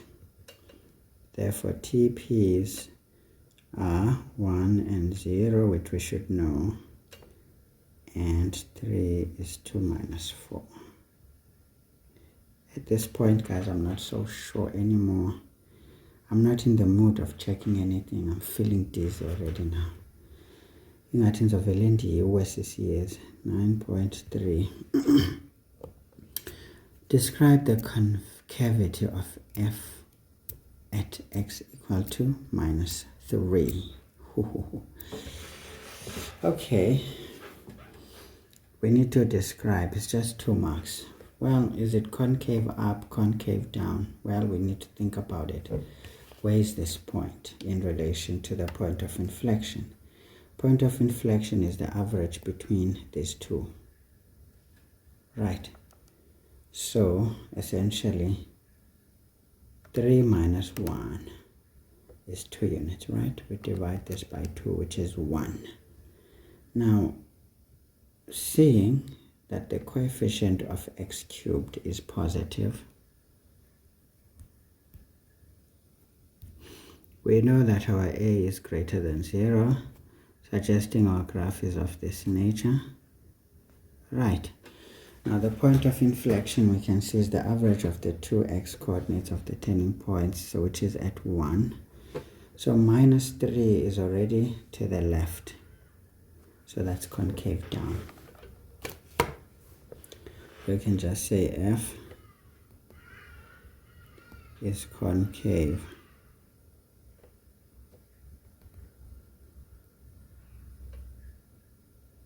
down. 2 marks. 9.4. It says draw a graph of f, label all the turning points and intercepts with the axes. It's good. We can do it. There's nothing much to calculate at this stage. Konke bese sikubonile. Alright, so what did we see? This turning point, by the way, seeing that there's a repeating factor, it means that will also be a turning point. Now we can see that this happens when x is 1 and 3. And what are the x-intercepts? 1 and 4. Y-intercept is minus 4, so this graph is doing stuff like this.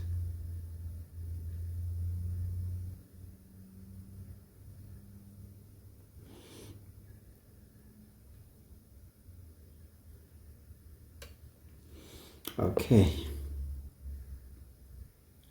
It's doing stuff like SWA.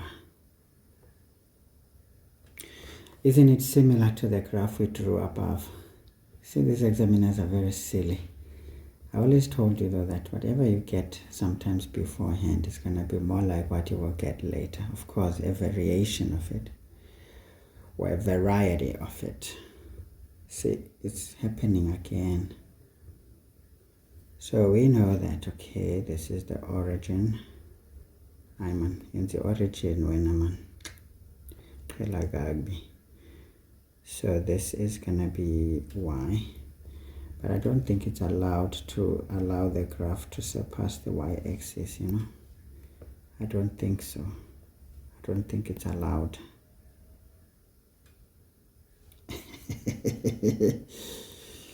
Okay.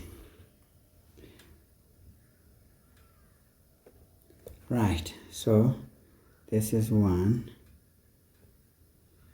And here we saw that it's going to be at 3. Nice. And the x-intercept was 1 and 4. The y-intercept is minus 4. Okay, see it could be. So this is f. So simshayile. So shape, 1 mark. Any one of the intercepts, maybe y-intercept. Any one of the x-intercepts, 3 marks. And the 4th mark is any one of the turning points. Yep. Shangen. Okay, all right. Now come a perplexity. Oh God. Not now. Calculate the maximum vertical distance between F and H for this domain, okay? X less than 3 greater than 1. If h of x is 2 times the first derivative of f. Wow. So let's see, h of x is minus 2 into the first derivative. What did we get here? Is 3x squared minus 12x plus 9. This is minus 6x squared minus 24x. Now it's going to be plus 24x minus 18. Okay, now that's the equation. So now we need the maximum vertical distance between the two. Of course, I do think we need this. Secondly, we need to find where is the turning point here. Where is the turning point?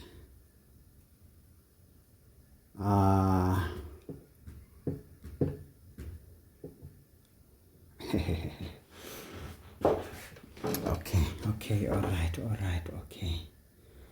Khona into endiyibonayo ke ngoku.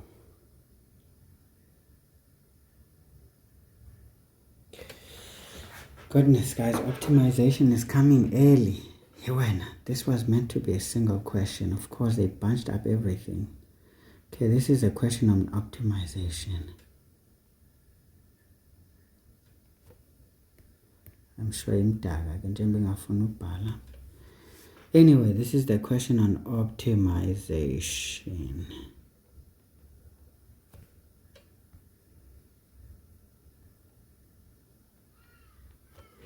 Nice. Okay, guys, so we can see that, all right, okay, all right. So what we need to do now, we just need to do this algebraically, because graphical is gonna hurt. Because what will we know? What point are we going to use here? It's not gonna work, is it? So we need to do some gymnastics here. First get these two to subtract, and then to get a maximum we differentiate and solve for x. Definitely we will get two x values, but the x value we need to check is this one, and then that's it. Okay, so it's clear that h of x is going to be equal to minus 2 into 3x squared minus 12x. Don't know why I'm writing the same way here. Damn it, man. Which implies, in fact, therefore,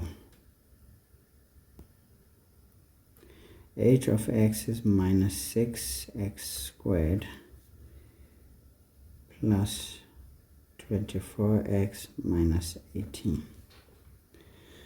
We can then say, well, the distance, then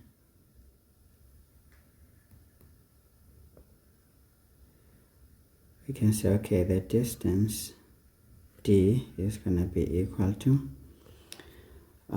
seeing this graph, it's going to be a grumpy face parabola as well. It's going to be a grumpy face parabola. Okay, all right, okay, but I don't want to care anymore. Just going to take the function. So the distance is going to be f minus h of x. F is given as x cubed minus 6x squared plus 9x minus 4, and then we subtract this. But now the question is, which one is on top of the other? This is a good question.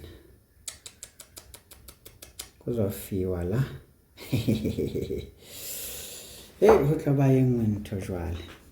I'm getting the feeling that the x, let's just see, this simplifies to minus x squared minus 2x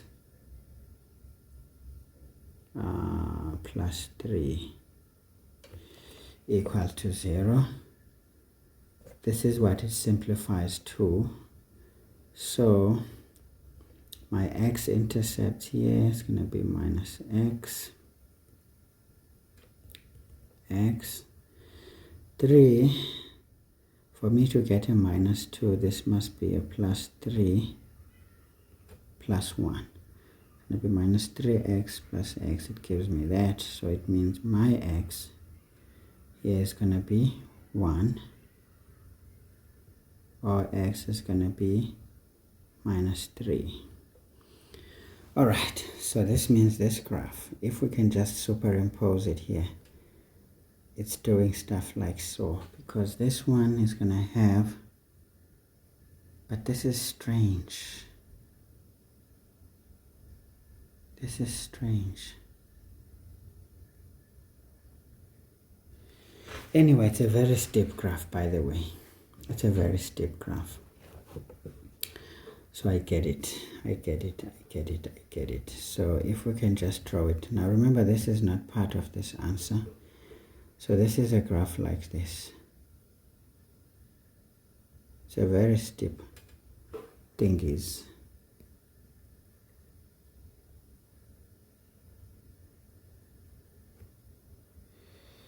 It's a very steep thingies.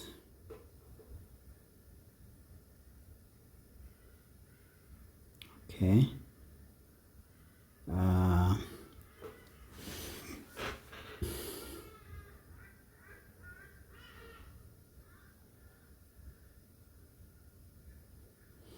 Anyway, guys, it doesn't have to be accurate anyway. As long as the message is sent. This is the graph that we're expecting here. This would be the graph of h if we were to draw it on the same dons. And then, of course, where's the turning point? This is 1. Wait, no.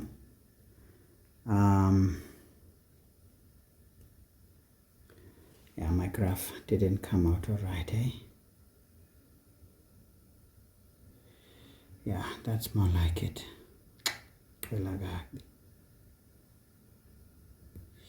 In Kelagagbi.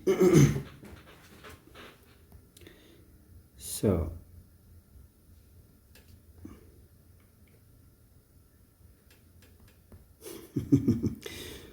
Evan, ntwena khante mpatla. Evan na ke kgathetse man wa tseba. Ha ke sa batla lo tsalla pele ka ntwena. Empa jwale yona nsenyetsa nako mona. This is more like it, guys. This would be at -3.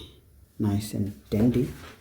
Where would the x symmetry, as we can see, the turning point is exactly to the left of the y-axis. Indeed, it would be. There's 1 minus, 1, the average, right? Average, x at this and x at that is going to be 3 minus 3 plus 1 is going to be -2 divided by 1, so it's going to be at -1. Okay. Yeah, not bad. Not bad at all.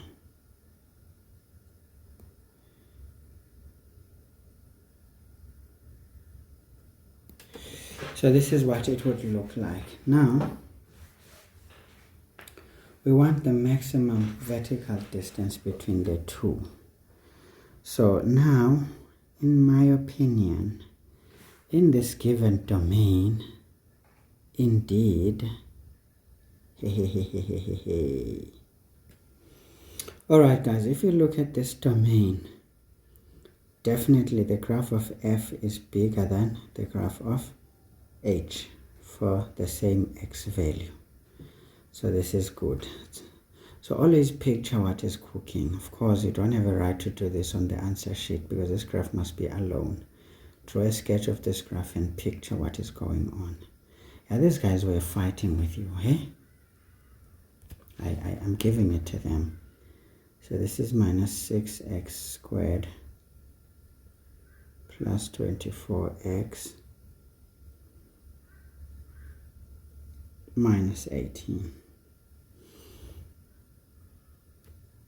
So this implies that our d is x cubed.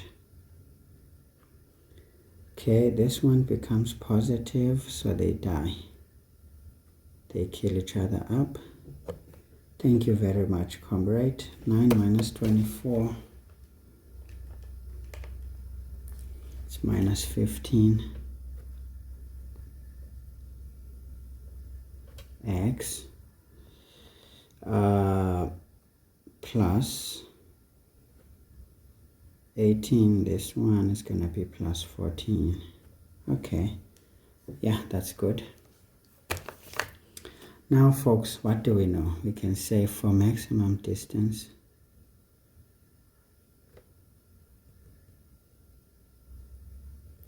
it is such that d prime, if it is allowed, perhaps what can we call this distance? Yeah, d prime must be equal to 0. I'm not sure of the notation if it is allowed like this. Wow. Okay, maybe let's just say d over dx, whatever, must be equal to 0. We then differentiate, we get 2x, we get 3x squared minus 15, hey, because yeah, is equal to 0, which implies that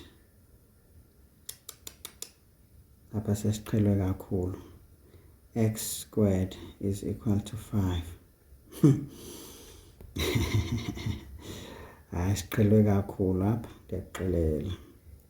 Therefore x is going to be equal to, obviously we're going to choose the positive one here, square root of 5 is 2,24 to 2 decimal places, and that is in between 3 and 2 indeed. Comes out nicely, so I would accept this answer, although it looks strange. Now what was the question? We need the maximum vertical distance. We can say therefore the distance max is going to be 2,24 cubed minus 15 to 2,24 plus 14. Of course, I may have committed a crime here by rounding off too soon. 2,24 cubed minus 15 into 2,24 plus 14. Yabona nansi into engicaphukisayo ayikwazi uba negative kaloku, so ibona ke ngolento yandihlanyisa iyandihlanyisa. Ikwazi kanjani? Ikwazi uba negative. You see now, uyabona ke ngoku, this is suggesting that the sketch is lying. Probably this is on top for that particular point. Lord of Lords. Yes.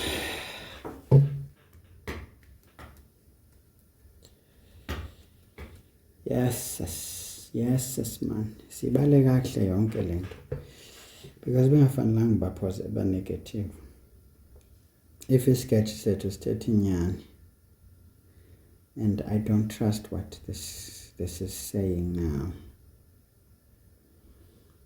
I don't.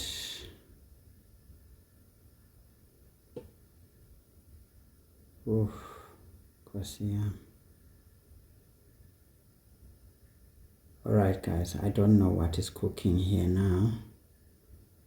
I'm not happy with it either. I'm not happy with it.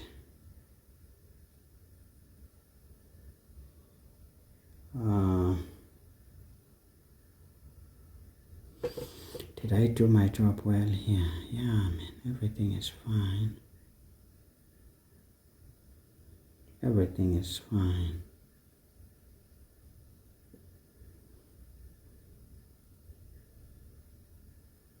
Just trying to double check if is there any mistake somewhere.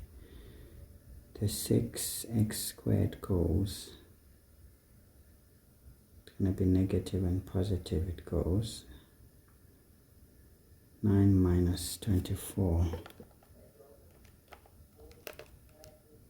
It's minus 15.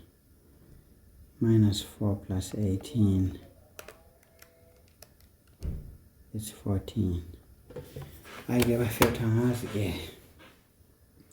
But this thing is not coming out right and I'm not happy. I'm not happy. But maybe I didn't calculate properly. Let me try again. 2,24.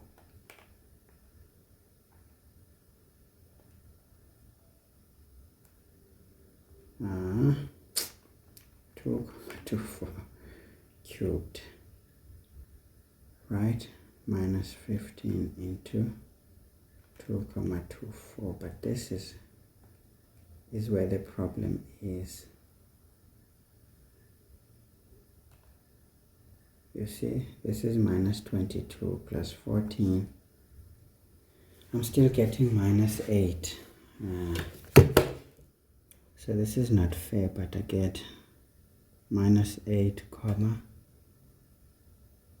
3, 6 units. Okay, maybe let's leave it like that and say the distance should be positive. Maybe there's a mistake you guys may have spotted I'm committing. It's possible. Or, yeah, but my x-intercepts come out nicely.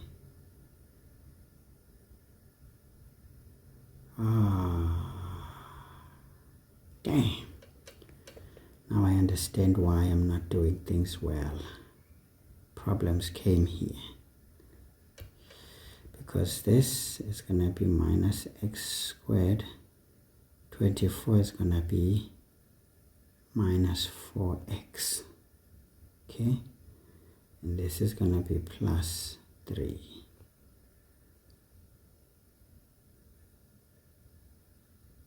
That's where the trouble was.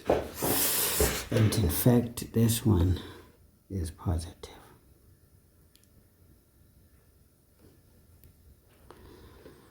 Okay, let's see. This is x, of course, it doesn't change much. Doesn't change. It doesn't change. It's still gonna be 1 and 3, not 1 and minus 3. Yes. Yes, man. Yes, man. So this is gonna be x minus 1, x minus 3. Of course, guys, can you see when you pay attention and you have done your work in front of your eyes, you will see that something is fishy. So literally, it means we inverted this calculation. That's why. Everything is fine. But we inverted it because it means our graph here is not where we say it is. Okay, let's move it. It's supposed to be here. And there.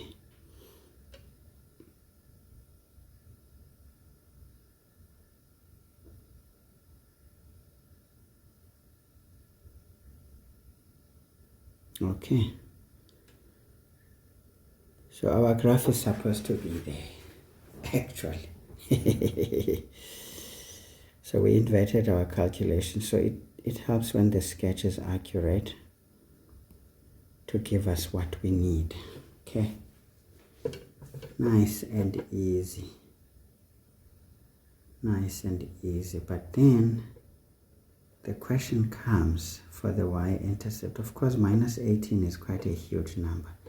It's going to reach it somewhere. So we are good. We are good. Okay. So it means we just inverted our things. Because it should have been the parabola minus the other one. But let's change our story so that we don't hold on to nonsense. Let's showcase the right thingies. I will add this memo, guys, on the description together with the question paper for those who are interested.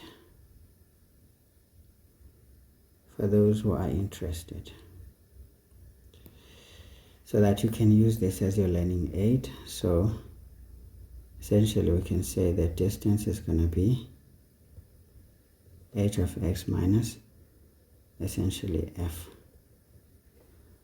not equal to but minus. This implies d is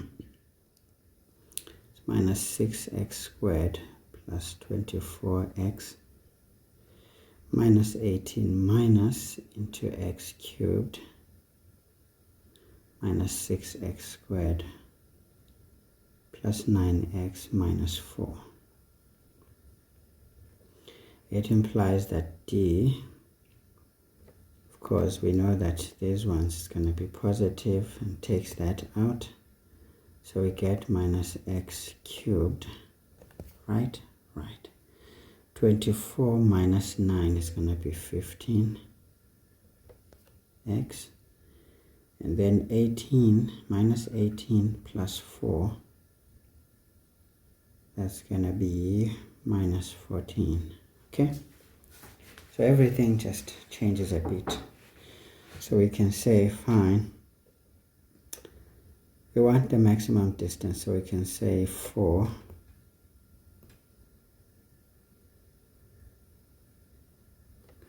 maximum distance, it is such that d over dx, whatever this is, I'm worried though, because d as a function of x, maybe we can make this d as a function of x or whatever. Hey guys, let's leave it, it's too much now. But the wrong notations are problematic, that's my problem. Sometimes we can say d prime. Yeah, let's just keep it simple. D prime must be equal to 0. Then this becomes minus 3x squared plus 15 is equal to 0. Yeah, it still goes back to the same thing. But this one is going to be proper now, you will see. So this means that x squared is equal to minus 15 divided by minus 3 is 5. Therefore x is going to be, okay, square root of 5, what did we get? Okay, we can say this is 2,2361, just to protect our answer. Right, so what are we going to say? Fine, this is still good because we can see here that between the two, yeah, it's good. So we can say then maximum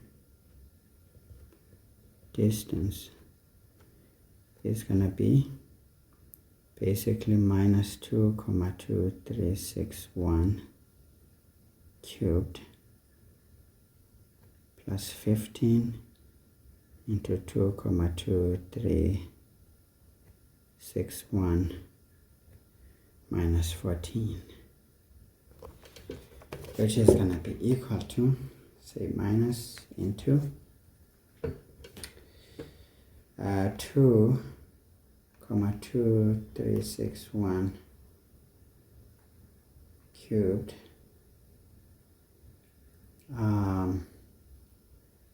plus 15 to 2,2361 minus 14. Yes, in fact it's the same answer though.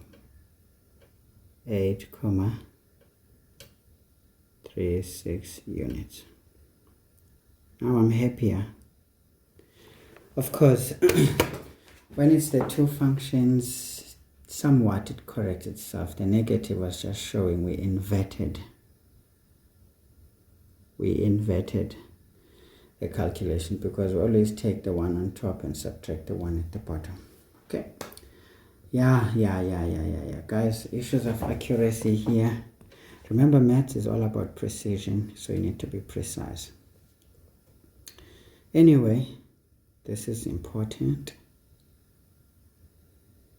This is important. This is good. doing the derivative here and equating it to 0. So 1, 2, 3, 4, 5. And of course the final distance, provided you will tell us this is units. X was a means to an end. So yeah, hey, bekuliwa apha madoda, bekuliwa ndiyayiva le nto, yabona ngoku ibetha neflu yam, ngoku ibetha inthuthumelise. Guys, 5 hours, hayi ngeke bafethu,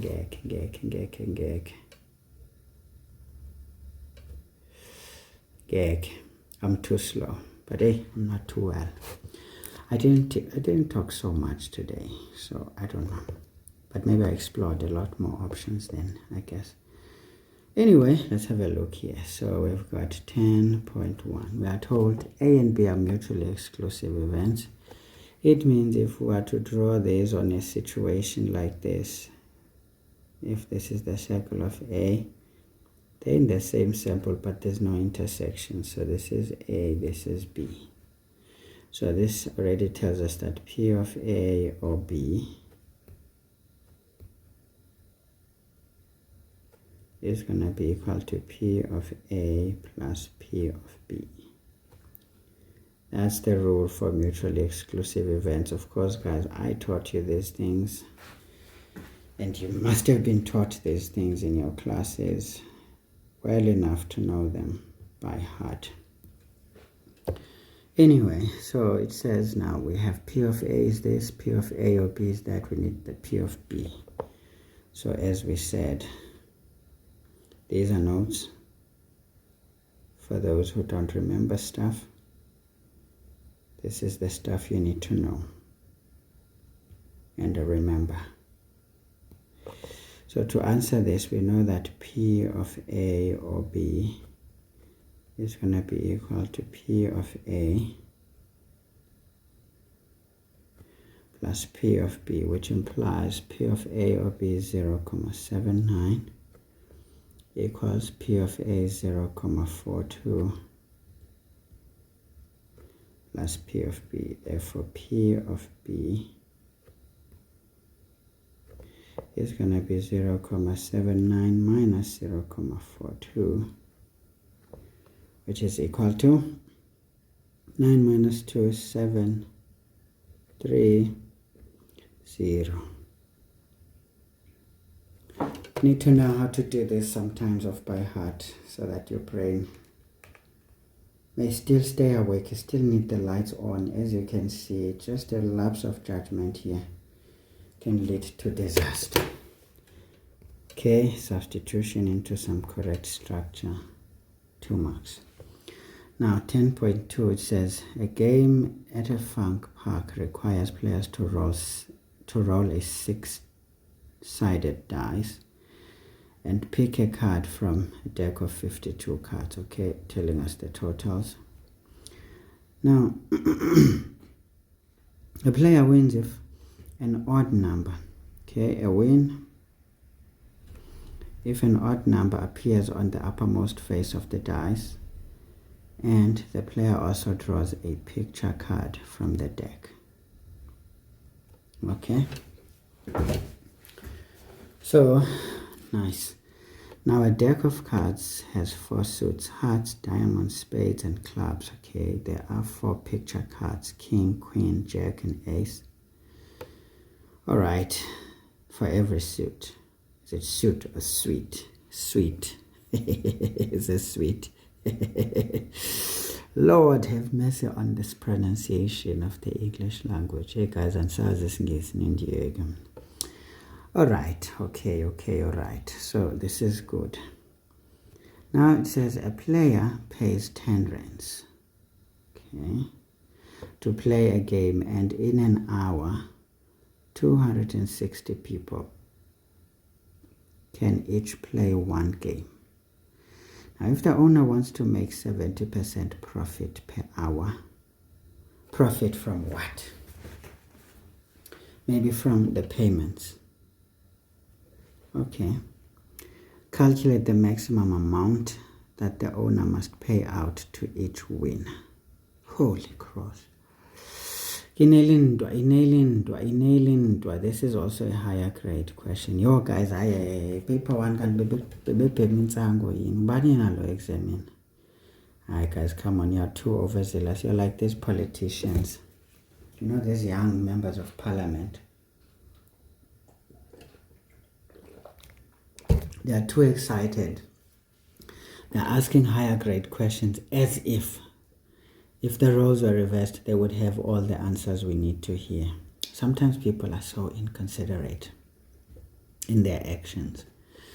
They behave as if they would be perfect for the job. They wouldn't. They are inexperienced. Okay, I know I sound crazy right now, but young people are inexperienced. They are impulsive. They are easy to influence wrongly. Because anything that is made to sound right, they jump at it. At times, what appears wrong from, the first impressions, it's actually the best thing you could ever do, as long as you look at it and see where the faults are and correct them. But what you would think is perfect would actually be an absolute disaster when you need it the most. So these examiners, they behave like these young members of parliament who are busy ridiculing everybody and trying to humiliate everybody and passing some very negative judgments. Sometimes you don't have to have an attitude, while at the same time maintaining your composure and standing your ground. And standing your ground doesn't have to be a war, doesn't have to be a disgusting show. Because for me, what they do in that parliament or committees in parliament, they are disgusting. Because they behave as if they would know what to do. And yet, they are just on the judgment seat. If they were to be on the accounting seat, you would find them making excuses as well. Because they think everything is perfect. Here's the other issue they don't realize. Is that when you take people into positions as a form of integration to try and, balance the equations, some of the people who are chosen for those roles are totally not deserving under what we call meritocracy, which unfortunately does not exist. It's only in our minds because we believe that would answer all the questions. The answer is it would discriminate a lot of people. Trust me on this one. Those that are on merit going to be able to receive those things, unquestionably so. They would be so unfair to those who cannot reach. They would raise the bar so high that nobody else would reach there who doesn't function like they do. It would be almost like torture to get there. If only you guys understand this thing. So we cannot be too perfect for each other. We just have to be as good and the better versions of ourselves each day. But we need to be very considerate and fair at the same time. Because I see a lot of unfairness. These questions are totally unfair. Imagine, guys, we've been percussed all the way. Like, seriously, dudes. We've been percussed, like, heavily. It took a moment to think about what to do. And they're still percussing. Come on, guys, when do you let go? Is it really you guys trying to prove a point or what? By the way, what point are you trying to prove? Because if you look at the IEB papers, guys, you will not find stupid questions like this. Okay, let me not say stupid, but hard questions like this. You wouldn't find them like this. If you did find one, it would just be one question. Even then, it would sit where you wouldn't really have a student, stalled in terms of time. They divide those two into section A and B. Section A is pretty easy to go through, and there's a lot of marks there. Section B, even when they bring in the tough questions, you can see they separate them. You just deal with one question at a go. They're not mixed like here, where everything is scaffolded as well and you're suffering. They put individual questions. And then here's the one thing I have. Then there will be someone coming telling me IEB is more difficult and more, you're lying. DBE is harder.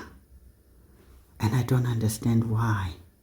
Because guys, why do you teach basics if you're not going to examine, what is reachable with those basics? Now you're going hard on these poor kids as if you know who teaches them. Do you know the type of teachers that teach these kids this subject? Would you say those teachers, if you were to give them this paper to sit for 3 hours, do you think those teachers would pass this paper? Hey, I got a guys and men Nina Abagani. The very same examiners. I dare you people. Ask me to set a higher grade paper for you. And I make you sit for 3 hours and let's see you pass. Or even make a mark. You would sweat and give up. Okay? So I don't understand, why do you want to prove a point with poor kids? These kids are just trying to have a chance for survival. And you are killing that. Unnecessarily so, because passing this paper doesn't make them exactly what they want. It just gives them a stepping stone into that. So why are you stalling them as if this is the ultimate? No, man. No. I'm not happy, guys. But maybe I'm sick. I don't understand anymore. Maybe when I'm not sick, I'll be fine. But I examiners geke bafethu and men kancinci. Stop playing with other kids' futures. Yes, maths is not for everybody, I get it. But I think you're going too far now.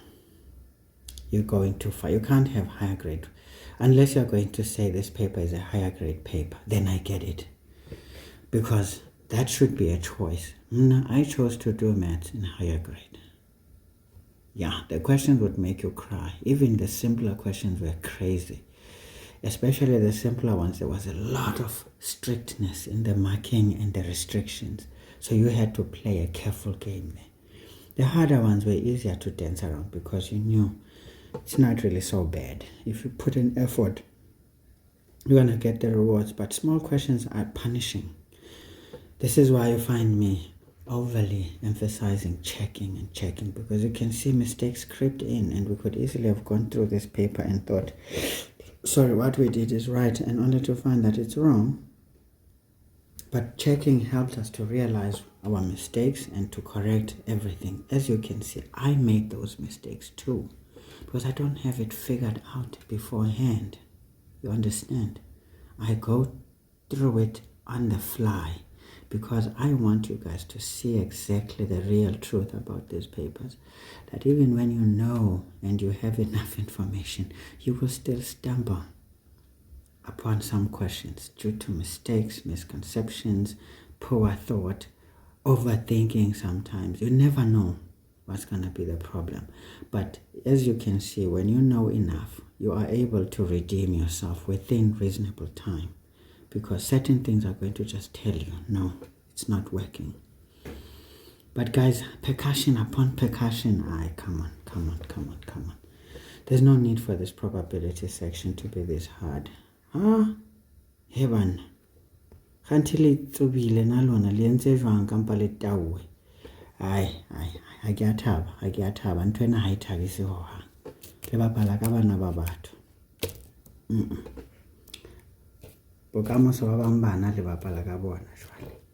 It's not about you guys. Whether you are a good examiner, whether you are... But please, it's not about you. It's about these kids' futures. Stop pissing on other people's efforts. Unless you can say to me, I know the teachers who teach these kids. They are the best. And you know exactly what happens in the classroom that these teachers actually teach. Aye, guys. No. The textbooks are nicer. But you see now the questions I have seen here. Even this one.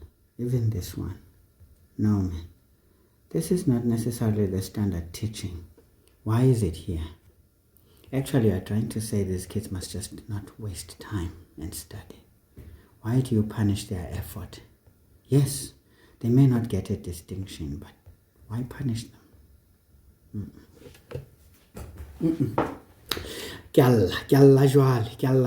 Anyway, guys, let's have a look. First of all, in a probability, I like the tree diagram because it makes life easy. A tree diagram, first and foremost, if we're rolling a dice, how many options do we have? 6.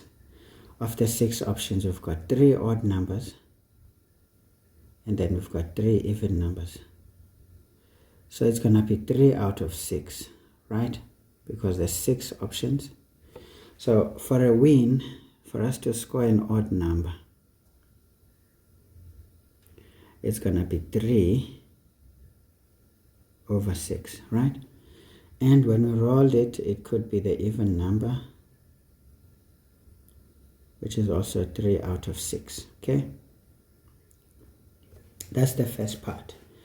And then, of course, you lose automatically if you draw up an even number on your throw. Yeah? Then we draw on a card. On a card, we could draw the winning formula or the losing formula. Same thing, winning formula, losing formula. So we could draw a picture card. I'm just going to say P, or any other card. I'll just say P or not P. P or not P. Okay? So that's what we could do. But now, what is the probability of P? Mind you, it's a picture card, so it's 4 out of 4 suites. Now, those 4 suites, we will multiply the 4 by the 4 suites, we get 16. So this is going to be 16 out of 52. Okay, the other ones is going to be 34, right? Is it 34? Let's say 52 minus 16 is 36. Okay. Yeah, the math is not matching anymore. 36 out of 52. So this is 16 out of 52. 36 out of 52. So already, guys, the winning formula is this one. That's the probability of winning. Okay? So the rest, we're not interested in it. Okay. Alright, guys, this paper was long, yo. Hehehe. Now, folks, if we have a situation now of these 260 people, the chance of winning is this. So it means how many people can win. So we can just say the number of people, number of winners, because not all are going to win. Winners, is it like this? It's going to be the probability of winning. Can say odd and P. Okay, let's just say OP. Multiplied by the number of these people. They are 260. Right. So let's see. Probability of winning itself is complex. It's going to be 3 over 6 times 16 over 52. Okay, let me write properly. Probability of winning is 3 over 6 times 16 over 52. We multiply by the number of people. Okay, so let's see. So this is going to be 3 over 6 into 16 over 52. Of course, we could have simplified this, but I'm not interested in that. So we have 2 over 13. So that's the number of winners.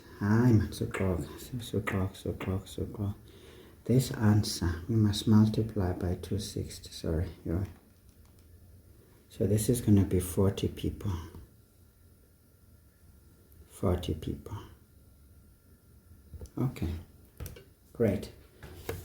Now, we know that this guy wants to keep 70%, so the winner is going to get whatever remains. So we can say then the prize for each winner is going to be equal to, we're going to take the total amount, right, which is going to be 260 times 10. Okay,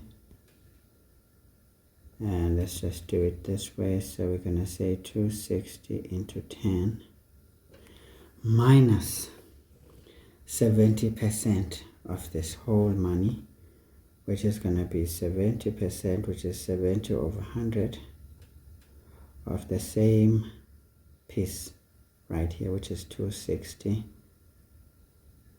times 10. And then we will divide it by the 40 people. Goodness, this is crazy. Anyway, let's see. So it's going to be 260 into 10, right, minus, okay, let's say 260 into 10, I don't know what happened here, minus 70 over 100 of 260 times 10. Then we divide this by 40. We get 19 rands 50 cents. Okay. Remember, this is money. You can say comma 5. Comma 5 cents is 0.5. So 5 is 50. So that's another trick. Accuracy is important here. Remember, guys, precision.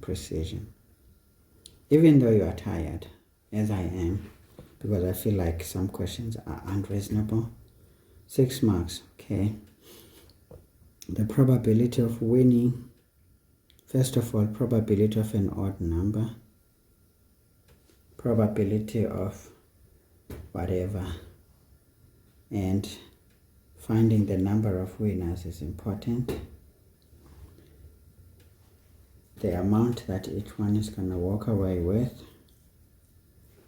And we can say general substitutions here. And perhaps calculating the 70%.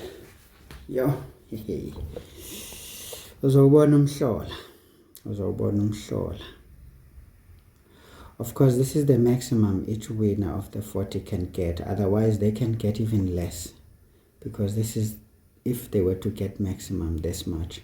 But sometimes they might win 2 rands, 3 rands. This means each one must not get more than this, technically. Alright, okay. Yeah, guys, that was more of an abuse as well.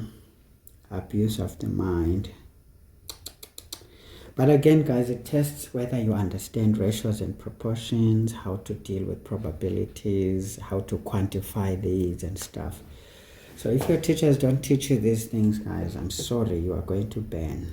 And I see a lot of teachers asking kids to go to schools over weekends. You find that kids are on uniform from Monday to Sunday.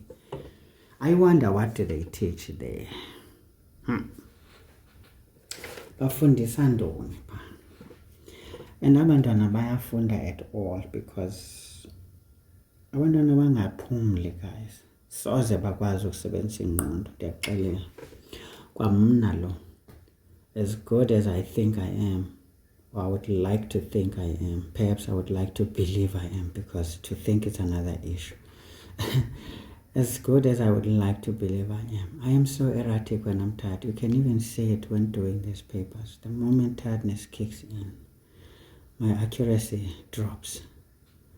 Now, how much more people who are still learning, they have no experience with this, and you're making them attend every day, but even in those attendances, you're not reviewing issues, you're not expanding their knowledge, you are just pushing the syllabus so that you can finish. Aye, folks.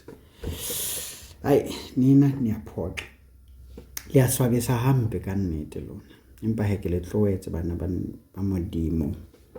Hobaneng ha ke le patele di-salaries tsa lona nna. Mohlomong le nna ke bua ka baka la hore ha ke tsebe mathata e le tsamayang ho ona. E re ke itlowele pele ke senya. Consider the 3-digit numbers from 501. I got that, guys, this exam, I feel like it was hot, more than hot. It's like a higher grade paper back in the days, okay? Yeah. But even then you saw that they didn't put so many stumbling blocks. The papers were not too long.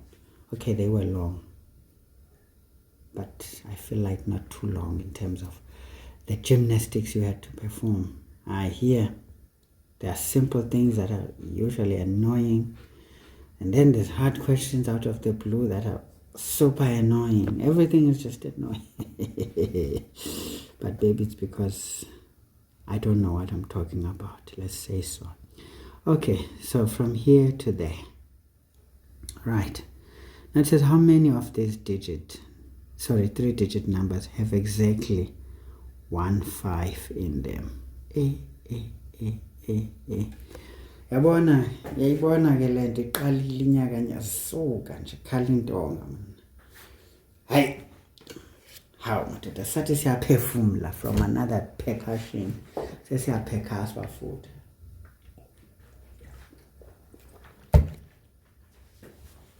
Hey, asiyeni badoda. Okay. So it says now, how many of these three-digit numbers have exactly 1 5 in them? Ja, doch. Ja, doch.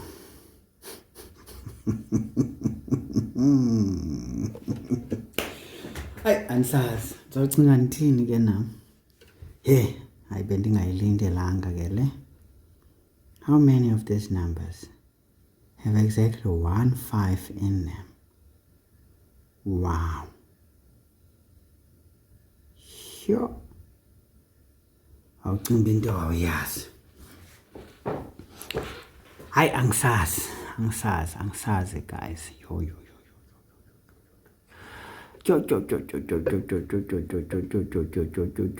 This question is hard. Yo, ungayithatha kancinci guys. This question is hard. It's another stumbling block. Because if you don't think about it, you are dead. Because remember the digits, there's no limit to the digits that we can use. How many digits do we know? 9, 0, 1, 2, 3. Okay, let's just balance in a list. No commas. But 0, 1, 2, 3, 4, 5, 6, 7, 8, 9. But looking at this, we are just saying the beginning must not be less than 5. So it starts with 5, right? This is the start. Okay, we're going to start there. But we can repeat digits because you can see this already is telling us that there's a repetition. So we can repeat. Right. So, essentially, we just need... These guys are silly though. I'm telling you. Yeah, hey guys. Okay, so as a start set, it can be any of these numbers to start. Let's just say this is the start. The start is any one of these numbers. And of course, there are repeats. But now, it goes up until there. So it doesn't go beyond that. Okay. Hey, this has both basayenza kanjani. Sizayenza kanjani. Masike sibone sithi 1, 2, 3. Right? We cannot start by any number less than 5. Okay? Because it says how many of these? Because when it says consider from this means this is included, and you can see it has 1 5, so it's part of it. So it's going to be starting with a 5, right? But now we're making sure that there's only 1 5 right here. So now we need to consider two possibilities here. One that starts with a 5 and one that doesn't start with a 5. So let's say 5 is fixed. we start with a 5. And we can repeat. And we can repeat this digit as many as we like. So we have how many? Once we put out 5, and say 5 is the only one that we want. So it's going to be, now these others, 1, 2, 3, 4, 5, 6, 7, 8, 9. Because they are 10, isn't it? So here we can place any one because we can repeat. And then here, if 5 is not the beginning,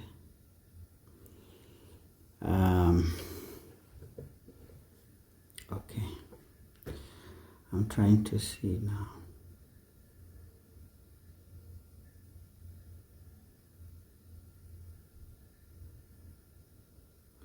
Because we don't want 5 to be more. So if we say 5 is at the beginning,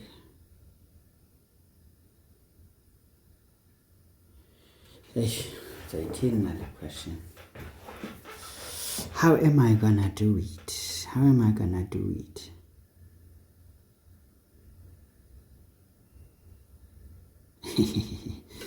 Hey man, this is 18, guys. Because this 4 marks is not cheap. I know it's not. It's not cheap.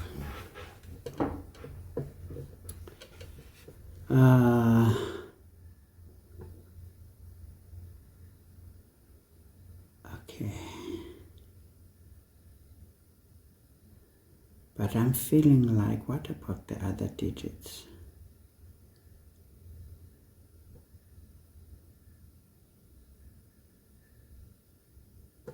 Hey. Yeah, ne? Angisazi. Ikhona phi ifuna ukunixaka khona. Kukhona phi ifuna ukunixaka khona.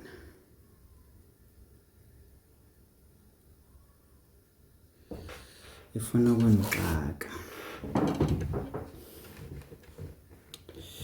Okay guys, ngisazi. Abana ke vele le section ihleli inhlanyisa vele ke ay mhlambe ke vele sekwenzeka vele lokho nje. This section is a headache anyway. Angisazi. If benibhala le exam should benzofail ke mos. Hey guys, so ithini lento? Wait a minute. Khona ingxakana. Khona ingxakana.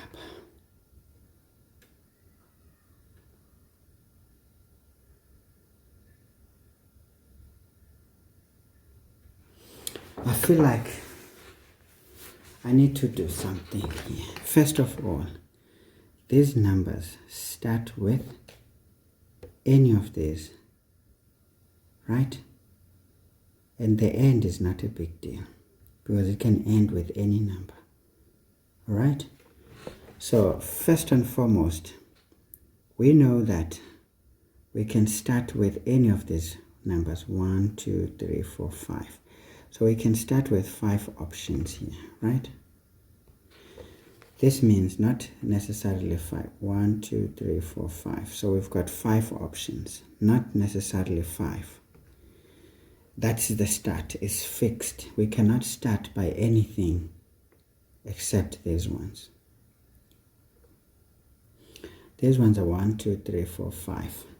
But now my question is, yo, banawe ingathi sizoqhelwa kakubi apha ndijongile nje. Ayaya.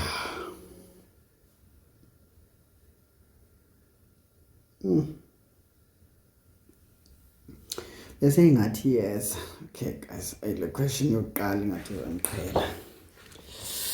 Ingathi izoniqhela. What are we doing now? Hey bana. And teacher Nancy maths.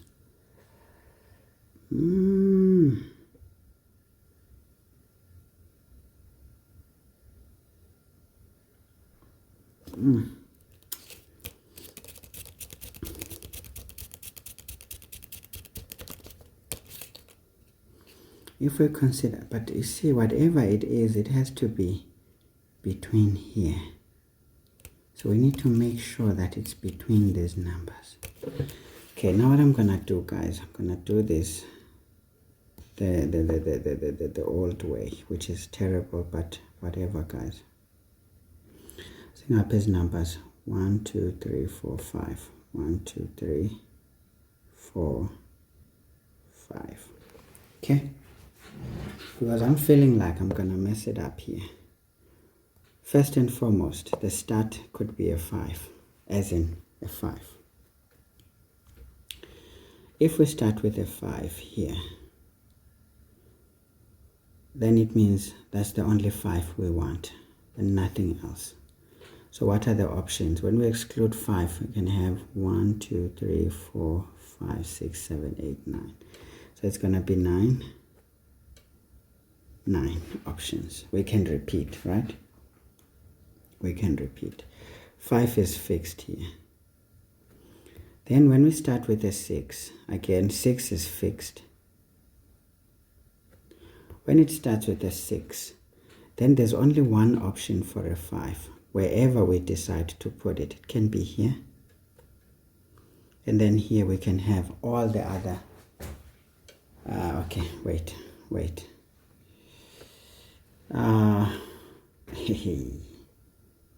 Yeah, when? Uzama wenza. Hey guys, kanti don't ngale question go. Don't ngale question, guys. Hey, asike siqhubekeni. But even if kunjalo funeka abe 1 5 ne. Angaba lapha, it's not a big deal. So this is going to be perhaps 1, and then we can say there's 9 here, or vice versa. Okay, and then let's say Kalango 7, and then there's one option for 5, but no one said the 5 is here. And then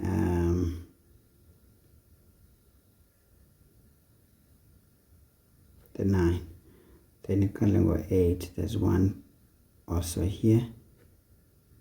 Okay, I think I'm being sloppy a bit. Remember, here we can't have. If we take down 2 numbers from 10, we have 8 options. It's gonna be 8 options because 5 is out, 8 is out. And then it can start with a 9. Then one option for 5, which is fixed, and then there's 8 options. But now the question is, what happens when the 5 is here instead? This is where it gets a bit crazy, isn't it?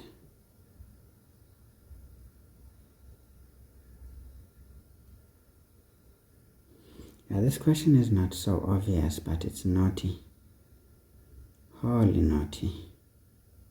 Naughty.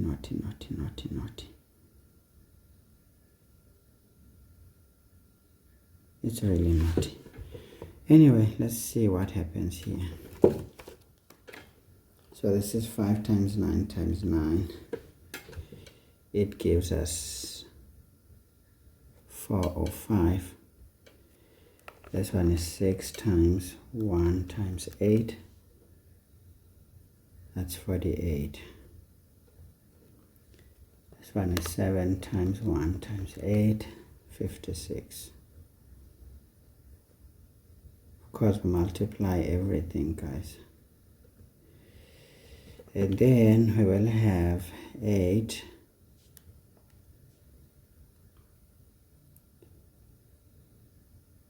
times 1 times 8, 64. This one is 9 times 1 times 8, 72. You know, it feels right that this is the case, but then we also need to consider 3 possibilities for this one. Yikes, this is hard.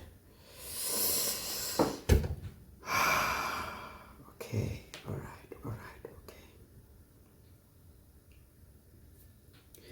This one is presenting a challenge. in that this 5 could be here, could be there. Same, this 5 could be here, certainly not the beginning. Could be here, could be here, could be here, could be here, because these ones are fixed. Nines are valenti kokotele, guys. I want kokotelo. I just have to go for it. You get it, you get it, you get it. So we're still gonna say 1, 2, 3. Let's say 5 is fixed, yeah. Okay, not fixed there, but perhaps fixed somewhere else. Say 5 is fixed here. For the first one,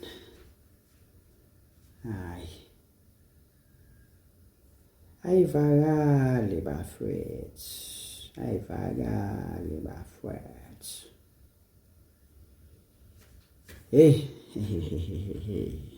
Okay, maske siyishiye kancincile. Let's just leave this one for now. Siyabuya ingathi ufuna unilinga, so into xa ingaphenduleki, guys, awuhlali kakhulu.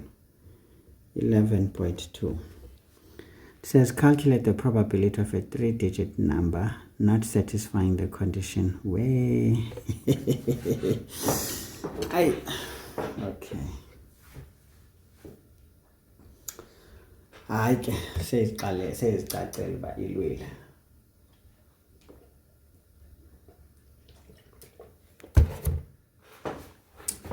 Okay, ngathi ndikhe ndiyenzele itiyele ndikhe ndiyicinge.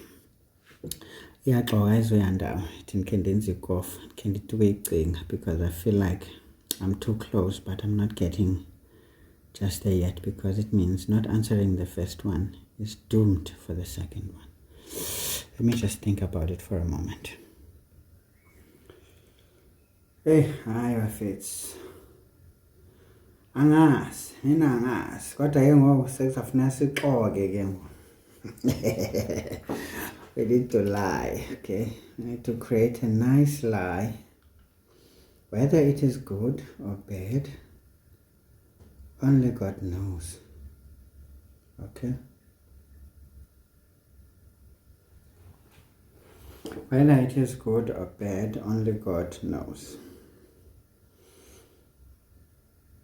All right.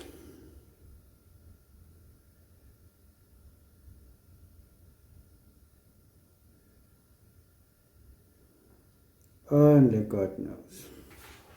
But now nizonifundisa strategy sokuxoka ngeconfidence, yeva. Unifundisa ukuxoka ngeconfidence ngo. Just to create confusion, because you know what, you know this 7 marks zokugqibela ziyanyamalala uthanda ungathandi, khona inyamalalayo pha. But ke ngoku nalento uthi positive marking, yaqonda. If ubale ububhanqa pha phezulu, then usebenzise obubhanqa. If ubusebenzise kakuhle apha ezantsi uzozithola imarks zakho. Okay, nokungazozithola zonke mhlawumbe. So ndifuna unifundisa ngoku amaqhinga. I'm going to teach you Tikanari.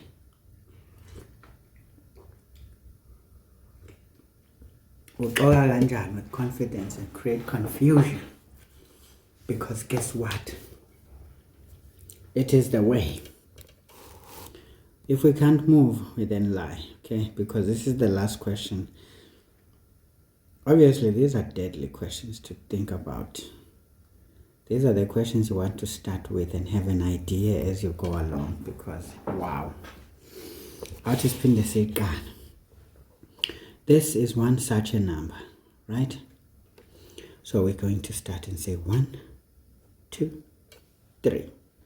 So if it starts with a 5, which is already, let's say it starts with a 5. So there's only one 5. Okay? Number 1. Then here we can put any one of the other numbers, because we can repeat. So we can put any of the other 9, but we cannot put anything else but just one 5. This is the one that starts with a 5, okay?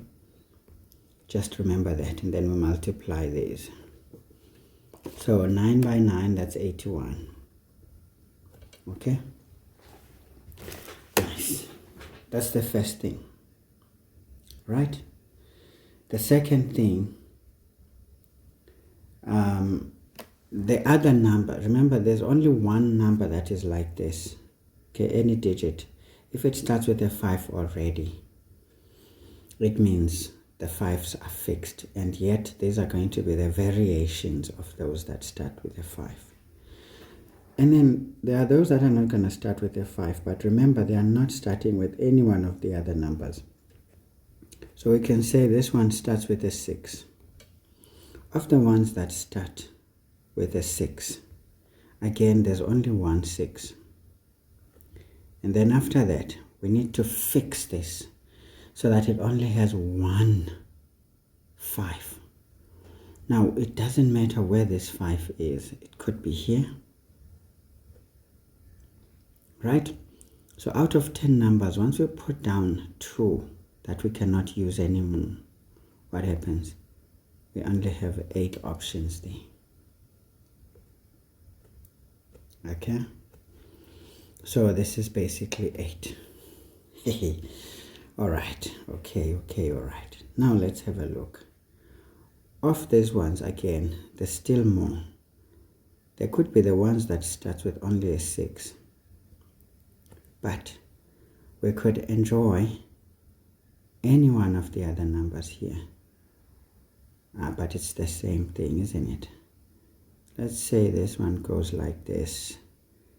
If you say 5 is here, so there's only one 5. Then there's going to be 8. Again, it's still 8. But I think we need to consider that, hey? Because of the ones that start with a 5, we're not accepting those that have more than one 5, right? So of the ones that start with a 6, though, 5 can be here, 5 can be there, but not at the beginning. All right? So that's the one, okay? Of the ones that start with a 7, I don't know, guys, I'm probably wrong here. There's only one 7. And then let's say 5 is in the middle. And then any one of the 8. So that's what we have. Nice. And again, 7 being the beginning. And then here any one of the 8. And 5 being at the end. So, not 5, man. There's only one 5, okay? So this is again 8. Okay. As you can see, it's going to keep happening, even for the ones that start with an 8. 1, 2, 3. It's going to be 1. 1 when we fix those, and then the other ones come in. And we can have 1, 8, and 1 when we fix those. Alright, so guys, this is a strategy. I don't know if it is going to work. Don't know if it is not going to work. So this is 8. This is 8. And then the ones that start with a 9. Yikes. So it's going to be 1, 1, 8, which is 8. 1, 8, 1, which is 8. So the mechanistic way sometimes is the only way, folks. Because that's what we have here. The key issue is that we are fixing the 5 here. Right? It's the 5 that we are fixing.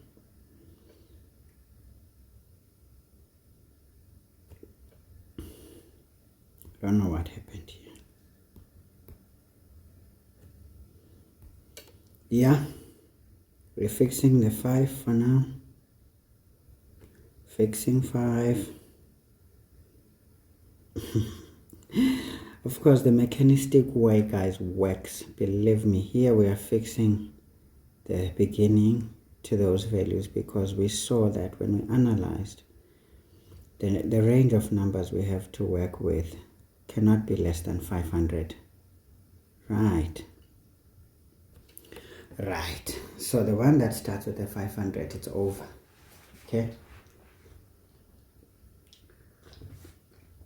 Then, of the ones that can start with any of the other numbers, this is what we will have. It can end with a 5, it can have 5 in the middle.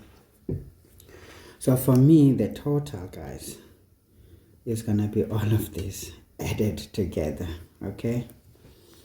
So we can say, therefore, there will be the digits. We will have, okay, let's just say 81 plus how many 8s? 1, 2, 3, 4, 5, 6, 7, 8. So we're going to have 8 times 8. All right. Right. So 8 times 8 is 64, right? Let's see if we added them individually. 8 plus 8 plus 8 plus 8 plus 8 plus 8. 1, 2, 3, 4, 5, 6. 1, 2, 3, 4, 5, 6. Okay. And then plus 8 plus 8. Yes, yes, yes, yes. Just trying to make sure, guys, I don't miss out. Okay, so the number of digits is going to be equal to, maybe let's put it this way. Sometimes xa singasebenzi indlela sophisticated, so therefore the number of codes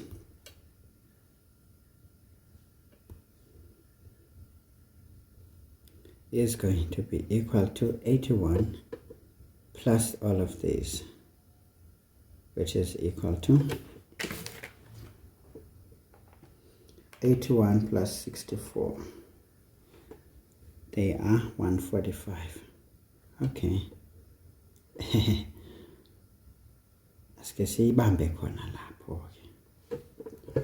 Now this is probably a lie. This is when you're lying with confidence.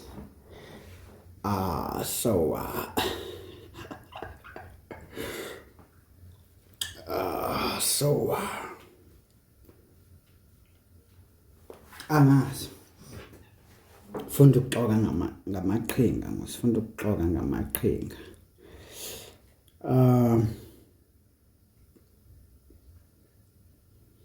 I'm not too sure, guys, ukuthi siyinika kanjani imarks lento. Enye nje into engingayazi. But maybe from our formula we can say this, that, because this represents all these others, right? This one represents the first one. Final answer, 3 marks. I don't know where's the 4th mark. I am trying to think, but it's not coming to me. You see, maybe we can say for this whole shenanigan, extra mark for your suffering, because here it doesn't look so easy. Of course, bafethu sesiyaxoka la sixoka with confidence ne ingakhala. Now it says the probability of a 3-digit number not satisfying the condition given in here. Okay. So, hey, bafethu inkinga le. Asibhekeni futhi sithi 1, 2, 3. Now remember, here we don't care. The ones that don't matter, we can say we've got 9 digits for the first, 9 digits for the second, not 9 but 10, right? Wait. The start remains the same, right? The start remains the same. So we can only start with this 5 all the way until here, right? But then we can repeat as often as we want. So let's see what happens. I'm going to say technically off the start, we can start with 1, 2, 3, 4, 5. So we can say we've got 5 options for the beginning, but then we've got all the 10 options for this one, right? Because we can repeat. The reason here we couldn't repeat is because we fixed the beginning, because we couldn't just, be flexible. I'm kind of thinking now, what happened if I just said, yeah, doch, but this one was too specific, I suppose. To say only 1, 5, this was too specific. Then we're gonna say here, upper, we just, of this 5, we're just taking these. 5 times 10 times 10. So there's 500 of them. All right, okay, all right. I wonder if I would get the same.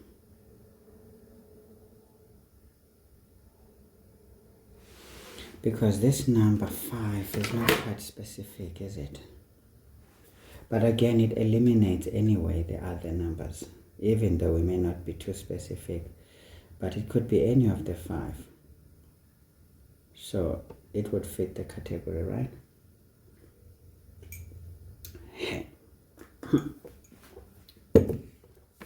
At this moment, we want to lie. And we want to lie nicely.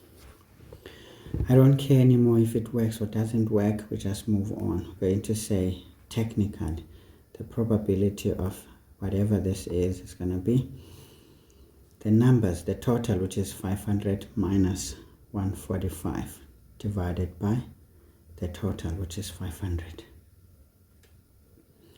Because randomly there should be 500, it seems. At this point, hi guys. So slogan confidence. Slogan confidence. Slogan confidence. Ningakhali. So I'm getting 71 over 100. Now probability can be left like that. For me, it's a good probability because it's less than what. So this could be 0.71 or 71% for that matter.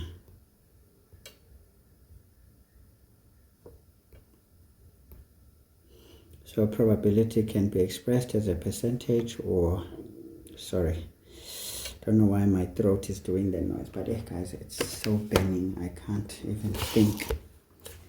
So I don't know if this is good or is bad, but I feel like we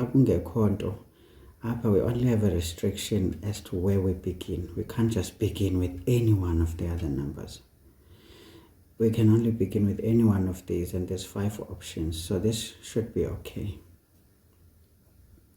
And then we multiply with these ones, because even if we split into this, I think we're going to end up pretty much the same. Ne? But we can check if you are 1, 2, 3, 4, 5. So this is 1, 2, 3, 4, 5. Okay, let's just say we're starting with a 5. So there's only 1 5. And then we can put any one of the 10 digits. We can repeat here. So we can have 10, 10. Then we have, again, 1, then 10, 10. You see, it's a wheel up 1.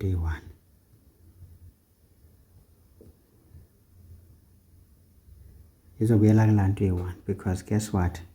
This is 100, 100, 100, 100, 100. So 1, 2, 3, 4, 5. That's 500. Okay. I think we are winning, although I'm not too sure, but I would leave it at this, folks. It sounds right. It looks right to me, and we just go by the things. So first we get a mark here, substitution here, and the answer. I'm not quite confident of the last one. it's giving the vibes of defeat on my part. But probability, guys, gives me a headache anyway, so you can never be too careful there. You need to be a gambler. Naturally, you should be one of those people who can gamble for a living. And you know, as a gambler, whether you lose or win, it's really a matter of luck and bad luck, if you want.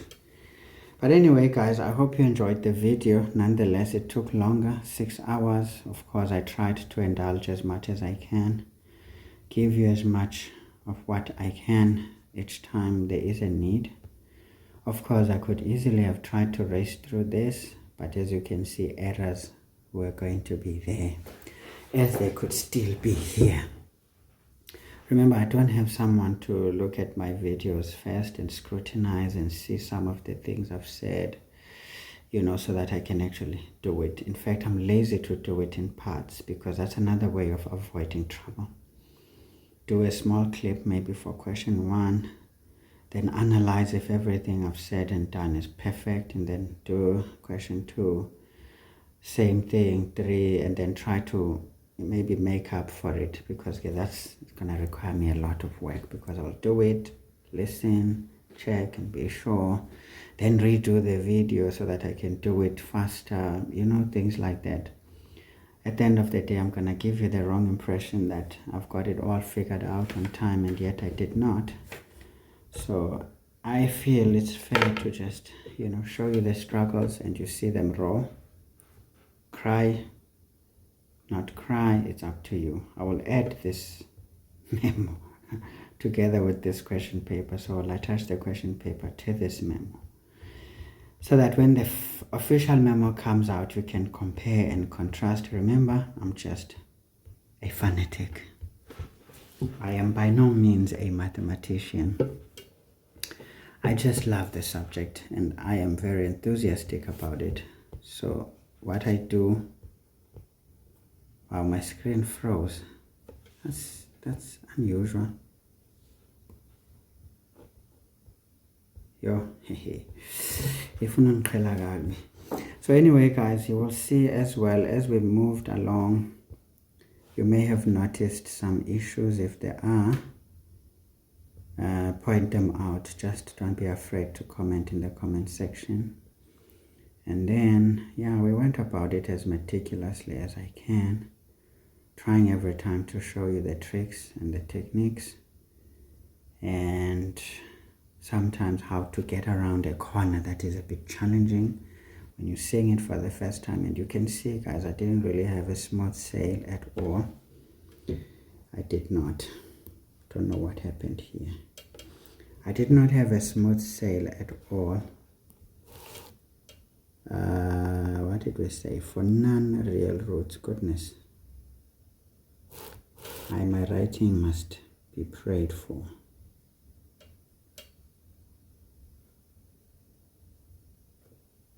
Okay, so you could see, guys, we worked and worked and worked as best as we could. Yeah, you understand, man. You saw the video. So yeah, the paper was hard. I can tell you it was a typical higher grade paper in general. Of course, there are some easy questions which you wouldn't cry about, but even in our higher grade papers, you saw that there were some standard grade questions.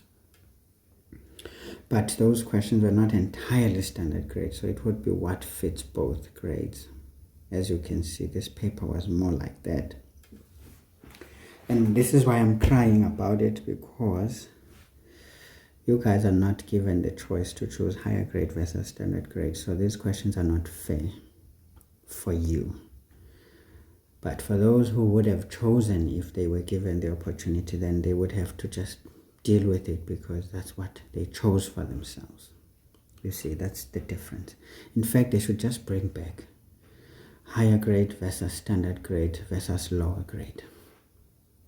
If you fail higher grade, you get given a supplementary opportunity with standard grade, because you're not going to pass higher grade.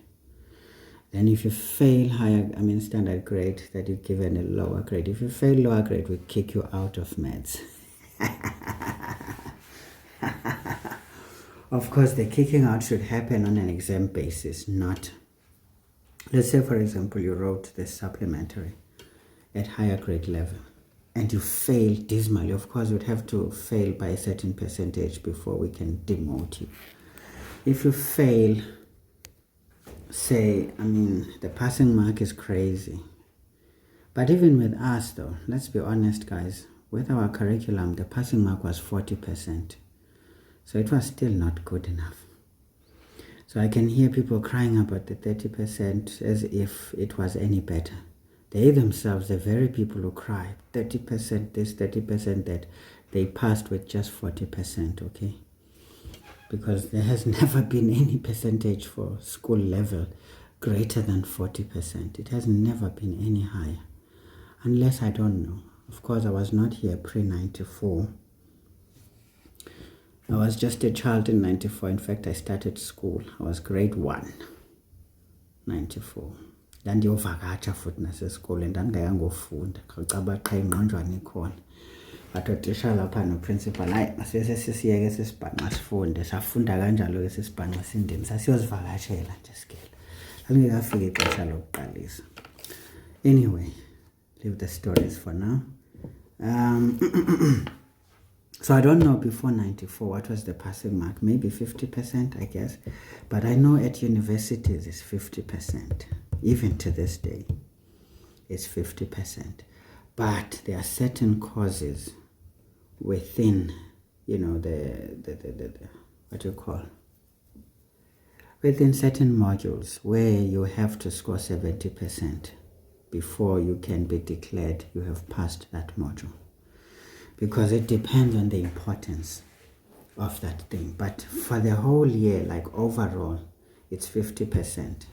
But a component of a block might require 80% for one to be declared a pass. Usually they say 75%. But technically 75% is a distinction at varsity. In RSA, of course. Of course, perhaps in my university that I trained in, because I don't know in other universities. In mine, which was Medunsa, which changed at the time I was a student there, they called it University of Limpopo, Medunsa campus. The distinction was a 75% in general, like overall. But there were components of our modules that you had to score 75%. If you scored less, you have failed that module, then you would have to repeat it. And in fact, if you fail those components, you don't even get to sit for the final exams because you need to score 75% for you to qualify to even sit for the final exam of that block or component. Then you would have to repeat it to qualify for the final exams, of course. Of course, there was what they called re-examinations. So if they feel you were very close, you would be given a chance to rewrite. And then, of course, there were some sick tests for those who couldn't write because of illness or whatever. Then they would write the re-exam. They called them re-exams. But now the re-exams were in such a way that if you write a re-exam, let's say a re-exam, of course, for this kind of a situation, you still have to score 75% to redeem yourself. But if you scored 80% this time around, because remember the percentage 75 was minimum for those kinds of components. If you score 80%, if you wrote a re-exam, you fall automatically to just 75. You would not be given the 80%. So that was just a drawback. You would go and sweat there, but you only get what is the minimum requirement, no matter how hard you passed it. So it made you do the things early on and make sure it's done so that you get to keep your marks, so that you can get to score your distinction overall. For those who are obsessed over distinctions, of course at varsity, guys, distinctions don't matter. Of course, there are those who don't have any other excuses. I mean, they're not hungry. They are not lacking money to buy the extra textbooks or whatever materials. They can afford to, get these online or whatever. They can get into many resources.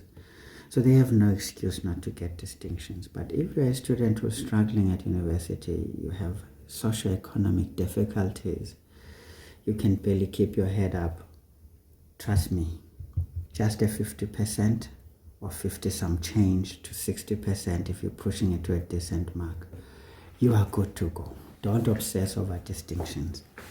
It doesn't place you anywhere.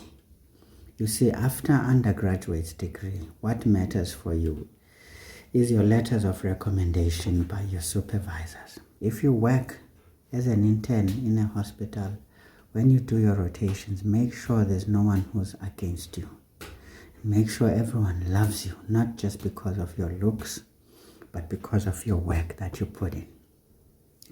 You can easily go to those people for references.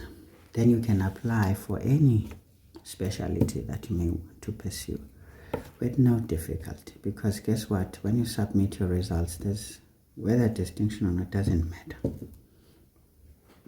But in some countries it may matter. If for example you want to go to the US, I guess you may have to be one of those who passed cum laude before they can consider you, because obviously they consider our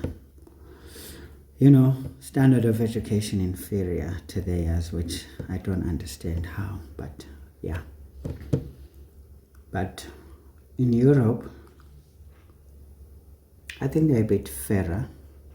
They're not too strict. Of course, they also look at the fact that you come from a disadvantaged background, or should we say a third world country. For you to even make it that much and to have such recommendations as you would have, they would consider you, I suppose. Sometimes it's a matter of luck. You just get in when someone has changed a few things about how things used to work, and then you just get in, and maybe after you the doors are shut for the rest. You never know. So praying is also important. You need to pray, guys, that opportunities don't slip through your fingers. In fact, that you don't get into some place when the opportunity has been taken. Rather, pray that you are always on time for opportunities that you may want to partake in. But on top of that, stay prepared. Even if you haven't received the opportunity, I guess it's fair to prepare. Let's say, for example, you decide, I want to become a neurosurgeon. You might as well make sure your neuroanatomy, even at varsity as an undergraduate, is on point. If you have to master anything beyond others, it has to be neuroanatomy and neurophysiology, or neuroscience in general. And then, clinical work, you must be a very good one. You must truly get to a distinction if you can for components like neurology and neurosurgery as part of your components. But of course, it doesn't mean ignore other things. Then when you become an intern, you overperform as an intern in those departments. You make sure you do everything that's there. You do the reading, read journals, you understand, you look at symposias and conferences, you pay attention. I don't think you should have a problem when you want to specialize there. Because when an opportunity comes, you will be ready for it. Okay, so that's what is important. A friend of mine told me, luck is when opportunity meets preparedness. If you're not prepared, there will not be any opportunity for you, because even when it comes, it passes through, right? Be very careful. Anyway, guys, I think that's enough. We've had a nice chat together. As unwell as I am, but I think we walked nicely through this paper, and wherever there is issues, you could see how we redeemed ourselves, if at all we did redeem ourselves. And you have seen how technical certain questions can get and how much they need from you to give. Okay, so be very, very, very, very, very good at giving enough, and of course give your best when you can't give what is expected. You should be fine. Otherwise, guys, I will see you when I see you. Goodbye for now. In the description, you will find a copy of this question paper and the copy of this memo. And of course, feel free to criticize where you feel you need to. Whatever you heard me say, you can criticize. I'm not against anybody's opinion of what I do. At the same time, I'm not against any form of correction, so you can correct, you can even suggest other ways I could have looked at something so that even your peers can see from a different perspective, and perhaps it just might be the click that they need to get to understand what they were probably struggling to understand in my perspective, you know. So sharing ideas is what grows us. Of course, we will not always agree. Sometimes I'll be stubborn when I'm wrong. Sometimes I may just be gullible when I'm actually right. You never know, okay? I'm one of those people who are not predictable. Sometimes when I sense your comment has a tone to it that I don't agree with, instead of having a discussion that is long and tiring and perhaps very degrading, I just say, okay, sure, it's all right. I was wrong. But sometimes I know I'm right. But I can sense the what you call the tone. Remember, when you write some things, they have a tone to them. If you think of critical writing, or should we say, I think they used to call it critical writing. I don't remember these things, guys, but yeah, how you write. This is why sometimes when you've written something, you need to read it and read it and read it, and be sure that it transmits the right tone that you are trying to project, and make sure that those who hear it also will hear it in the same light. It should not be condescending or perhaps too personal. Even when you are angry sometimes, when you write in response, try to write in a way that hides the fact that you are angry, because that way you defeat your enemies easily, because some people are actually your enemies, but they pose as your friends or critics.